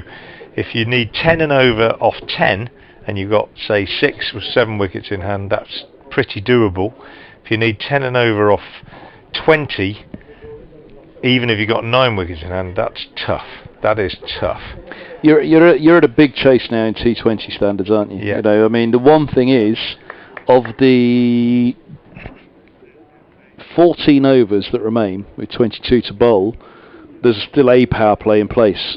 Whereas in the T20 now, you'd have 6 overs with only 2 back, and then the rest with 5 back. You do have those 14 overs now where there's 4 backers. Here's Wallaluita to bowl. This ball's clipped away by D'Oliveira out to deep mid-wicket for a single. Moves to 47, 106-1. Something's got to give pretty soon because they do need to start upping this scoring rate quickly now, because if they leave it any later, they're the 2 set batsmen, so they can't really occupy the crease much more without getting their strike rates well over 100. As down the track comes Fell inside out to deep cover, and a couple taken. Fell moves to 29 from 40.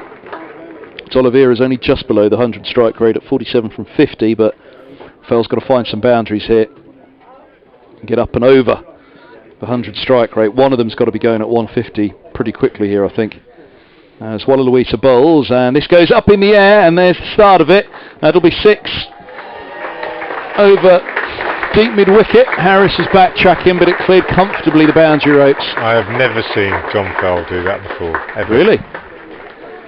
Not quite like that, no. So the whole way I was going through that, saying one of them's got to get to 150 strike rate, you were thinking, well, ain't going to be Fell. No, well, he can do it, but not like that, really. He's an elegant player. You know, you'd expect him to do it more if he'd have clipped that all along the ground through here or something, but that was an unfell-like shot. But there was an elegance about that, I thought, though. There was a sweetness about the swing. Yeah. As here's Wallaluita, 3 bowls, and this is turned to deep square for a single. 115 for 1, as Fell moves to 46. When you talk about sweetness of swing, he is a very, very, very fine golfer. Is he? Yeah. I just thought that the arc of that shot looked pretty. It wasn't agricultural, I didn't think. I understand your point about that's not perhaps where he'd usually go, but this ball was driven to extra cover. 116 for 1. But it was coming into his arc, wasn't it? On with the arm, and he just. He knew exactly what he was doing, but it's not a shot that seen him play that often. Wallaluita bowls, and this is driven to long on for a single by Fell. Moves to 37, 117 for. I remember a couple of occasions noting that Robson and Eskenazi had come together and really seemed to be in deep conversation. What I thought at the time was about the scoring rate, that they needed to up it, they needed to get it going a little bit quicker. And Robson did. He was up at a run a ball, wasn't he, by the end of his 50, which was absolutely fine. Strike rate of 108, 57 from 53. Eskenazi ended with a strike rate of 130, for his 130 indeed, from 101 deliveries. But then that Anderson strike rate of 350 for his 38 from 11. As you said, somebody's got to play the Anderson role, but before that, you know, one of these two's got to be the Robson, and one of them's got to be the Eskenazi, and that does mean getting the strike rate right up there. Here comes Robson and bowls, full of length this time to Fell, who just drives up to long on for a single.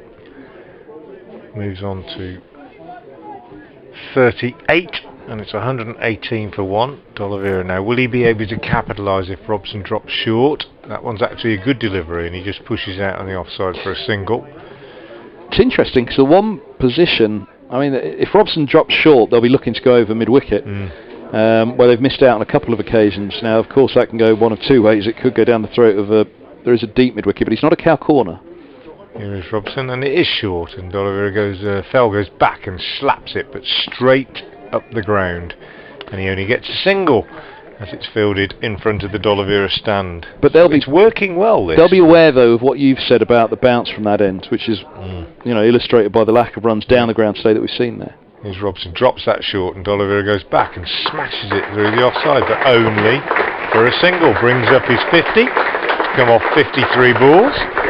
He's been in very good form so far. 3 4s and 2 6s, and he's played extremely well.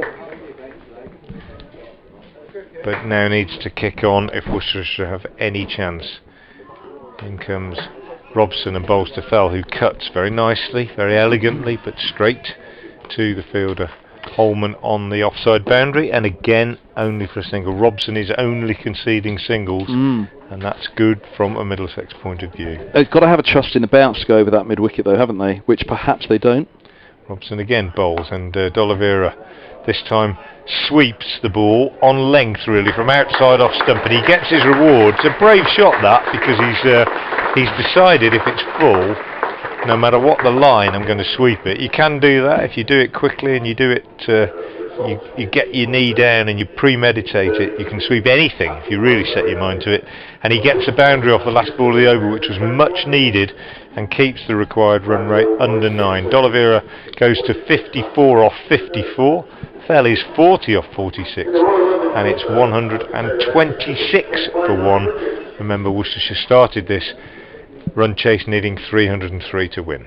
And maybe that's their best ploy to Robson. If it has been difficult really to get that leverage when the bowling's from that end, because of a little bit of a lack of trust, the bounce, that sometimes it's kept a bit low, then perhaps the sweep is the option.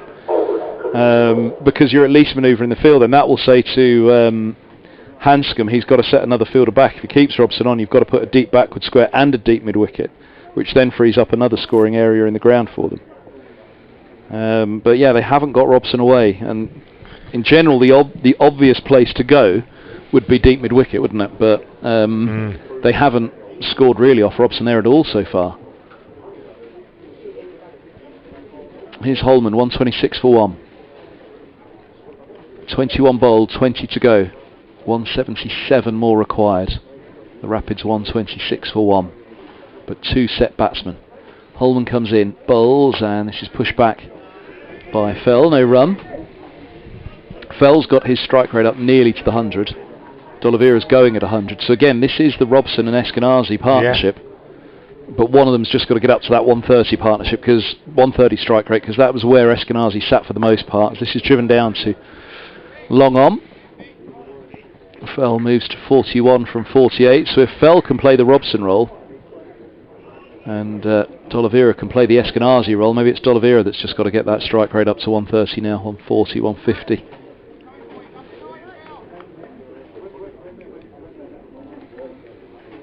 Holman bowls, and that's swept by D'Oliveira for 4. It's almost an upright sweep. He, in a way, just kind of dropped that back leg, so he was almost, so his front knee didn't bend quite as much. And then tucked it around the corner on the sweep, short fine leg up inside of the circle, so once it was in front of him, and then it was away. Deep square wasn't going to get around to it. And D'Oliveira is on to 58 from 55, 131 for 1. That's Holman's response. Comes in now, and this one again just drops a tad short, and again he goes for the sweep. Well, I thought they'd do it against Robson. They're doing it against Holman, the sweep, and that one's away. Hit over the short fine leg for 4. And D'Oliveira climbs to 62 from 56, 135 for 1. Hanscom comes up to talk to Holman. Worcestershire members are up in arms about that run out. Just somebody said, I'm sitting square of the wicket. Terrible umpire, terrible positioning. Blah, blah, blah. Yeah, I've stopped the replay. I've watched it again and again. No. It's not me. It's not me. It's on message boards. You called for it. Holman bowls. This ball's eased off the back foot to the short third, and they have a single. No, I didn't. I called for tweets. 63. I'm not talking about tweets. I'm talking about message boards and that kind of thing. I'm only trying to wind you up. I'll be setting up a DM group on Twitter at the end of this match. 136 for 1. Holman steps in and bowls, and this ball's cut away to backward point. Oh, tumbling over the top of it is... He picks himself up there. I think it's Eskenazi, isn't it? And that moves the partnership for the second wicket to 100. 138 for 1. It came together when Haynes was caught white, bowled Harris for 15 on 37. It's the end of the 22nd, 19 overs to go, 8.7. There's a chance, there's a fair chance, but these next few overs are going to be crucial because, as you said, if it climbs to 10s, all worse, then, and with that probably means that wickets have gone, so... Yeah, I mean, if you look at it as a T20 now, if you know 19 left and a required rate of 8.7 with 9 wickets left, you'd say it was perfectly gettable, wouldn't you? The other thing is Middlesex have got to find 10 overs between Anderson and Robson. Anderson, who went for 23 off 2, Robson's 13 off 2, but how long can Robson keep at 6.5? He's done all right so far. Comes in now, bowls, full toss to D'Oliveira, who slaps it for 4 behind square on the leg side. That's the other thing, I suppose, is that that we can't factor in sitting here watching is as a player like D'Oliveira has hit 3 boundaries off his last 3 balls, I think, as he puts a little bit of pressure back onto the bowler. How difficult does it become for a part-time bowler to remain? I think the sweep here, I said the previous over to Robson, he should go for the sweep. He did it against Holman. He did. And he smashed that one as well for 4 more. That's a really good shot, over extra this time. He's really warming to his task here, Brett D'Oliveira, as you said. As I said, 100 the other day. He's been in good form with bat and ball. 71 off 59 now, and I think he's hit his last 4 balls for 4, hasn't he? And he's got to play like this. That run rate's come down a bit to 8.4, but I just think it just turns, whereas Worcestershire were under pressure, now the bowlers are under a little bit of pressure, especially with 8 balls having come off the first 2 balls of the over. And if you get a big over, an over, a 16 or an 18 over or something, then that can really change the momentum, really shift the balance and make Peter Hanscom have to replan a bit. He's just really checked that onside field. Robson again, he bowls, and D'Oliveira cuts. This time he doesn't get a run, he hits it straight to the fielder Eskenazi at backward point. It's a good little contest developing here. 146 for 1, halfway through the 23rd. Robson in, bowls, D'Oliveira pushes out on the offside for a single. Good bowling by Robson, kept his nerve, got that one in exactly the right spot. Now what will Fell do? Will he try and give the strike to D'Oliveira, who's just with his gesture of his right hand saying to Fell, just be careful about the bounce, it's a bit up and down at that end. Robson is in, bowls, it's short, Fell cuts, he's only going to do a single though, and fielder is on the offside boundary. Luke Holman, no, James Harris out there now. 148 for 1. Fell goes to 44, gives a strike back to D'Oliveira. And Robson bowls, D'Oliveira drives on the offside, straight to the fielder in the covers. They only get a single, bit of a loose throw coming in from Max Holden over the keeper's head. But it's backed up and there's no problem, no additional run. End of the over, the required rate is 8.6. D'Oliveira has 73 off 62.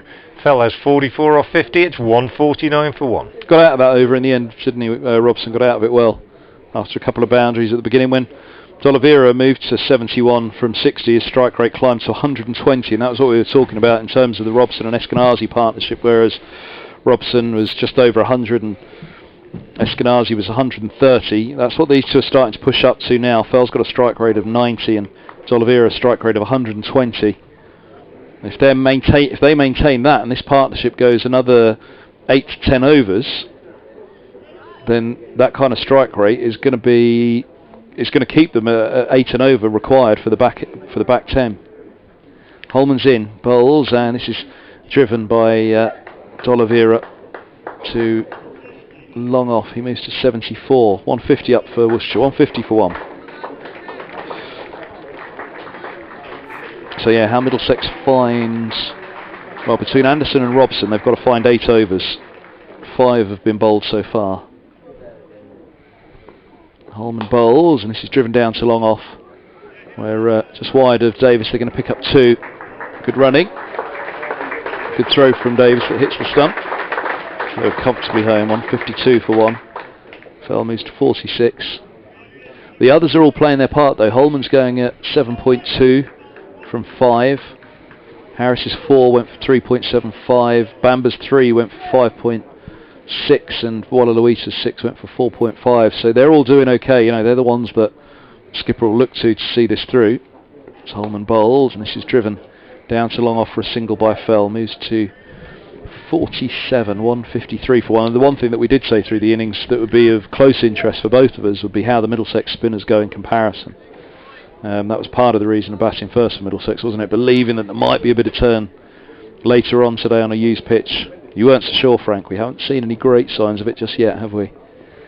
As Holman is in down the track.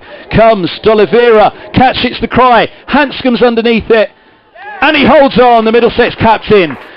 Well, he had to adjust at first. I don't think he quite caught that at first in the sky, the line of it, and he really had to scurry to the edge of the 30-yard circle, and at last steadied himself and then still had to go forward with a little scoop to get underneath it. And Hanscom holds on, and Middlesex have the big wicket of D'Oliveira. Gone for 74. Holman strikes. The Rapids are 153 for 2 in the 24th. Yeah, good catch in the end. D'Oliveira not quite getting there, didn't quite middle it, looking to go big, looking to go for a 6, got her right underneath it, and Hanscom, as you said, had to adjust his feet, fell forward, but never looked like dropping it, held on very well, and a very good catch. Jake Libby is the new batsman. Now we've got 2 batsmen at the crease, neither of whom, Libby and Fell, neither of whom is a big hitter.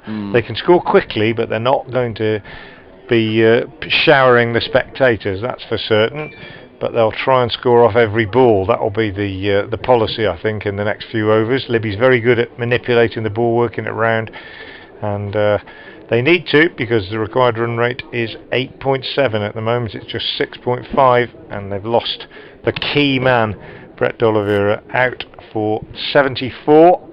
Played very, very well, but he is gone, and it is a wicket for Holman, the leg spinner. D'Oliveira clearly annoyed with himself. Excellent partnership, 116 for the second wicket, but it's over, and it's 153 for 2. Just felt like just the moment when Middlesex would have started to be worried. And again, such an easy game from up here, isn't it? But actually the next few overs, because they still had to get through some overs at the other end, didn't they? They still had to find a way through Robson and Anderson's overs.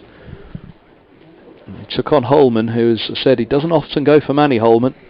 For a young man, young wrist spinner, he's a confident lad. And as you said as well, Hanscom never looked like dropping that catch. We've mentioned all the way through that his big mantra is in the field. That was a big moment, and he held on. Here's a short ball first up from Holman. Drags one right down.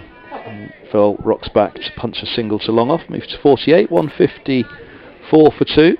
Talked in the first innings about how a wicket can just slow down a scoring rate for an over or 2, and that's exactly what will happen here. It's 8.7 at the moment. Bad time to lose a wicket, didn't it? Yeah. 8.7 will creep up towards 10, I think, in the next over or 2. Holman bowls, and this ball's pushed out to deep cover for a single. 155 for 2. Again, those strike rates that Fell and D'Oliveira had reached, if they'd have maintained that for another 5, 6, 7 overs, the same strike rate without doing anything more than they were already doing, actually they were then putting themselves in with a good chance of keeping that required rate at 8. But now they just have to be worried that it doesn't climb too much. End of the over. D'Oliveira was caught Hanscom, bowled Holman for 74. 153 for 2 it was, 155 for 2 it is now. 24 bowls, 17 remain. In T20 terms, 147, 148 more from 17 with 8 wickets standing. Very doable for Worcestershire. Robson from the Diglis end bowls to Libby, who pushes up to long on for a single. It's exactly what we'll see Jake Libby doing. He's 2 off 2. That's what he'll keep doing. He'll try and score off every ball. Not saying there won't be any dots. I'm not saying there won't be any boundaries, but they'll try and score off as many balls as they can. and they'll try and take it deep. This puts a lot of pressure on Fell, though, to score off Robson here now, because otherwise Middlesex are going to get through cheap overs with him. Here's Robson. He drops short to Fell, who goes on the back foot and drives up to long off, and they get a single. Even if they get 6 and over off the next 4 or 5 overs, that will give them a, it might mean they now need 12 and over. It would be a launch pad going into those last few overs. Well, Worcestershire have just lost their second wicket, and it's a key wicket, that of Brett D'Oliveira, who played really well. He made 74 of 64 balls with 8 fours and 2 sixes, but went for one big hit too many off the leg spin of Holman and skied a catch and was caught at long on by the Middlesex captain Peter Hanscom. So D'Oliveira gone for 74. That was 153 for 2. Previously Jack Haynes had been out for 15. Tom Fell is on 49. Jake Libby's on 4. Worcestershire have 17 overs left. They're 159 for 2. The required run rate for them to reach their target of 303 is 8.8. As Robson bowls again to Libby, who pushes up to long on for a single. 160 for 2. Robson again into Fell. Boundary needed, not coming as Fell drives up to long off. 50 for Tom Fell, applauded by the Worcestershire spectators. Keeps the strike as well. 55 balls for Tom Fell's 50. 2 fours and 1 6. He needs to find the boundary a little bit more frequently if you're going to lead Worcestershire towards this target. And he's having a chat with Jake Libby in the middle now at the end of over 161 for 2. The required run rate with 16 overs remaining is 8.9. Anthony Gibson's half-time report on the Somerset. This is Yorkshire game, not Somerset's best bowling performance. This against an inexperienced Yorkshire batting lineup. Too much short stuff. 159 the target. Much dependeth on Hildreth and Davis. He didn't write that, but you can imagine him. He said much will depend on Hildreth and Davis. This is Holman bowls. This is cut away in front of backward point, and deep cover's got a chase now to hold them to 2. 163 for 2. Fell on to 52. 159 the target. Yes, it's a heavily rain reduced match. Right, it's a T20 at best, I think now. Let me just have a quick look and see. Holman, in the meantime, stepping into bowl again. Yes, it's a T20 that game now. As this ball's driven away out to long off for a single by Fell. Moves to 53, 164 for 2. Nottinghamshire beaten Leicestershire by 7 wickets. 144 all out Leicestershire in the 44th over. Notts chasing it down 7 wickets to a 7-wicket win with 30 overs to spare. Crikey. Here's Holman. This ball's punched off the back foot by Libby, but only to extra cover and there's no run. Pray for Richard Ray. 30 overs to spare. Nottingham should chase it down. Holman bowls and down the track comes Libby, looking to close the face. Gets a leading edge all along the floor. Back up along the track. 2 dots makes a big difference. Got to need wicket, a boundary now. That wicket just came at such a bad time for them. I thought, they still could have taken it. They just got to the point where it felt like they could just continue doing what they were doing at that point. Holman bowls, dropping short, and this is turned for a single to the short fine leg by Libby, who moves to 6 from 8, 165 for 2. Need a boundary off this ball. It's a good over otherwise. Really good over for Middlesex. Lancashire beat Hampshire by 51 runs. Duckworth-Lewis method. I'll leave that in a moment as Holman bowls line and length, thumps onto the back pad of Fell, but the back pad was a mile outside the leg stump because he'd opened himself up looking to heave everything into the onside on that one, but trickles away into the offside. And 165 for 2 it is at the end of the 26th. 15 to go, 138 to win. It's pushing up towards that 10 and over requirements. Can they get to? Can they get through the next 5? As long as it's not at 12 and over the last 10, then that's what they've got to try and somehow keep it at, haven't they? Somewhere between 9 and 10. 10 and over off 10, I always think is okay, but But more than 10 and over for more than 10 is, I mean, it's not an obvious cut-off, it's just my theory. I think it's hard work. It's interesting they're going back to Bamber now, when I was just thinking that it bought Middlesex a few overs, that wicket, to get through Robson or Anderson. But they're going back to Bamber at this stage.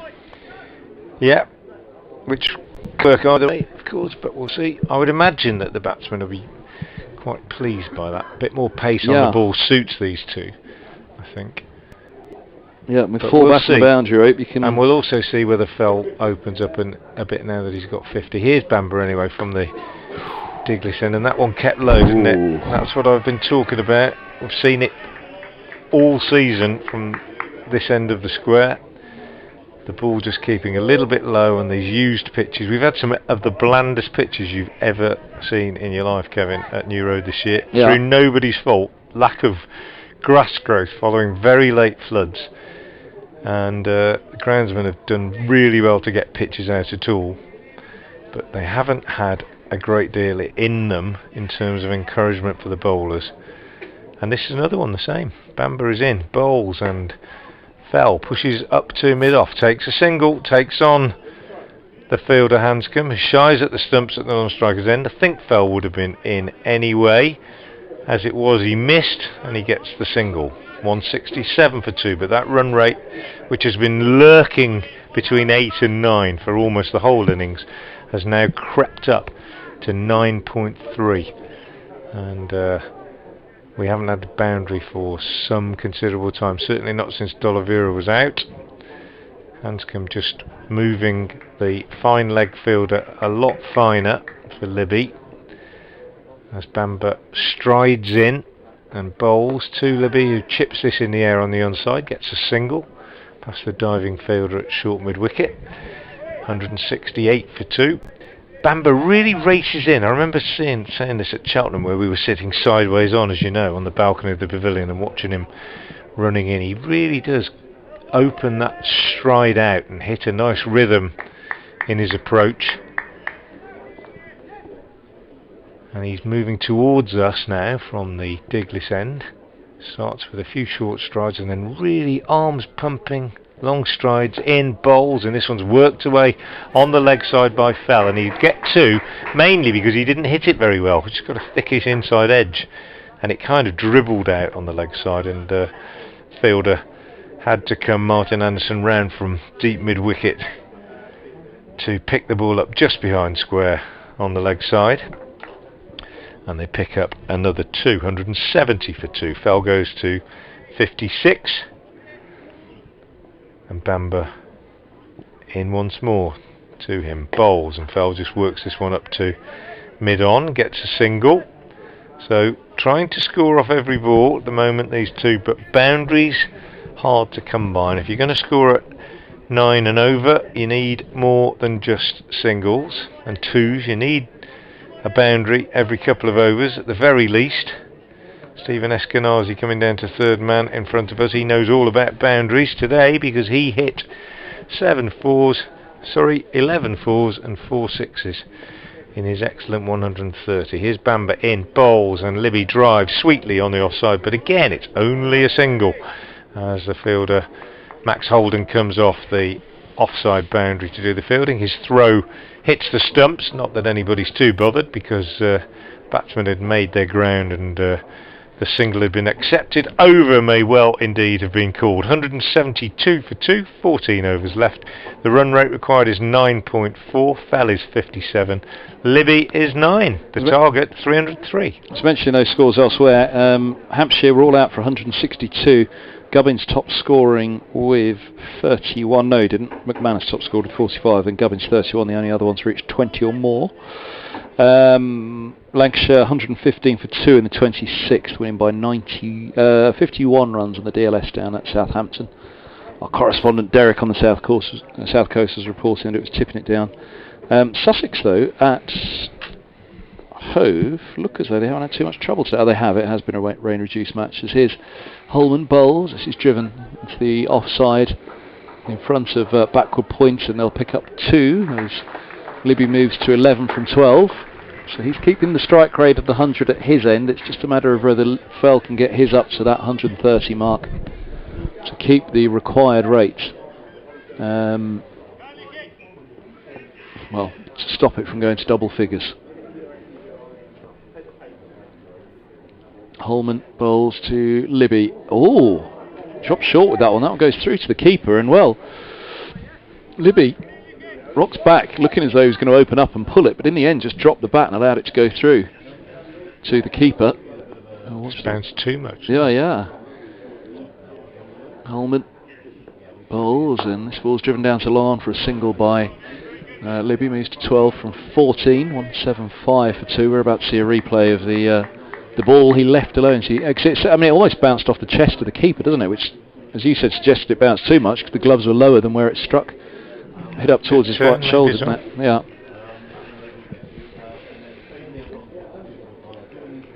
Holman's Fell. Down the track he comes and meets it sweetly, but only for a single to deep cover. Fell on 58 from 63. Sussex posted 136 for 7 when it looks like their innings. Oh no, I've got it the wrong way around. Apologies. Gloucestershire batted first. Gloucestershire were 218 for 8. As this ball's given a bit of flight by Holman and driven for a single all along the floor. Comes through by Libby. It's fielded at deep cover. He's on 13 from 15, 177 for 2. Excuse me, there's a 50 for Jack Taylor, made 52 from 60. And Sussex in reply. Holman bowls. This one goes up in the air, and this is likely to be the end of Fell. He's gone for 58. The pressure starting to tell here on Worcestershire. It's 177 for 3. Eskenazi takes the catch at backward point. Fell gone for 58, and Holman with another wicket. He's picked up the 2-set batsman, and he might just have picked up the victory here for Middlesex. Pressure will mount heavily on that required rate, which is 9.7 from 13, with 7 wickets standing. Middlesex will feel pretty happy with life, having got D'Oliveira and Fell in relatively quick succession. Yeah, well, not Tom Fell's game to play those sort of shots. Went for the big hit on the leg side and never really got into a position to play it convincingly. Got a top edge, and Eskenazi taking the catch at backward point. Didn't really have to move very much. Good innings from Tom Fell. 58 off 63 balls, and he hit 2 4s and 1 6, and I think that tells its own story. 63 balls, and he only hit 3 boundaries. Middlesex have handled the Worcestershire batsmen nicely. Good captaincy from Hanscom, swapping his bowlers round, and they picked up those 2 key wickets at exactly the right time. So we've got Gareth Roderick joining Jake Libby. Roderick yet to find any real form for Worcestershire since his move from Gloucestershire with the bat. He's kept wicket pretty tidily, got 100 in the seconds, but yet to find any real fluency, and a tough time to come in with 9.7 the required run rate. Rob Johnson, journalist of Crickbuzz, says London Spirit confirms Shane Warne has tested positive for COVID on a lateral flow test and will miss tonight's game against Southern Brave while he awaits a PCR test. Another member of the support staff also isolating. Ethan Bamber starts a new over from the Diglis end. Turned off his pads for a single by Gareth Roderick, who is off the mark, and Jake Libby on strike on 13. This is our great fear for the Royal London Cup, isn't it? If one of the 100 sides ends up isolating like Kent had to, a couple of other counties as well had big withdrawals due to COVID positive tests. If it happens in 100, then where are they going to grab their players from? Bamber in, bowls to Libby, who can't do anything with this one. Slower ball, nicely bowled, pushed up to mid-on, no run.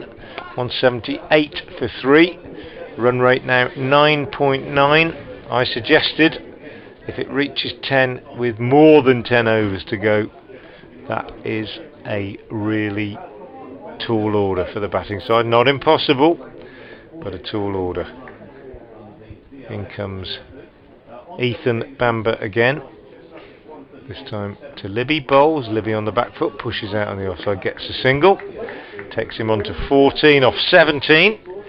And the total on to 179 for 3. 124 runs required for victory, at a rate of 9.9 runs and over. If you're just joining us, earlier today Middlesex 302 for 5 in their 41 overs, the game beginning late at 12:15. Bamber bowls to Roderick, who drives up to mid-off, takes a single. That time I think he might have been out if Hanscom's throw had hit the stumps at the non-striker's end. It didn't, and they get through safely for the run, which takes Roderick to 2, 180 for 3. Eskenazi in front of us doing some exercises to stretch his calves, might be just cramping up a little bit, wouldn't blame him if he were. 130 off 101 balls from him earlier today to set up this run chase. 11 fours and 4 sixes, he batted splendidly, and also got good support from Sam Robson and from Martin Anderson. This next one from Bamber is steered away on the offside by Jake Libby, takes a single and moves on to 15 off 18. Roderick has 2 off 2. It's 181 for 3. Worcestershire are desperate for boundaries. We have not had a boundary. Well, I'm going to check in a minute for exactly when the last boundary was, but it was certainly just before D'Oliveira's dismissal, I think, which was in the 24th over. We're now in the 29th over, so that's quite a significant chunk of an innings. Bamber is in, bowls, and Roderick drives nicely, but again only for a single, as that's fielded by Hanscom at mid-off. End of the over from Bamber. So 12 remaining, 29 gone, 182 for 3. Worcestershire needed 303 to win. Yeah, it's a game that Middlesex should, from this stage, close out. But that's not the way sports, cricket indeed, works. It should, not will. There's 2 teams playing, and one is allowed to fight back and fight back hard. The key thing at the moment is to keep that strike rate going at 100% at the moment. That's the key, isn't it? Don't let it dip any further than that. And then if you can find the 2s, the 3s, the boundaries, just try and... Yeah, take it deep, as they say. Yeah. No boundaries since the 23rd over, so that's nearly 6 overs without a boundary, which, as I say, is quite a significant statistic in a run chase of this nature. James Harris is returning. And we can welcome listeners on 5 Live Sports Extra. Frank Watson and myself, Kevin Hand, and a fine game of, well, I was going to say 50 over cricket, but it's reduced, isn't it? A fine game of list A cricket here at New Road, reduced to 41 overs a side. 182 for 3, the Rapids, as Harris is right arm over the wicket, and he bowls a beaut first up on his return to the attack. As Frank was saying, Roderick on strike, and the right-hander beaten by a spitting ball really on a length. They're not that it climbed particularly, but it really went through some fizz that we perhaps haven't seen since Harris was last in the attack, Frank. No, we haven't. We haven't seen much response from this pitch for any bowler of any type throughout the day.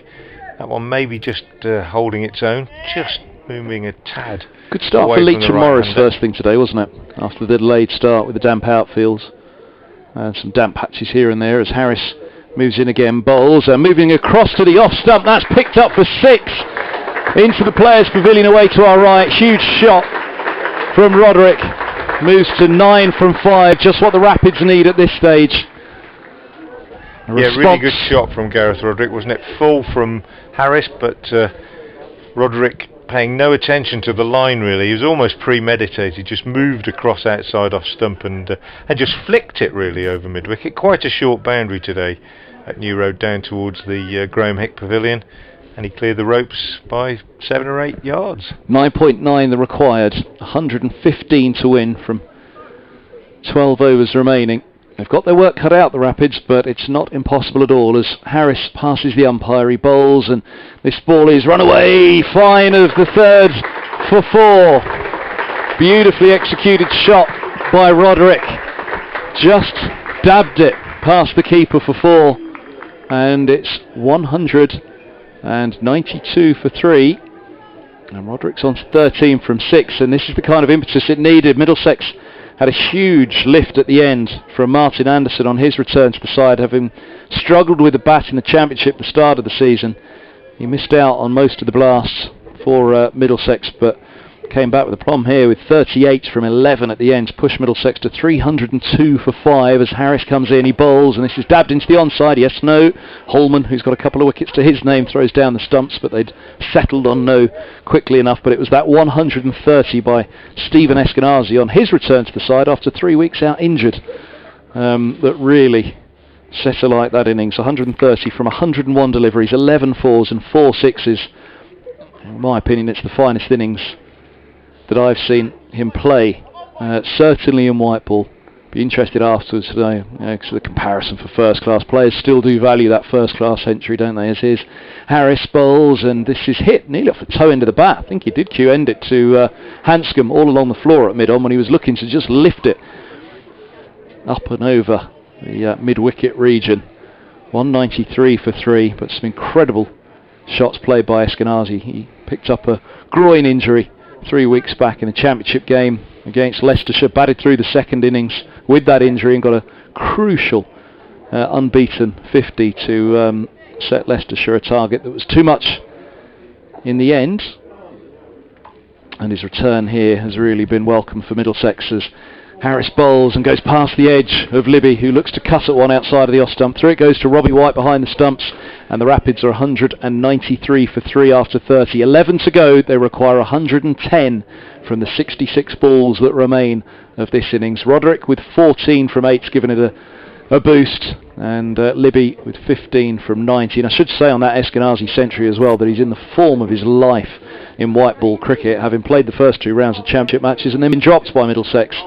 But back for the blast, and scored his maiden T20 century, and now has scored his second List A century for Middlesex, and really in great form. They've missed him, having lost their first 2, Friday being a washout, just 1 point from 3, Worcestershire 3 from 3 at the top, and Frank, at the moment it might be Middlesex registering their first win, but Worcestershire's form to this point is something that will ensure Middlesex will not for a moment be resting on their laurels. That's right, and I think there's a feeling in these parts that this white ball competition has breathed a bit of new life back into Worcestershire's season after the disappointment of not qualifying for the latter stages of the blast, and coming into Division 3, into Group 3 in the County Championship for the remainder of the season. The youngsters brought into the side and the freedom that they've played with in the last 2 or 3 games have been refreshing.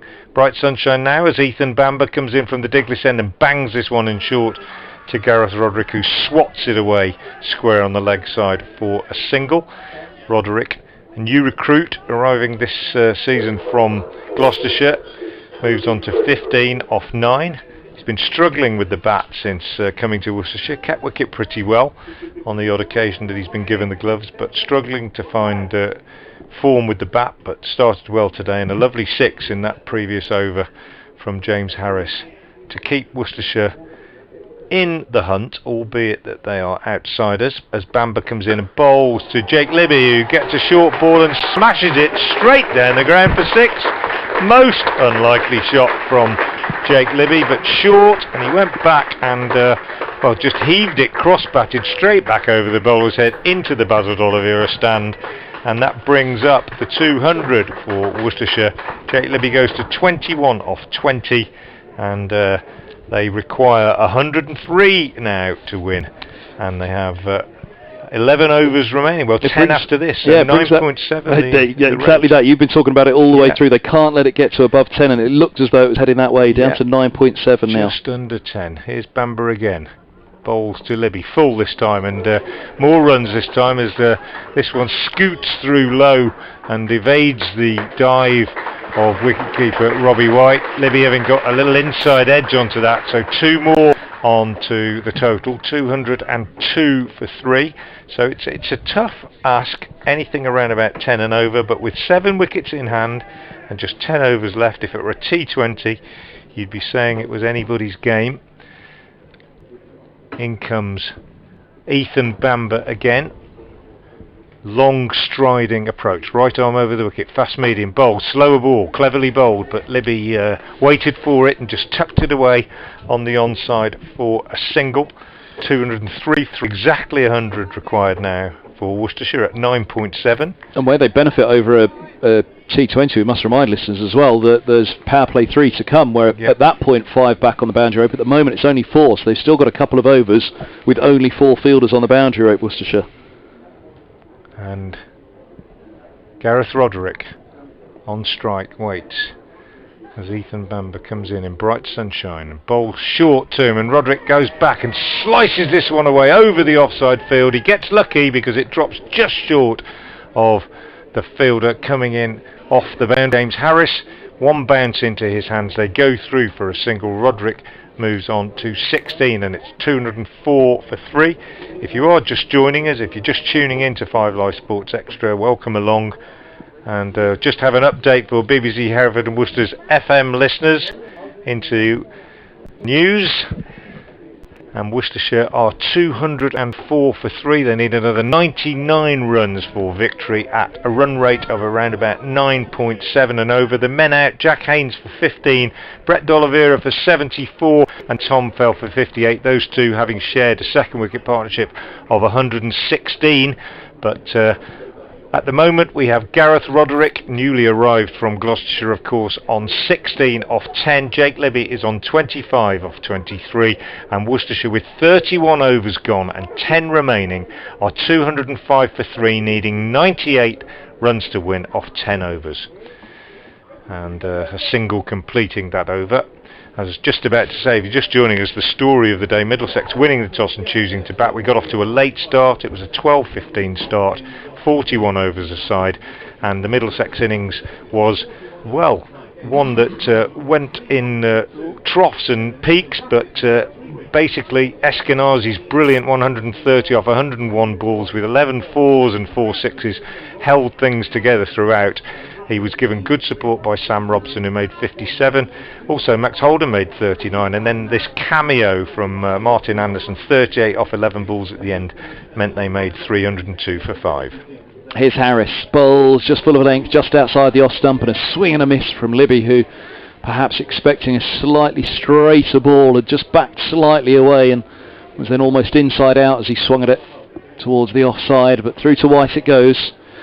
Problem that Middlesex face as well here, Frank, is that they have only named 5 bowlers for this match, really, and Anderson was knocked out of the attack, none for 23 from 2 overs. Now 5 of them to bowl, or 4 of them to bowl 8 each and 1 to bowl 9, as here goes Harris to Libby again on 25, and Libby strokes it just to the backward point, single taken though, a tumbling stop from Eskenazi. Libby's on to 26, 206 for 3, 97 to win. So Robson, his 4 overs, was a part-time spinner brought on after Anderson was taken out of the attack by those 23 runs. Robson went for 30 off his 4, so Middlesex still need to find 2 overs, either from Anderson or from Robson, which will help Worcestershire's cause here. Wallaluita going at 4.5 and over. He's still got a couple to bowl. Bamber 6.5. Robson loosening up quite vigorously as we speak. Well, now's the time. You can't leave it too much later for the part-time spinner to bowl his over, or Anderson, whoever it's going to be, to bowl those other 2. 97 required from, 58 now, as here is Harris bowls, stepping across, and thumped on the pad is Roderick, looking to swing across the line. It deflects towards point, and a leg-by signal by the umpire, so drifting down, hadn't stepped that far across then. Big appeal from Harris. It wasn't too vociferous from Middlesex as a group, as a collective. Even the keeper really didn't go up much with Harris, so I think the angle was always there to go down leg side. 207 for 3, 96 more required from 57. We see the replay, and yeah, easily going down.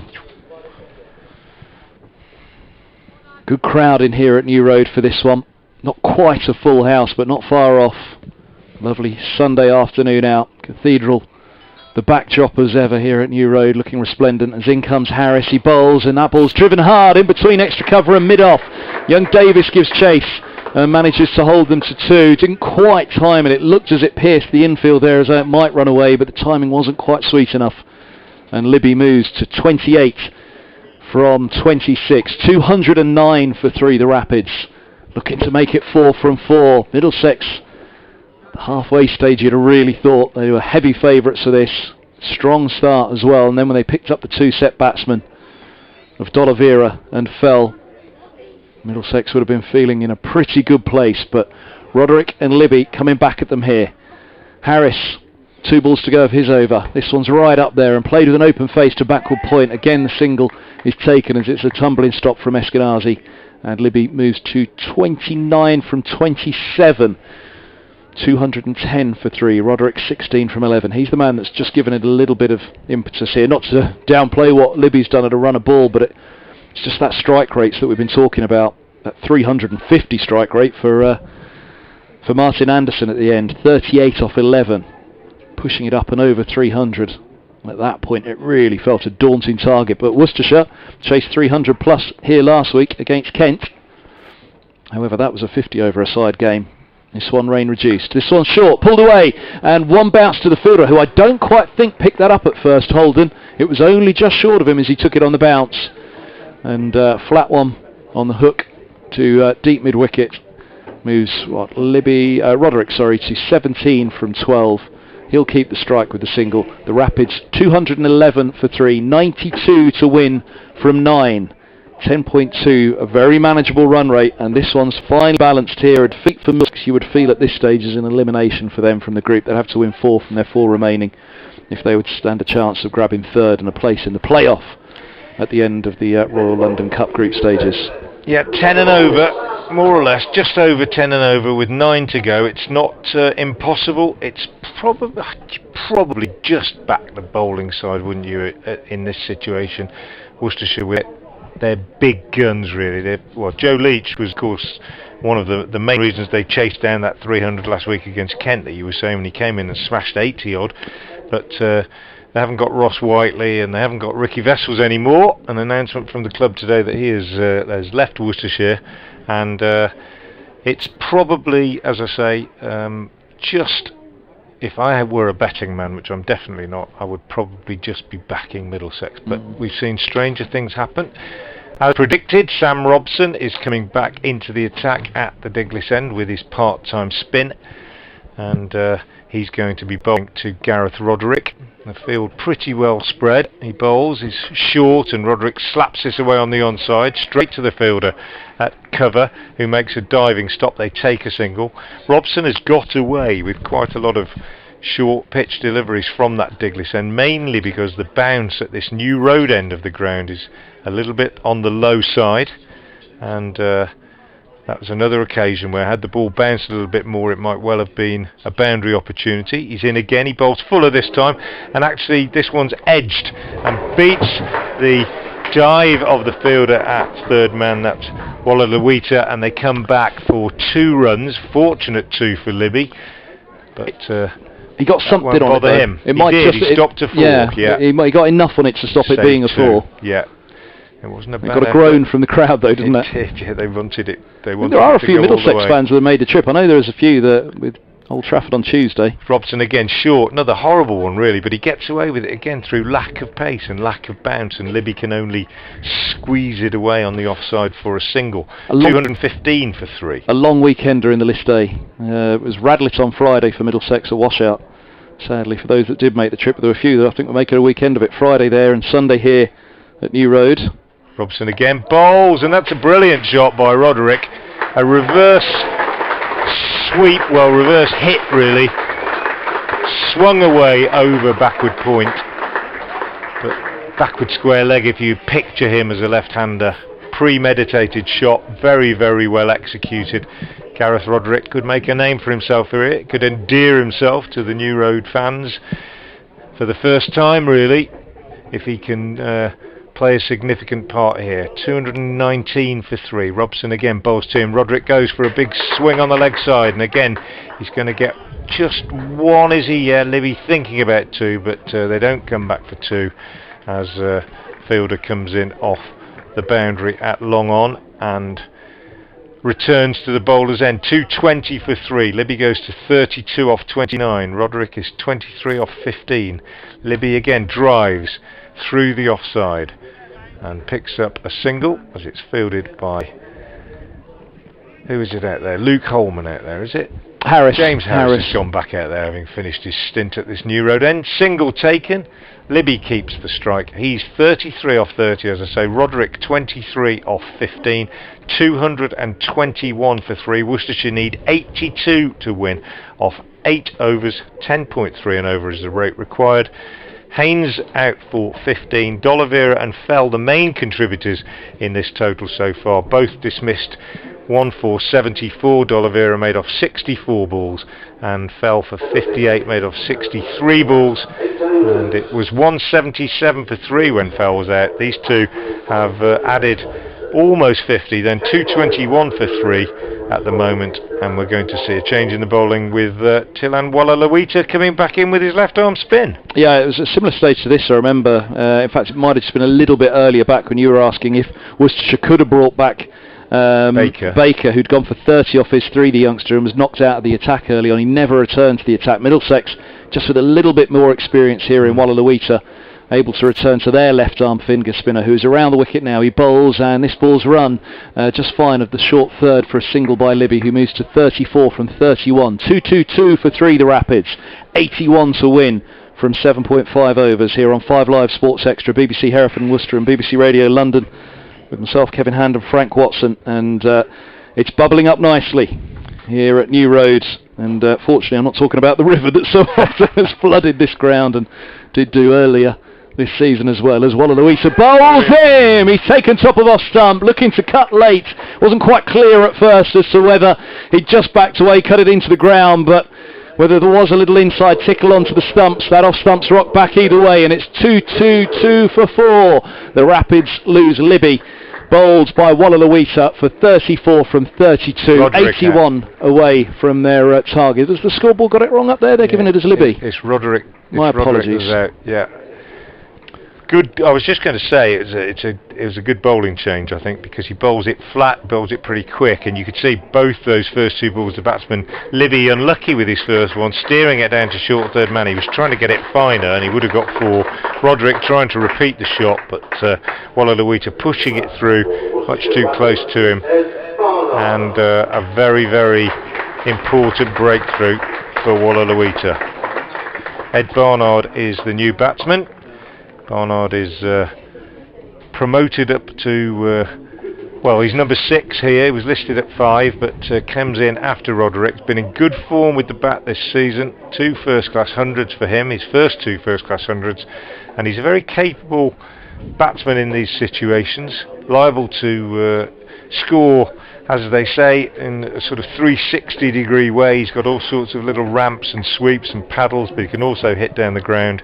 Having said that, he comes in a very difficult situation, with Worcestershire needing 10.6 and over off these remaining 7.5, 7.4 overs if they're going to reach their target. It looks a long way off, but as we say, stranger things have happened. 81 from 46 balls, a couple of sixes all of a sudden just tightens it up, doesn't it? It's Walalawita bowls, and this one's cut to backward point by Barnard, and there's no run. Yeah, just watching the replay, he backed away and just gave himself a little bit of room looking for that cut, and there was no deflection. It was straight onto the top of off. That ball from Walalawita to Roderick. He's around the wicket again, bowls, quicker one, darted down the leg side, wide signals. 223 for 4, the Rapids, 81 to win from 45 now. And Walalawita with long off and long on back, deep cover, deep mid-wicket, he bowls, this is driven out to deep cover, and a single is taken. Middlesex are allowed at this stage 5 back. They're only setting 4 back at this point, which is bowled from the skipper, but they are now going to push the 5th fielder back, with Libby coming on to strike. 34 from 31 for him. He needs to keep going here somehow for the Rapids. Walalawita bowls a flat one, just on a length, and played down to long on for a single by Libby, who moves to 35. If you want to tweet us, at Kevin Hand BBC, at Frank Watson 58. Hello to Emma, who says, great to see Tom Helm take a wicket today. Now to catch the rest of the Middlesex game on the commentary with Kevin and Frank. Good to have you with us, Emma, as here is Wallaluita bowls, and this ball's dabbed into the onside. They'll think about 2 as Holman collects inside the 30-yard circle. It's just a single, though. Barnard moves to 2 from 3, and that's the end of the 34th. 7 overs to go here at New Road, and 77 to win. Just a very quick check on those scores elsewhere in the Royal London One Day Cup. We'll be heading off back to the coverage of the 100 in a wee while. Essex won by 9 wickets against Kent, who were all out for 158 in their match at Chelmsford. In a DLS victory, Lancashire picked up a 51-run win at Hampshire in this group. It's Lancashire up next for Middlesex on Tuesday. While also in this group, Sussex, they now need 19 runs to win from 3.3 overs under a DLS revision against Gloucestershire, who posted 218 for 8. Sussex 199 for 8 now. As here is Sam Robson from the pavilion end. I'll come back with the rest of those scores after this ball, Frank. Yeah, Sam Robson wiping his hand in the dirt, coming on at the Diglis end of the ground, moving towards us with his right arm leg spin. He bowls a full delivery. Barnard clipped it up to long on for a single. 227 for 4. Northamptonshire needs 77 more from 12.2 overs. They're 100 without loss after 16. Derbyshire 177 for 9 after 28 overs. Here's Robson again. He bowls a full toss, which Libby clips away on the onside. They'll take 1. Will they come back for 2? No, they won't, because there's a good bit of fielding out there at mid-wicket.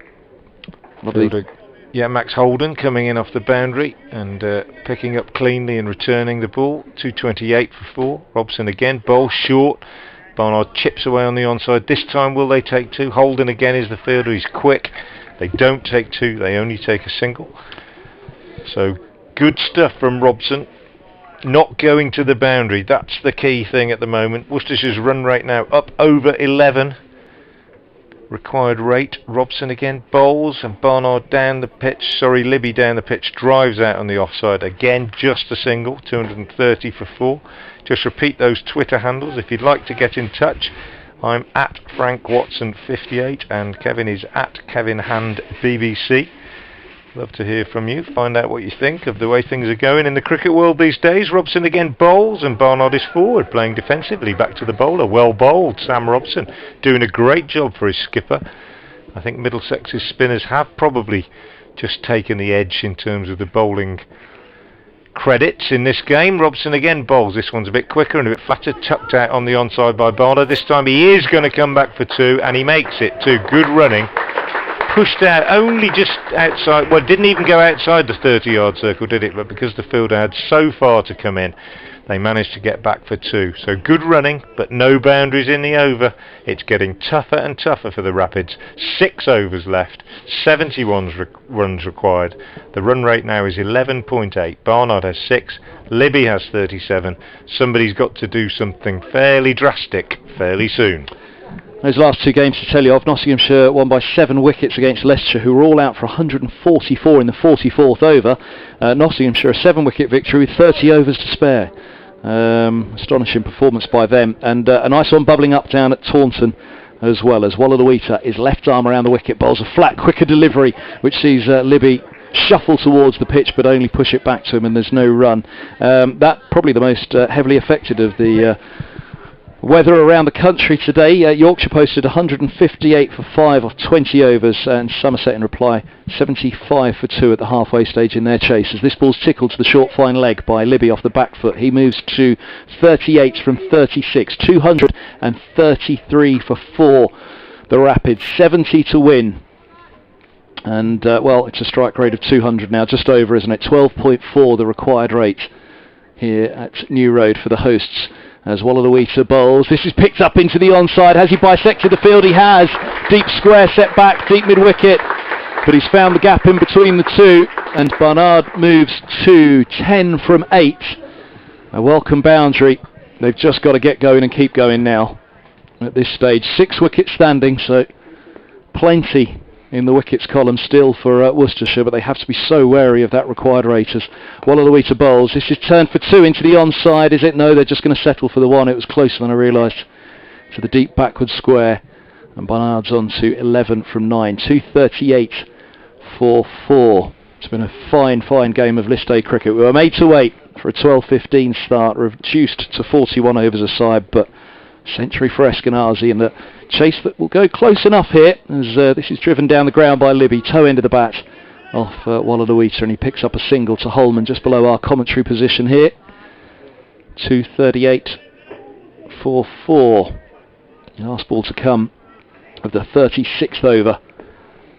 5 more to go here on 5 Live Sports Extra, Hereford and Worcester and BBC Radio London. Wallaluita, what was up with him? He's done that a couple of times today. Just gets as I was wondering earlier on whether he was looking to mag at the non-striker's end, but not so. It's just something as he's about to bowl that puts him off. He comes in now and bowls, and this ball's turned for a single into the onside of the back foot by Barnard, who moves 12 from 10. That is the end of the 36. So there are 30 balls to go, 63 to win, and 240 for 4 the Rapids at the end of the Middlesex innings. This actually could be the decisive bit. We talked about that Eskenazi century, but it was that Martin Anderson innings at the very end with what did he end up with? 38 from 11, 5 4s and 2 6s, a strike rate of 345 for a man who just hasn't been in form with the bat at all this season, but a lovely way to see him come back. Yes, he struck the ball magnificently, didn't he? He really did, and Worcestershire had no answer to it at the end. He really did strike the ball well. I think Worcestershire are going to need they're going to need a big over in the next 2 or 3, aren't they? And when I say a big over, I mean 15 plus, if they're going to have any chance at all. 63 off 5 required, but 6 wickets in hand. Joe Leach still to come. He can score quickly, of course. Josh Dell still to come. He can score quickly. Ed Barnard out there at the moment. A very capable batsman in these circumstances, capable of scoring all around the wicket, but it's a tall order. 240 for 4. Change in the bowling at the Diglis end. Ethan Bamber is coming back into the attack. Bamber so far 6 overs, no maidens, no wicket for 41, so a bit of pace for the batsman to work with, which they didn't have when Robson was bowling from that end. I would have kept Robson going, I think. 6 overs, no maidens, no wicket for 46, Robson, which doesn't sound great, but he's only a part-timer. Here's Bamber anyway, in, bowl, short to Barnard, who goes for a pull shot and gets a glove on it, I think, and it goes over the wicket-keeper's head for 4. Pacey from Bamber, took Barnard by surprise a little bit, went for the hook, got a glove on it, and it just looped over the wicket-keeper Robbie White, who isn't the tallest, to be fair, and it goes down for 4 directly behind the wicket-keeper. So a good start to the over for the Rapids. 244 for 4. Little moments like that just really help, don't they, in situations as tight as this. 59 to win from 29 now. Field changing now. Third man coming up into the circle. Long on going back. Bamber's decided he's going to pitch it up, I think, for the rest of the over, or certainly for this one. And he comes in now to bowl to Barnard, who waits. Bat raised. Bamber bowls. It isn't pitched up. It's fairly short, and Barnard slashes it up the ground past the bowler at sort of chest height, and it goes straight down the ground. It's fielded by the man coming round from mid-on, and they get 2 runs. So 6 off the first 2 balls. Could this be the big over that I was suggesting the Rapids need? Ed Barnard moves on to 18 off 12. And settles down into his stance again now. Slim figure, bat tapping, raises it now as Bamber comes in, bowls full, and Barnard drives and he's out, caught at short extra cover by Luke Holman. Good catch. Not a difficult catch, but in these circumstances a pressure catch. It wasn't a bad shot from Barnard, but he just didn't quite get there, didn't quite time it, and hit it in the air to extra cover, and it was taken by Holman. So Barnard's little cameo ends. He's out for 18, and the Worcestershire task becomes just that little bit harder. 246 for 4. Really slaps at the turf on his way off. Such fine margins, really. It's only just a couple of feet more and it'd have cleared Holman. Just a slightly sweeter strike of the ball. Just didn't quite get hold of it, did he? Don't forget, by the way, that commentary of all of the Royal London Cup games will continue online on the BBC Sport website. 5 Live Sports Extra with us still for a few moments here on BBC Hereford and Worcester and BBC Radio London. Hello to Anna as well, who's tuned in from Vancouver in British Columbia. She says, all right, Kev, all right, Anna. Sharing your worry that our stocks will be further plundered by positive COVID tests in the 100. I thought the Royal London Cup was meant to be for our promising young players this year. They've all gone to the Spirits. Yes, Middlesex with a couple of late call-ups of Blake Cullen, who I tell you what, he'd be useful here today. Sharp young bowler, but good to see him applying his trades and impressing a bigger audience, as he's really impressed with Middlesex the last couple of years. And young Joe Cracknell as well, yet to get a game for the Spirit, but a young batsman who's really impressed in his time with Middlesex. But Middlesex pushing towards their first victory in the One Day Cup at the 4th attempt this season. Ethan Bamber comes in and bowls to the new batsman, who is Josh Dell, who takes a step down the pitch and drives quite sweetly back past the bowler and gets off the mark.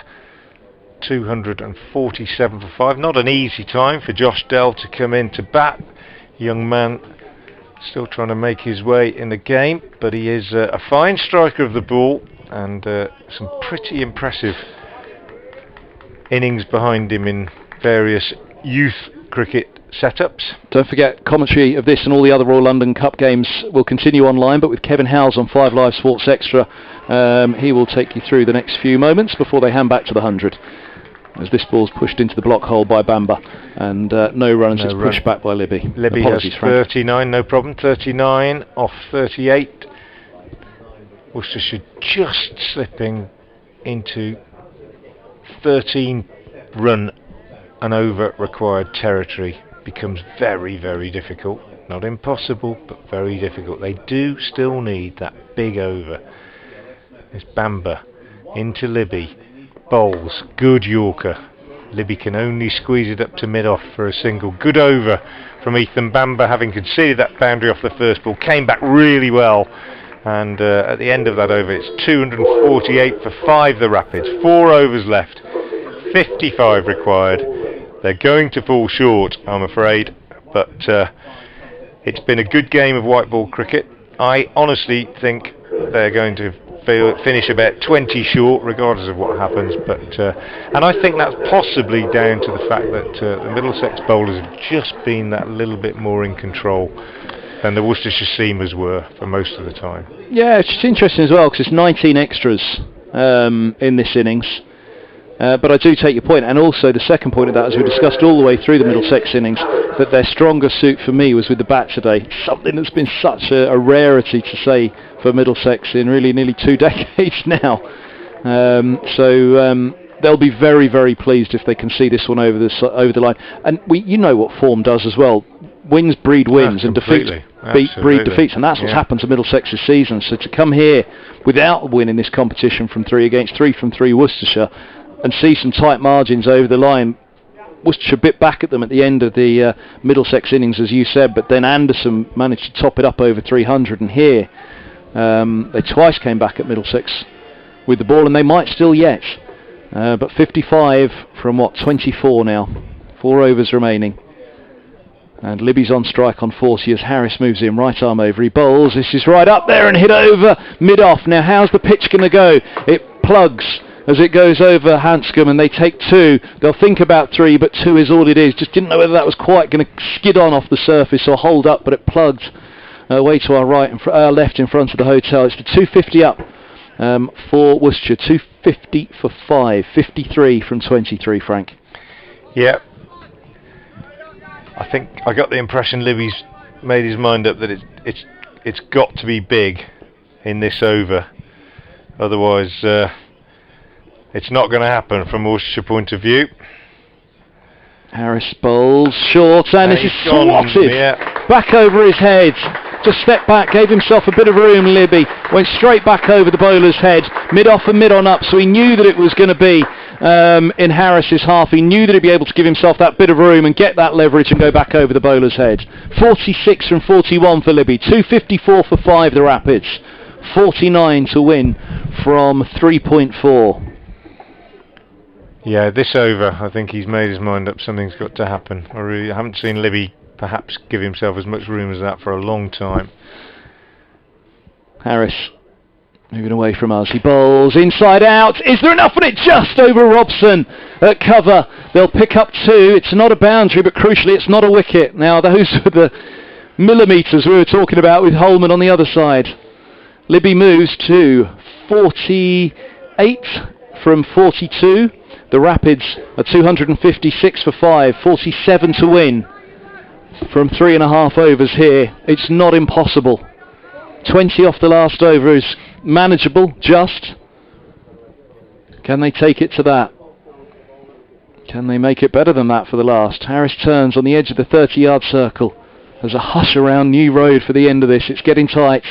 Harris comes in, bowls, and a slower ball swung down the ground, toe end of the bat from Libby, who moves to 49 from 43. 2 to go the over, and Dell comes on strike.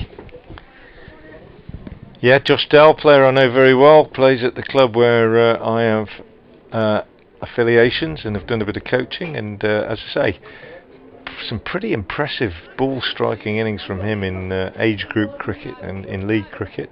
This is a different kettle of fish altogether, but he came in, delivered the goods late on at Chelmsford the other day. Bit more pressure here. Let's see what he can do. Harris, he's up to the stumps, a big step across and then a swing across the line from Dell, but through to the keeper it goes. Took a big stride down the track and across there, didn't he? But Harris went with the full wide delivery, and it wasn't far off from that off stump actually. It was a swing and a miss from Dell. 1 ball to go of the 38th over. 41 over a side game, 46 to win, 257 for 5, and Harris will bowl long on back, deep cover, deep mid-wicket, deep square and third man, as this ball's just full of a length and driven straight to extra cover, where Robson holds on to the ball. He doesn't throw. They did come through for the single. It means Dell keeps the strike. He's got 2 from 3. He's got the strike. He's going to have to make a lot happen here. 15 and over required from the last 3.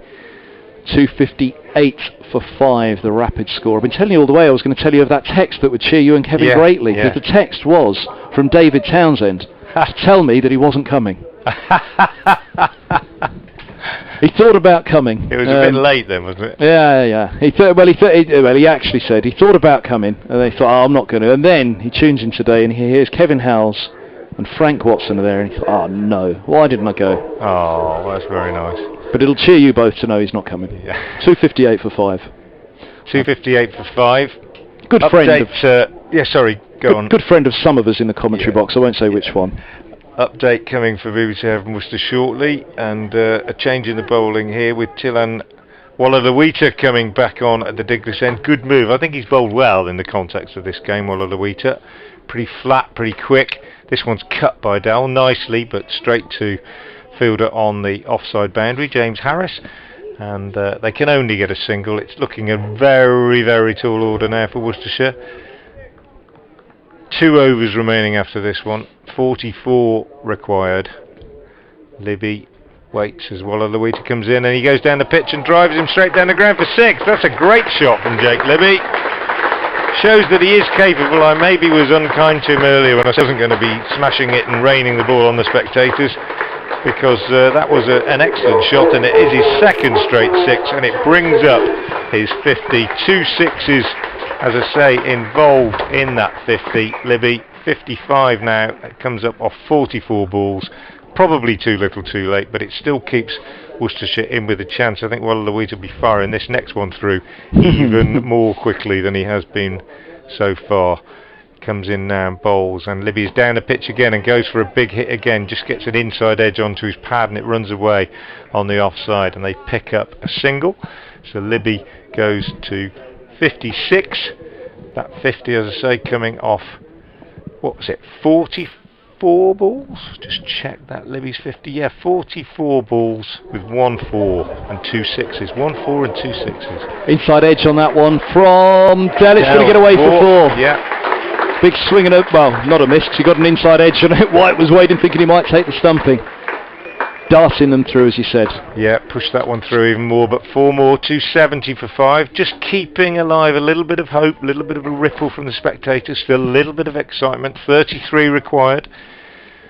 In he comes again, Wallaluita bowls, and Dell goes down the pitch and slams this one away on the onside. Is that going to be 4 more? No, sliding stop. Good work out in the field by the 2 Middlesex fielders out there.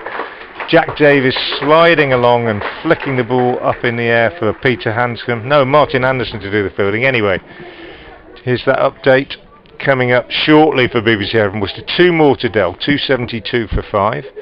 There's Wallaluita bowls, and he's bowled him. He's bowled Dell, hitting across the line. Really good, quick delivery from Wallaluita, and Josh Dell perishing, bowled by Wallaluita, and probably with him goes Worcestershire's last hope, but we shall see. And it's 272 for 6. With, I think it'll be Joe Leach coming in next. Dell, a valiant effort really, 9 off 7, but he's gone, and Jake Libby remains on 56 off 45 balls, 272 for 6, 31 required by Worcestershire, and it is Joe Leach coming out. There'll only be one thing in Joe Leach's mind, and that will be to put bat to ball with as much vigour and energy as he possibly can. 31 required, 2 overs left. Good bowling from Wallaluita. He's bowled well, I think. He's bowled well. I think Hanscom's used him really well as well, Kevin. He's brought him on at various times, and he reacted well, having been hit for 6, well, even for 10 in that over. Reacted well and picked up a wicket. Yeah, and you know, credit to Hanscom as well. Anderson none for 23 from his 2, so we were wondering how they'd make up those 8 overs. Robson 6 overs, none for 46, going at 7.5. And it was the reason they chose to bat first, wasn't it? I don't think that's a particular slant on Anderson, that they thought spin might be a little bit more difficult to get away, and that's reflective in the figures, isn't it? And in the economies. Wallaluita, as you say, at 6 and over, and 2 for 54. So here is Harris, right arm over, he bowls, swing at the bat, and it's going to go for 4 as well. The bat's gone out of his hand, is it? No, it's a slide, and it's kept in out there on the boundary rope. Huge swing outside of the off stump from Libby. You say you nearly swing yourself off your feet. He swung the bat out of his hand, didn't he? But he got a good enough connection on it that it nearly went for 4, and only a desperate sliding stop by Anderson out there managed to keep it in. Libby's moved to 58 from 46. This is very much on. 11 balls, 29 runs. It's a matter of what can they take it down to for the last over. 29 from 11. Libby on strike. Harris running in. He bowls now, and Libby sends this one skying up in the air. 3 move towards it, but it's extra cover that calls it, and it's Sam Robson who holds on, and Libby departs for 58, 274 for 7, and with him perhaps goes the last chance for the Rapids here. 29 required from 10 now, and Harris strikes to remove Libby for a fine 58, but it looks as though it's not quite going to be enough for Worcestershire. Yeah, he played well, Libby. 58 off 47 balls. Was it 48 balls by the time he was out? No, 47 balls, I think, and played really well, but just not quite able to get Worcestershire over the line. And Joe Leach is probably the last hope now. He's just being joined, I think, by Adam Finch. No, it's Josh Baker who's coming out to join him. Joe Leach will be on strike. They will have crossed while that ball's in the air. So 58 off 47 balls. Very good effort from Jake Libby, but just not quite enough. 29 required off 10 deliveries.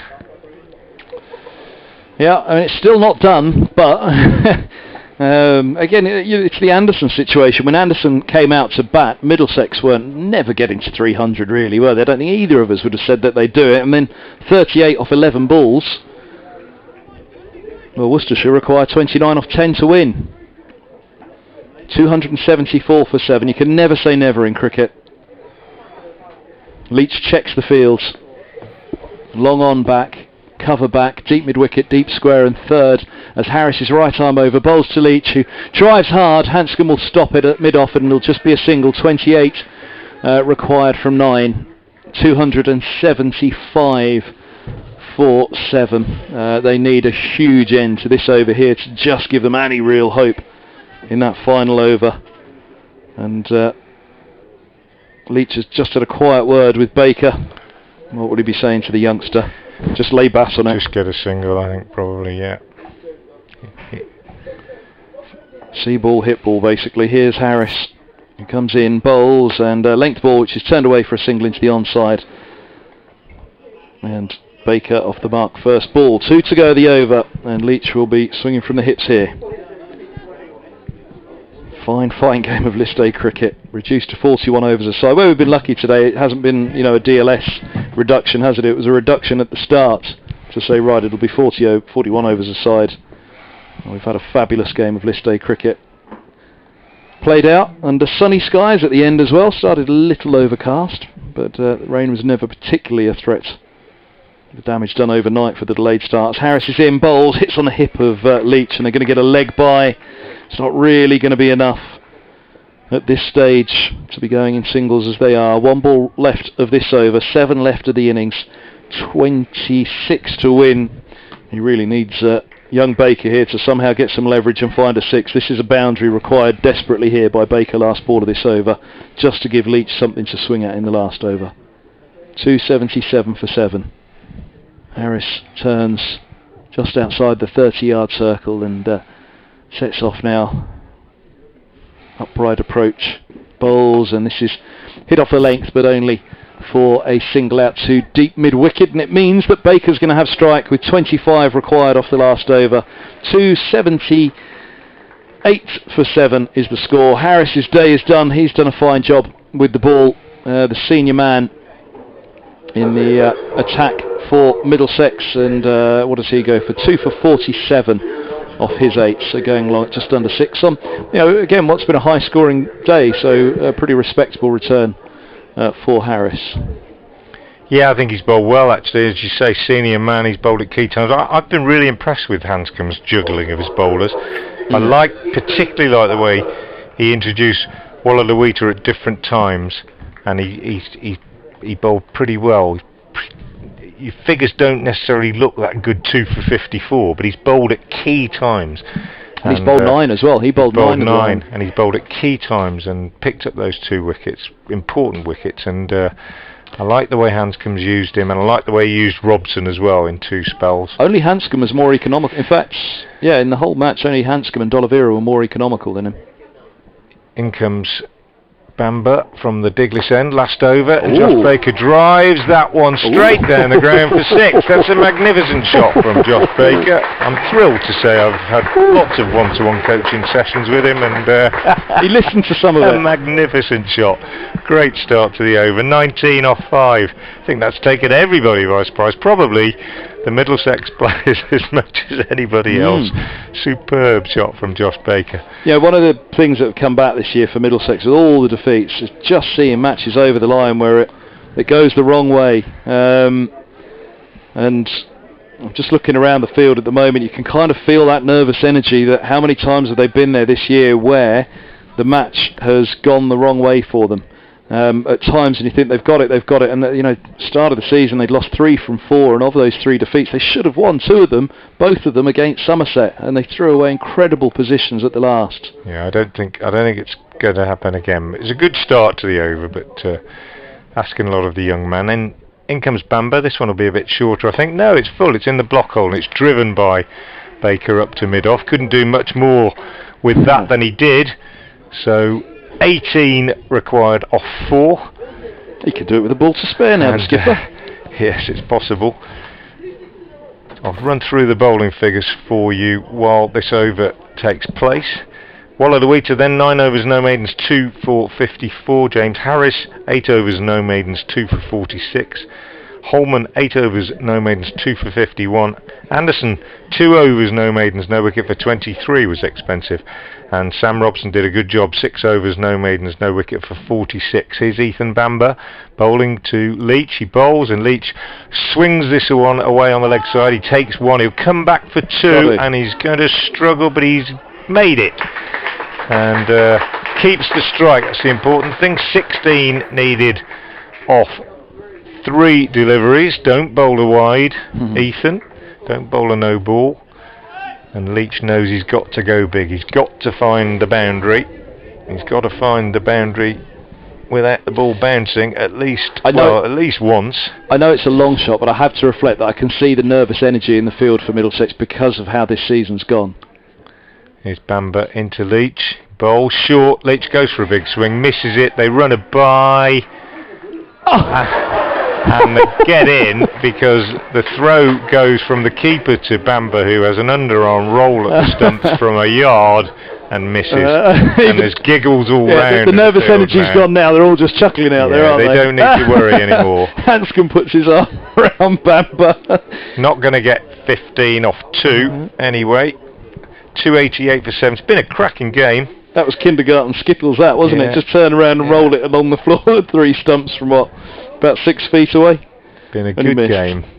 Lovely day as well. But it's going to end in a victory for Middlesex. Bamber short, bowls to Baker, swings at this, misses it. The stumps are thrown down by Robbie White, the keeper, and appeal, but Baker had got back in. So 1 ball left, 15 required. It's not going to happen. Been a cracking game. It's going to be a win for Middlesex, and thoroughly deserved, really. Eskenazi had to finish on the winning side after that brilliant innings of 130, didn't he? But crucially, Anderson's is the innings made that the probably... difference. Absolutely, yeah. When you look at it like that. Anyway, here it is, last ball of the game. Bamber in, bowls to Baker, full toss, heaved away on the leg side. He'll pick up 1. They won't bother coming back for 2. Worcestershire finish on 289 for 7. Middlesex win by 13 runs, and it's their first win in this Royal London Cup this season. A very good effort by them, but Worcestershire giving it a real good go in the end. Joe Leach finishes on 3 not out, Josh Baker finishes on 10 not out, and the final bowling figures that I haven't given you: Ethan Bamber finishes 8 overs, no maidens, 1 for 59. So that's it here.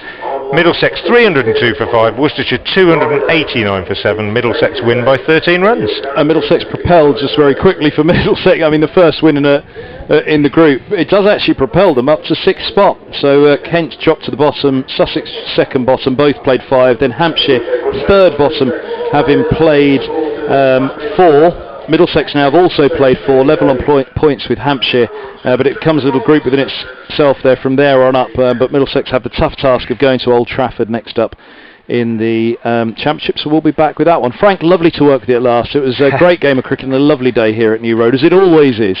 But great company from you, so thank you very much. And thank you to Kevin Howes as well, alongside us, who he was steering a ship that people can never quite see behind the scenes. Absolutely. Today. So thank you to him. No problem. Thank you very much to Kevin Hand of BBC Radio London. I'm going to keep talking just for a minute or two because I'm going to do a live update into the BBC Hereford and Worcester programme any minute now. So I'll keep talking just to say, if you've been with us all day, you will know these things, but if you haven't, Middlesex winning the toss and choosing to bat, a delayed start, game getting underway at 12:15, and Middlesex making 302 for 5 in their innings.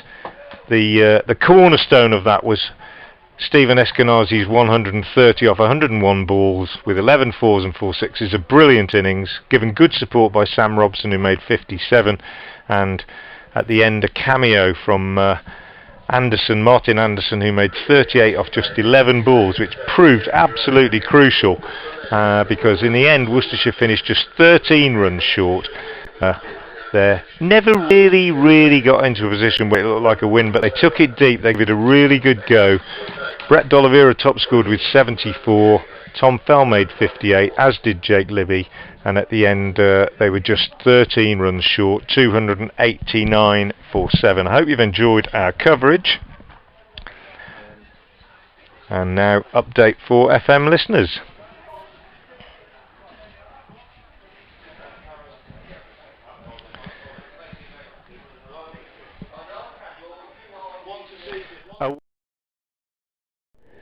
Turning it off and on again by the looks of it. Charlie Morris is in, bowls, and Eskenazi goes big. That's very big. You realise they weren't quite getting the boundaries away that they'd liked. Finch passes the umpire now, bowls to Holton, who's edged and gone. Nice line and length delivery from Finch. Good cricket from him. You're going to feel there's somebody in the top order to look to. Baker in, bowls, and that's a lovely shot from Eskenazi, picked up over a fairly short mid-wicket boundary for 6. No. The leg side, Eskenazi tried to find the room. Someone's given an awful lot of fight. Goodness me, the little whip of the wrist on that one from Eskenazi. Down to the fine leg where they'll pick up 2, think about 3, but settle on a couple. A tough old competition for Middlesex for many years. She's given a lot of flight right up there, a little bit of pacing as well, though, wasn't that? I suppose it's all the length. Just really good professional accumulation. Finch in, bowls to Eskenazi, and you can remember a few shots he's played, and that's another one. Given room. D'Oliveira 6 overs, no maidens, no wicket for 31. Here's Joe Leach in his 5th over, short, and this one is pulled up to long on by Robson. They're strong suits, it certainly is today, as D'Oliveira starts the new overs. Robson, he comes down the track, and wrong foot's mid-wicket. They're going to pick up 2. Mid-wicket was trying to anticipate the push and suit him in the bat for Middlesex. Not often you say that. Barred in to bowl to Eskenazi, and that's 6 more. Beautifully timed by Eskenazi, just picked up off his pad. Middlesex opener. Barred now to Robson. He's in, and Robson chips this one up in the air and is out. Caught at short mid-wicket by Tom Phelps. Joe hard in the off as well. He'll know that 300 is something they need to try and get close to. Barred into the captain, and he's off the mark with his first ball. Steered away on the offside. Coming back for 2, going to have to hurry. 4. Here comes Morris. He's in, bowls, and Hanscom goes up in the air. He hasn't got all of it underneath it. His coverage on. Let's go inside out. In that over, which was good bowling. Barnard in the sunshine from the new road end in there. Davies, who again walked right across his stump. He has worked on it, and that was a super bit of work. 256 for 4. As Leach is in again, and this one is sliced up in the air and caught by Roderick. The driver of the ball. Really impressive. Here's Leach again in, bowls full, and he smashed it for 6 straight down the ground. Big full toss, smashed for 6 over our heads. And the end of something big here. 292 for 5. 2 balls left in the innings. Leach bowls, and that's another magnificent shot by Anderson. It's gone for 6 over extra cover, wide and full from Leach.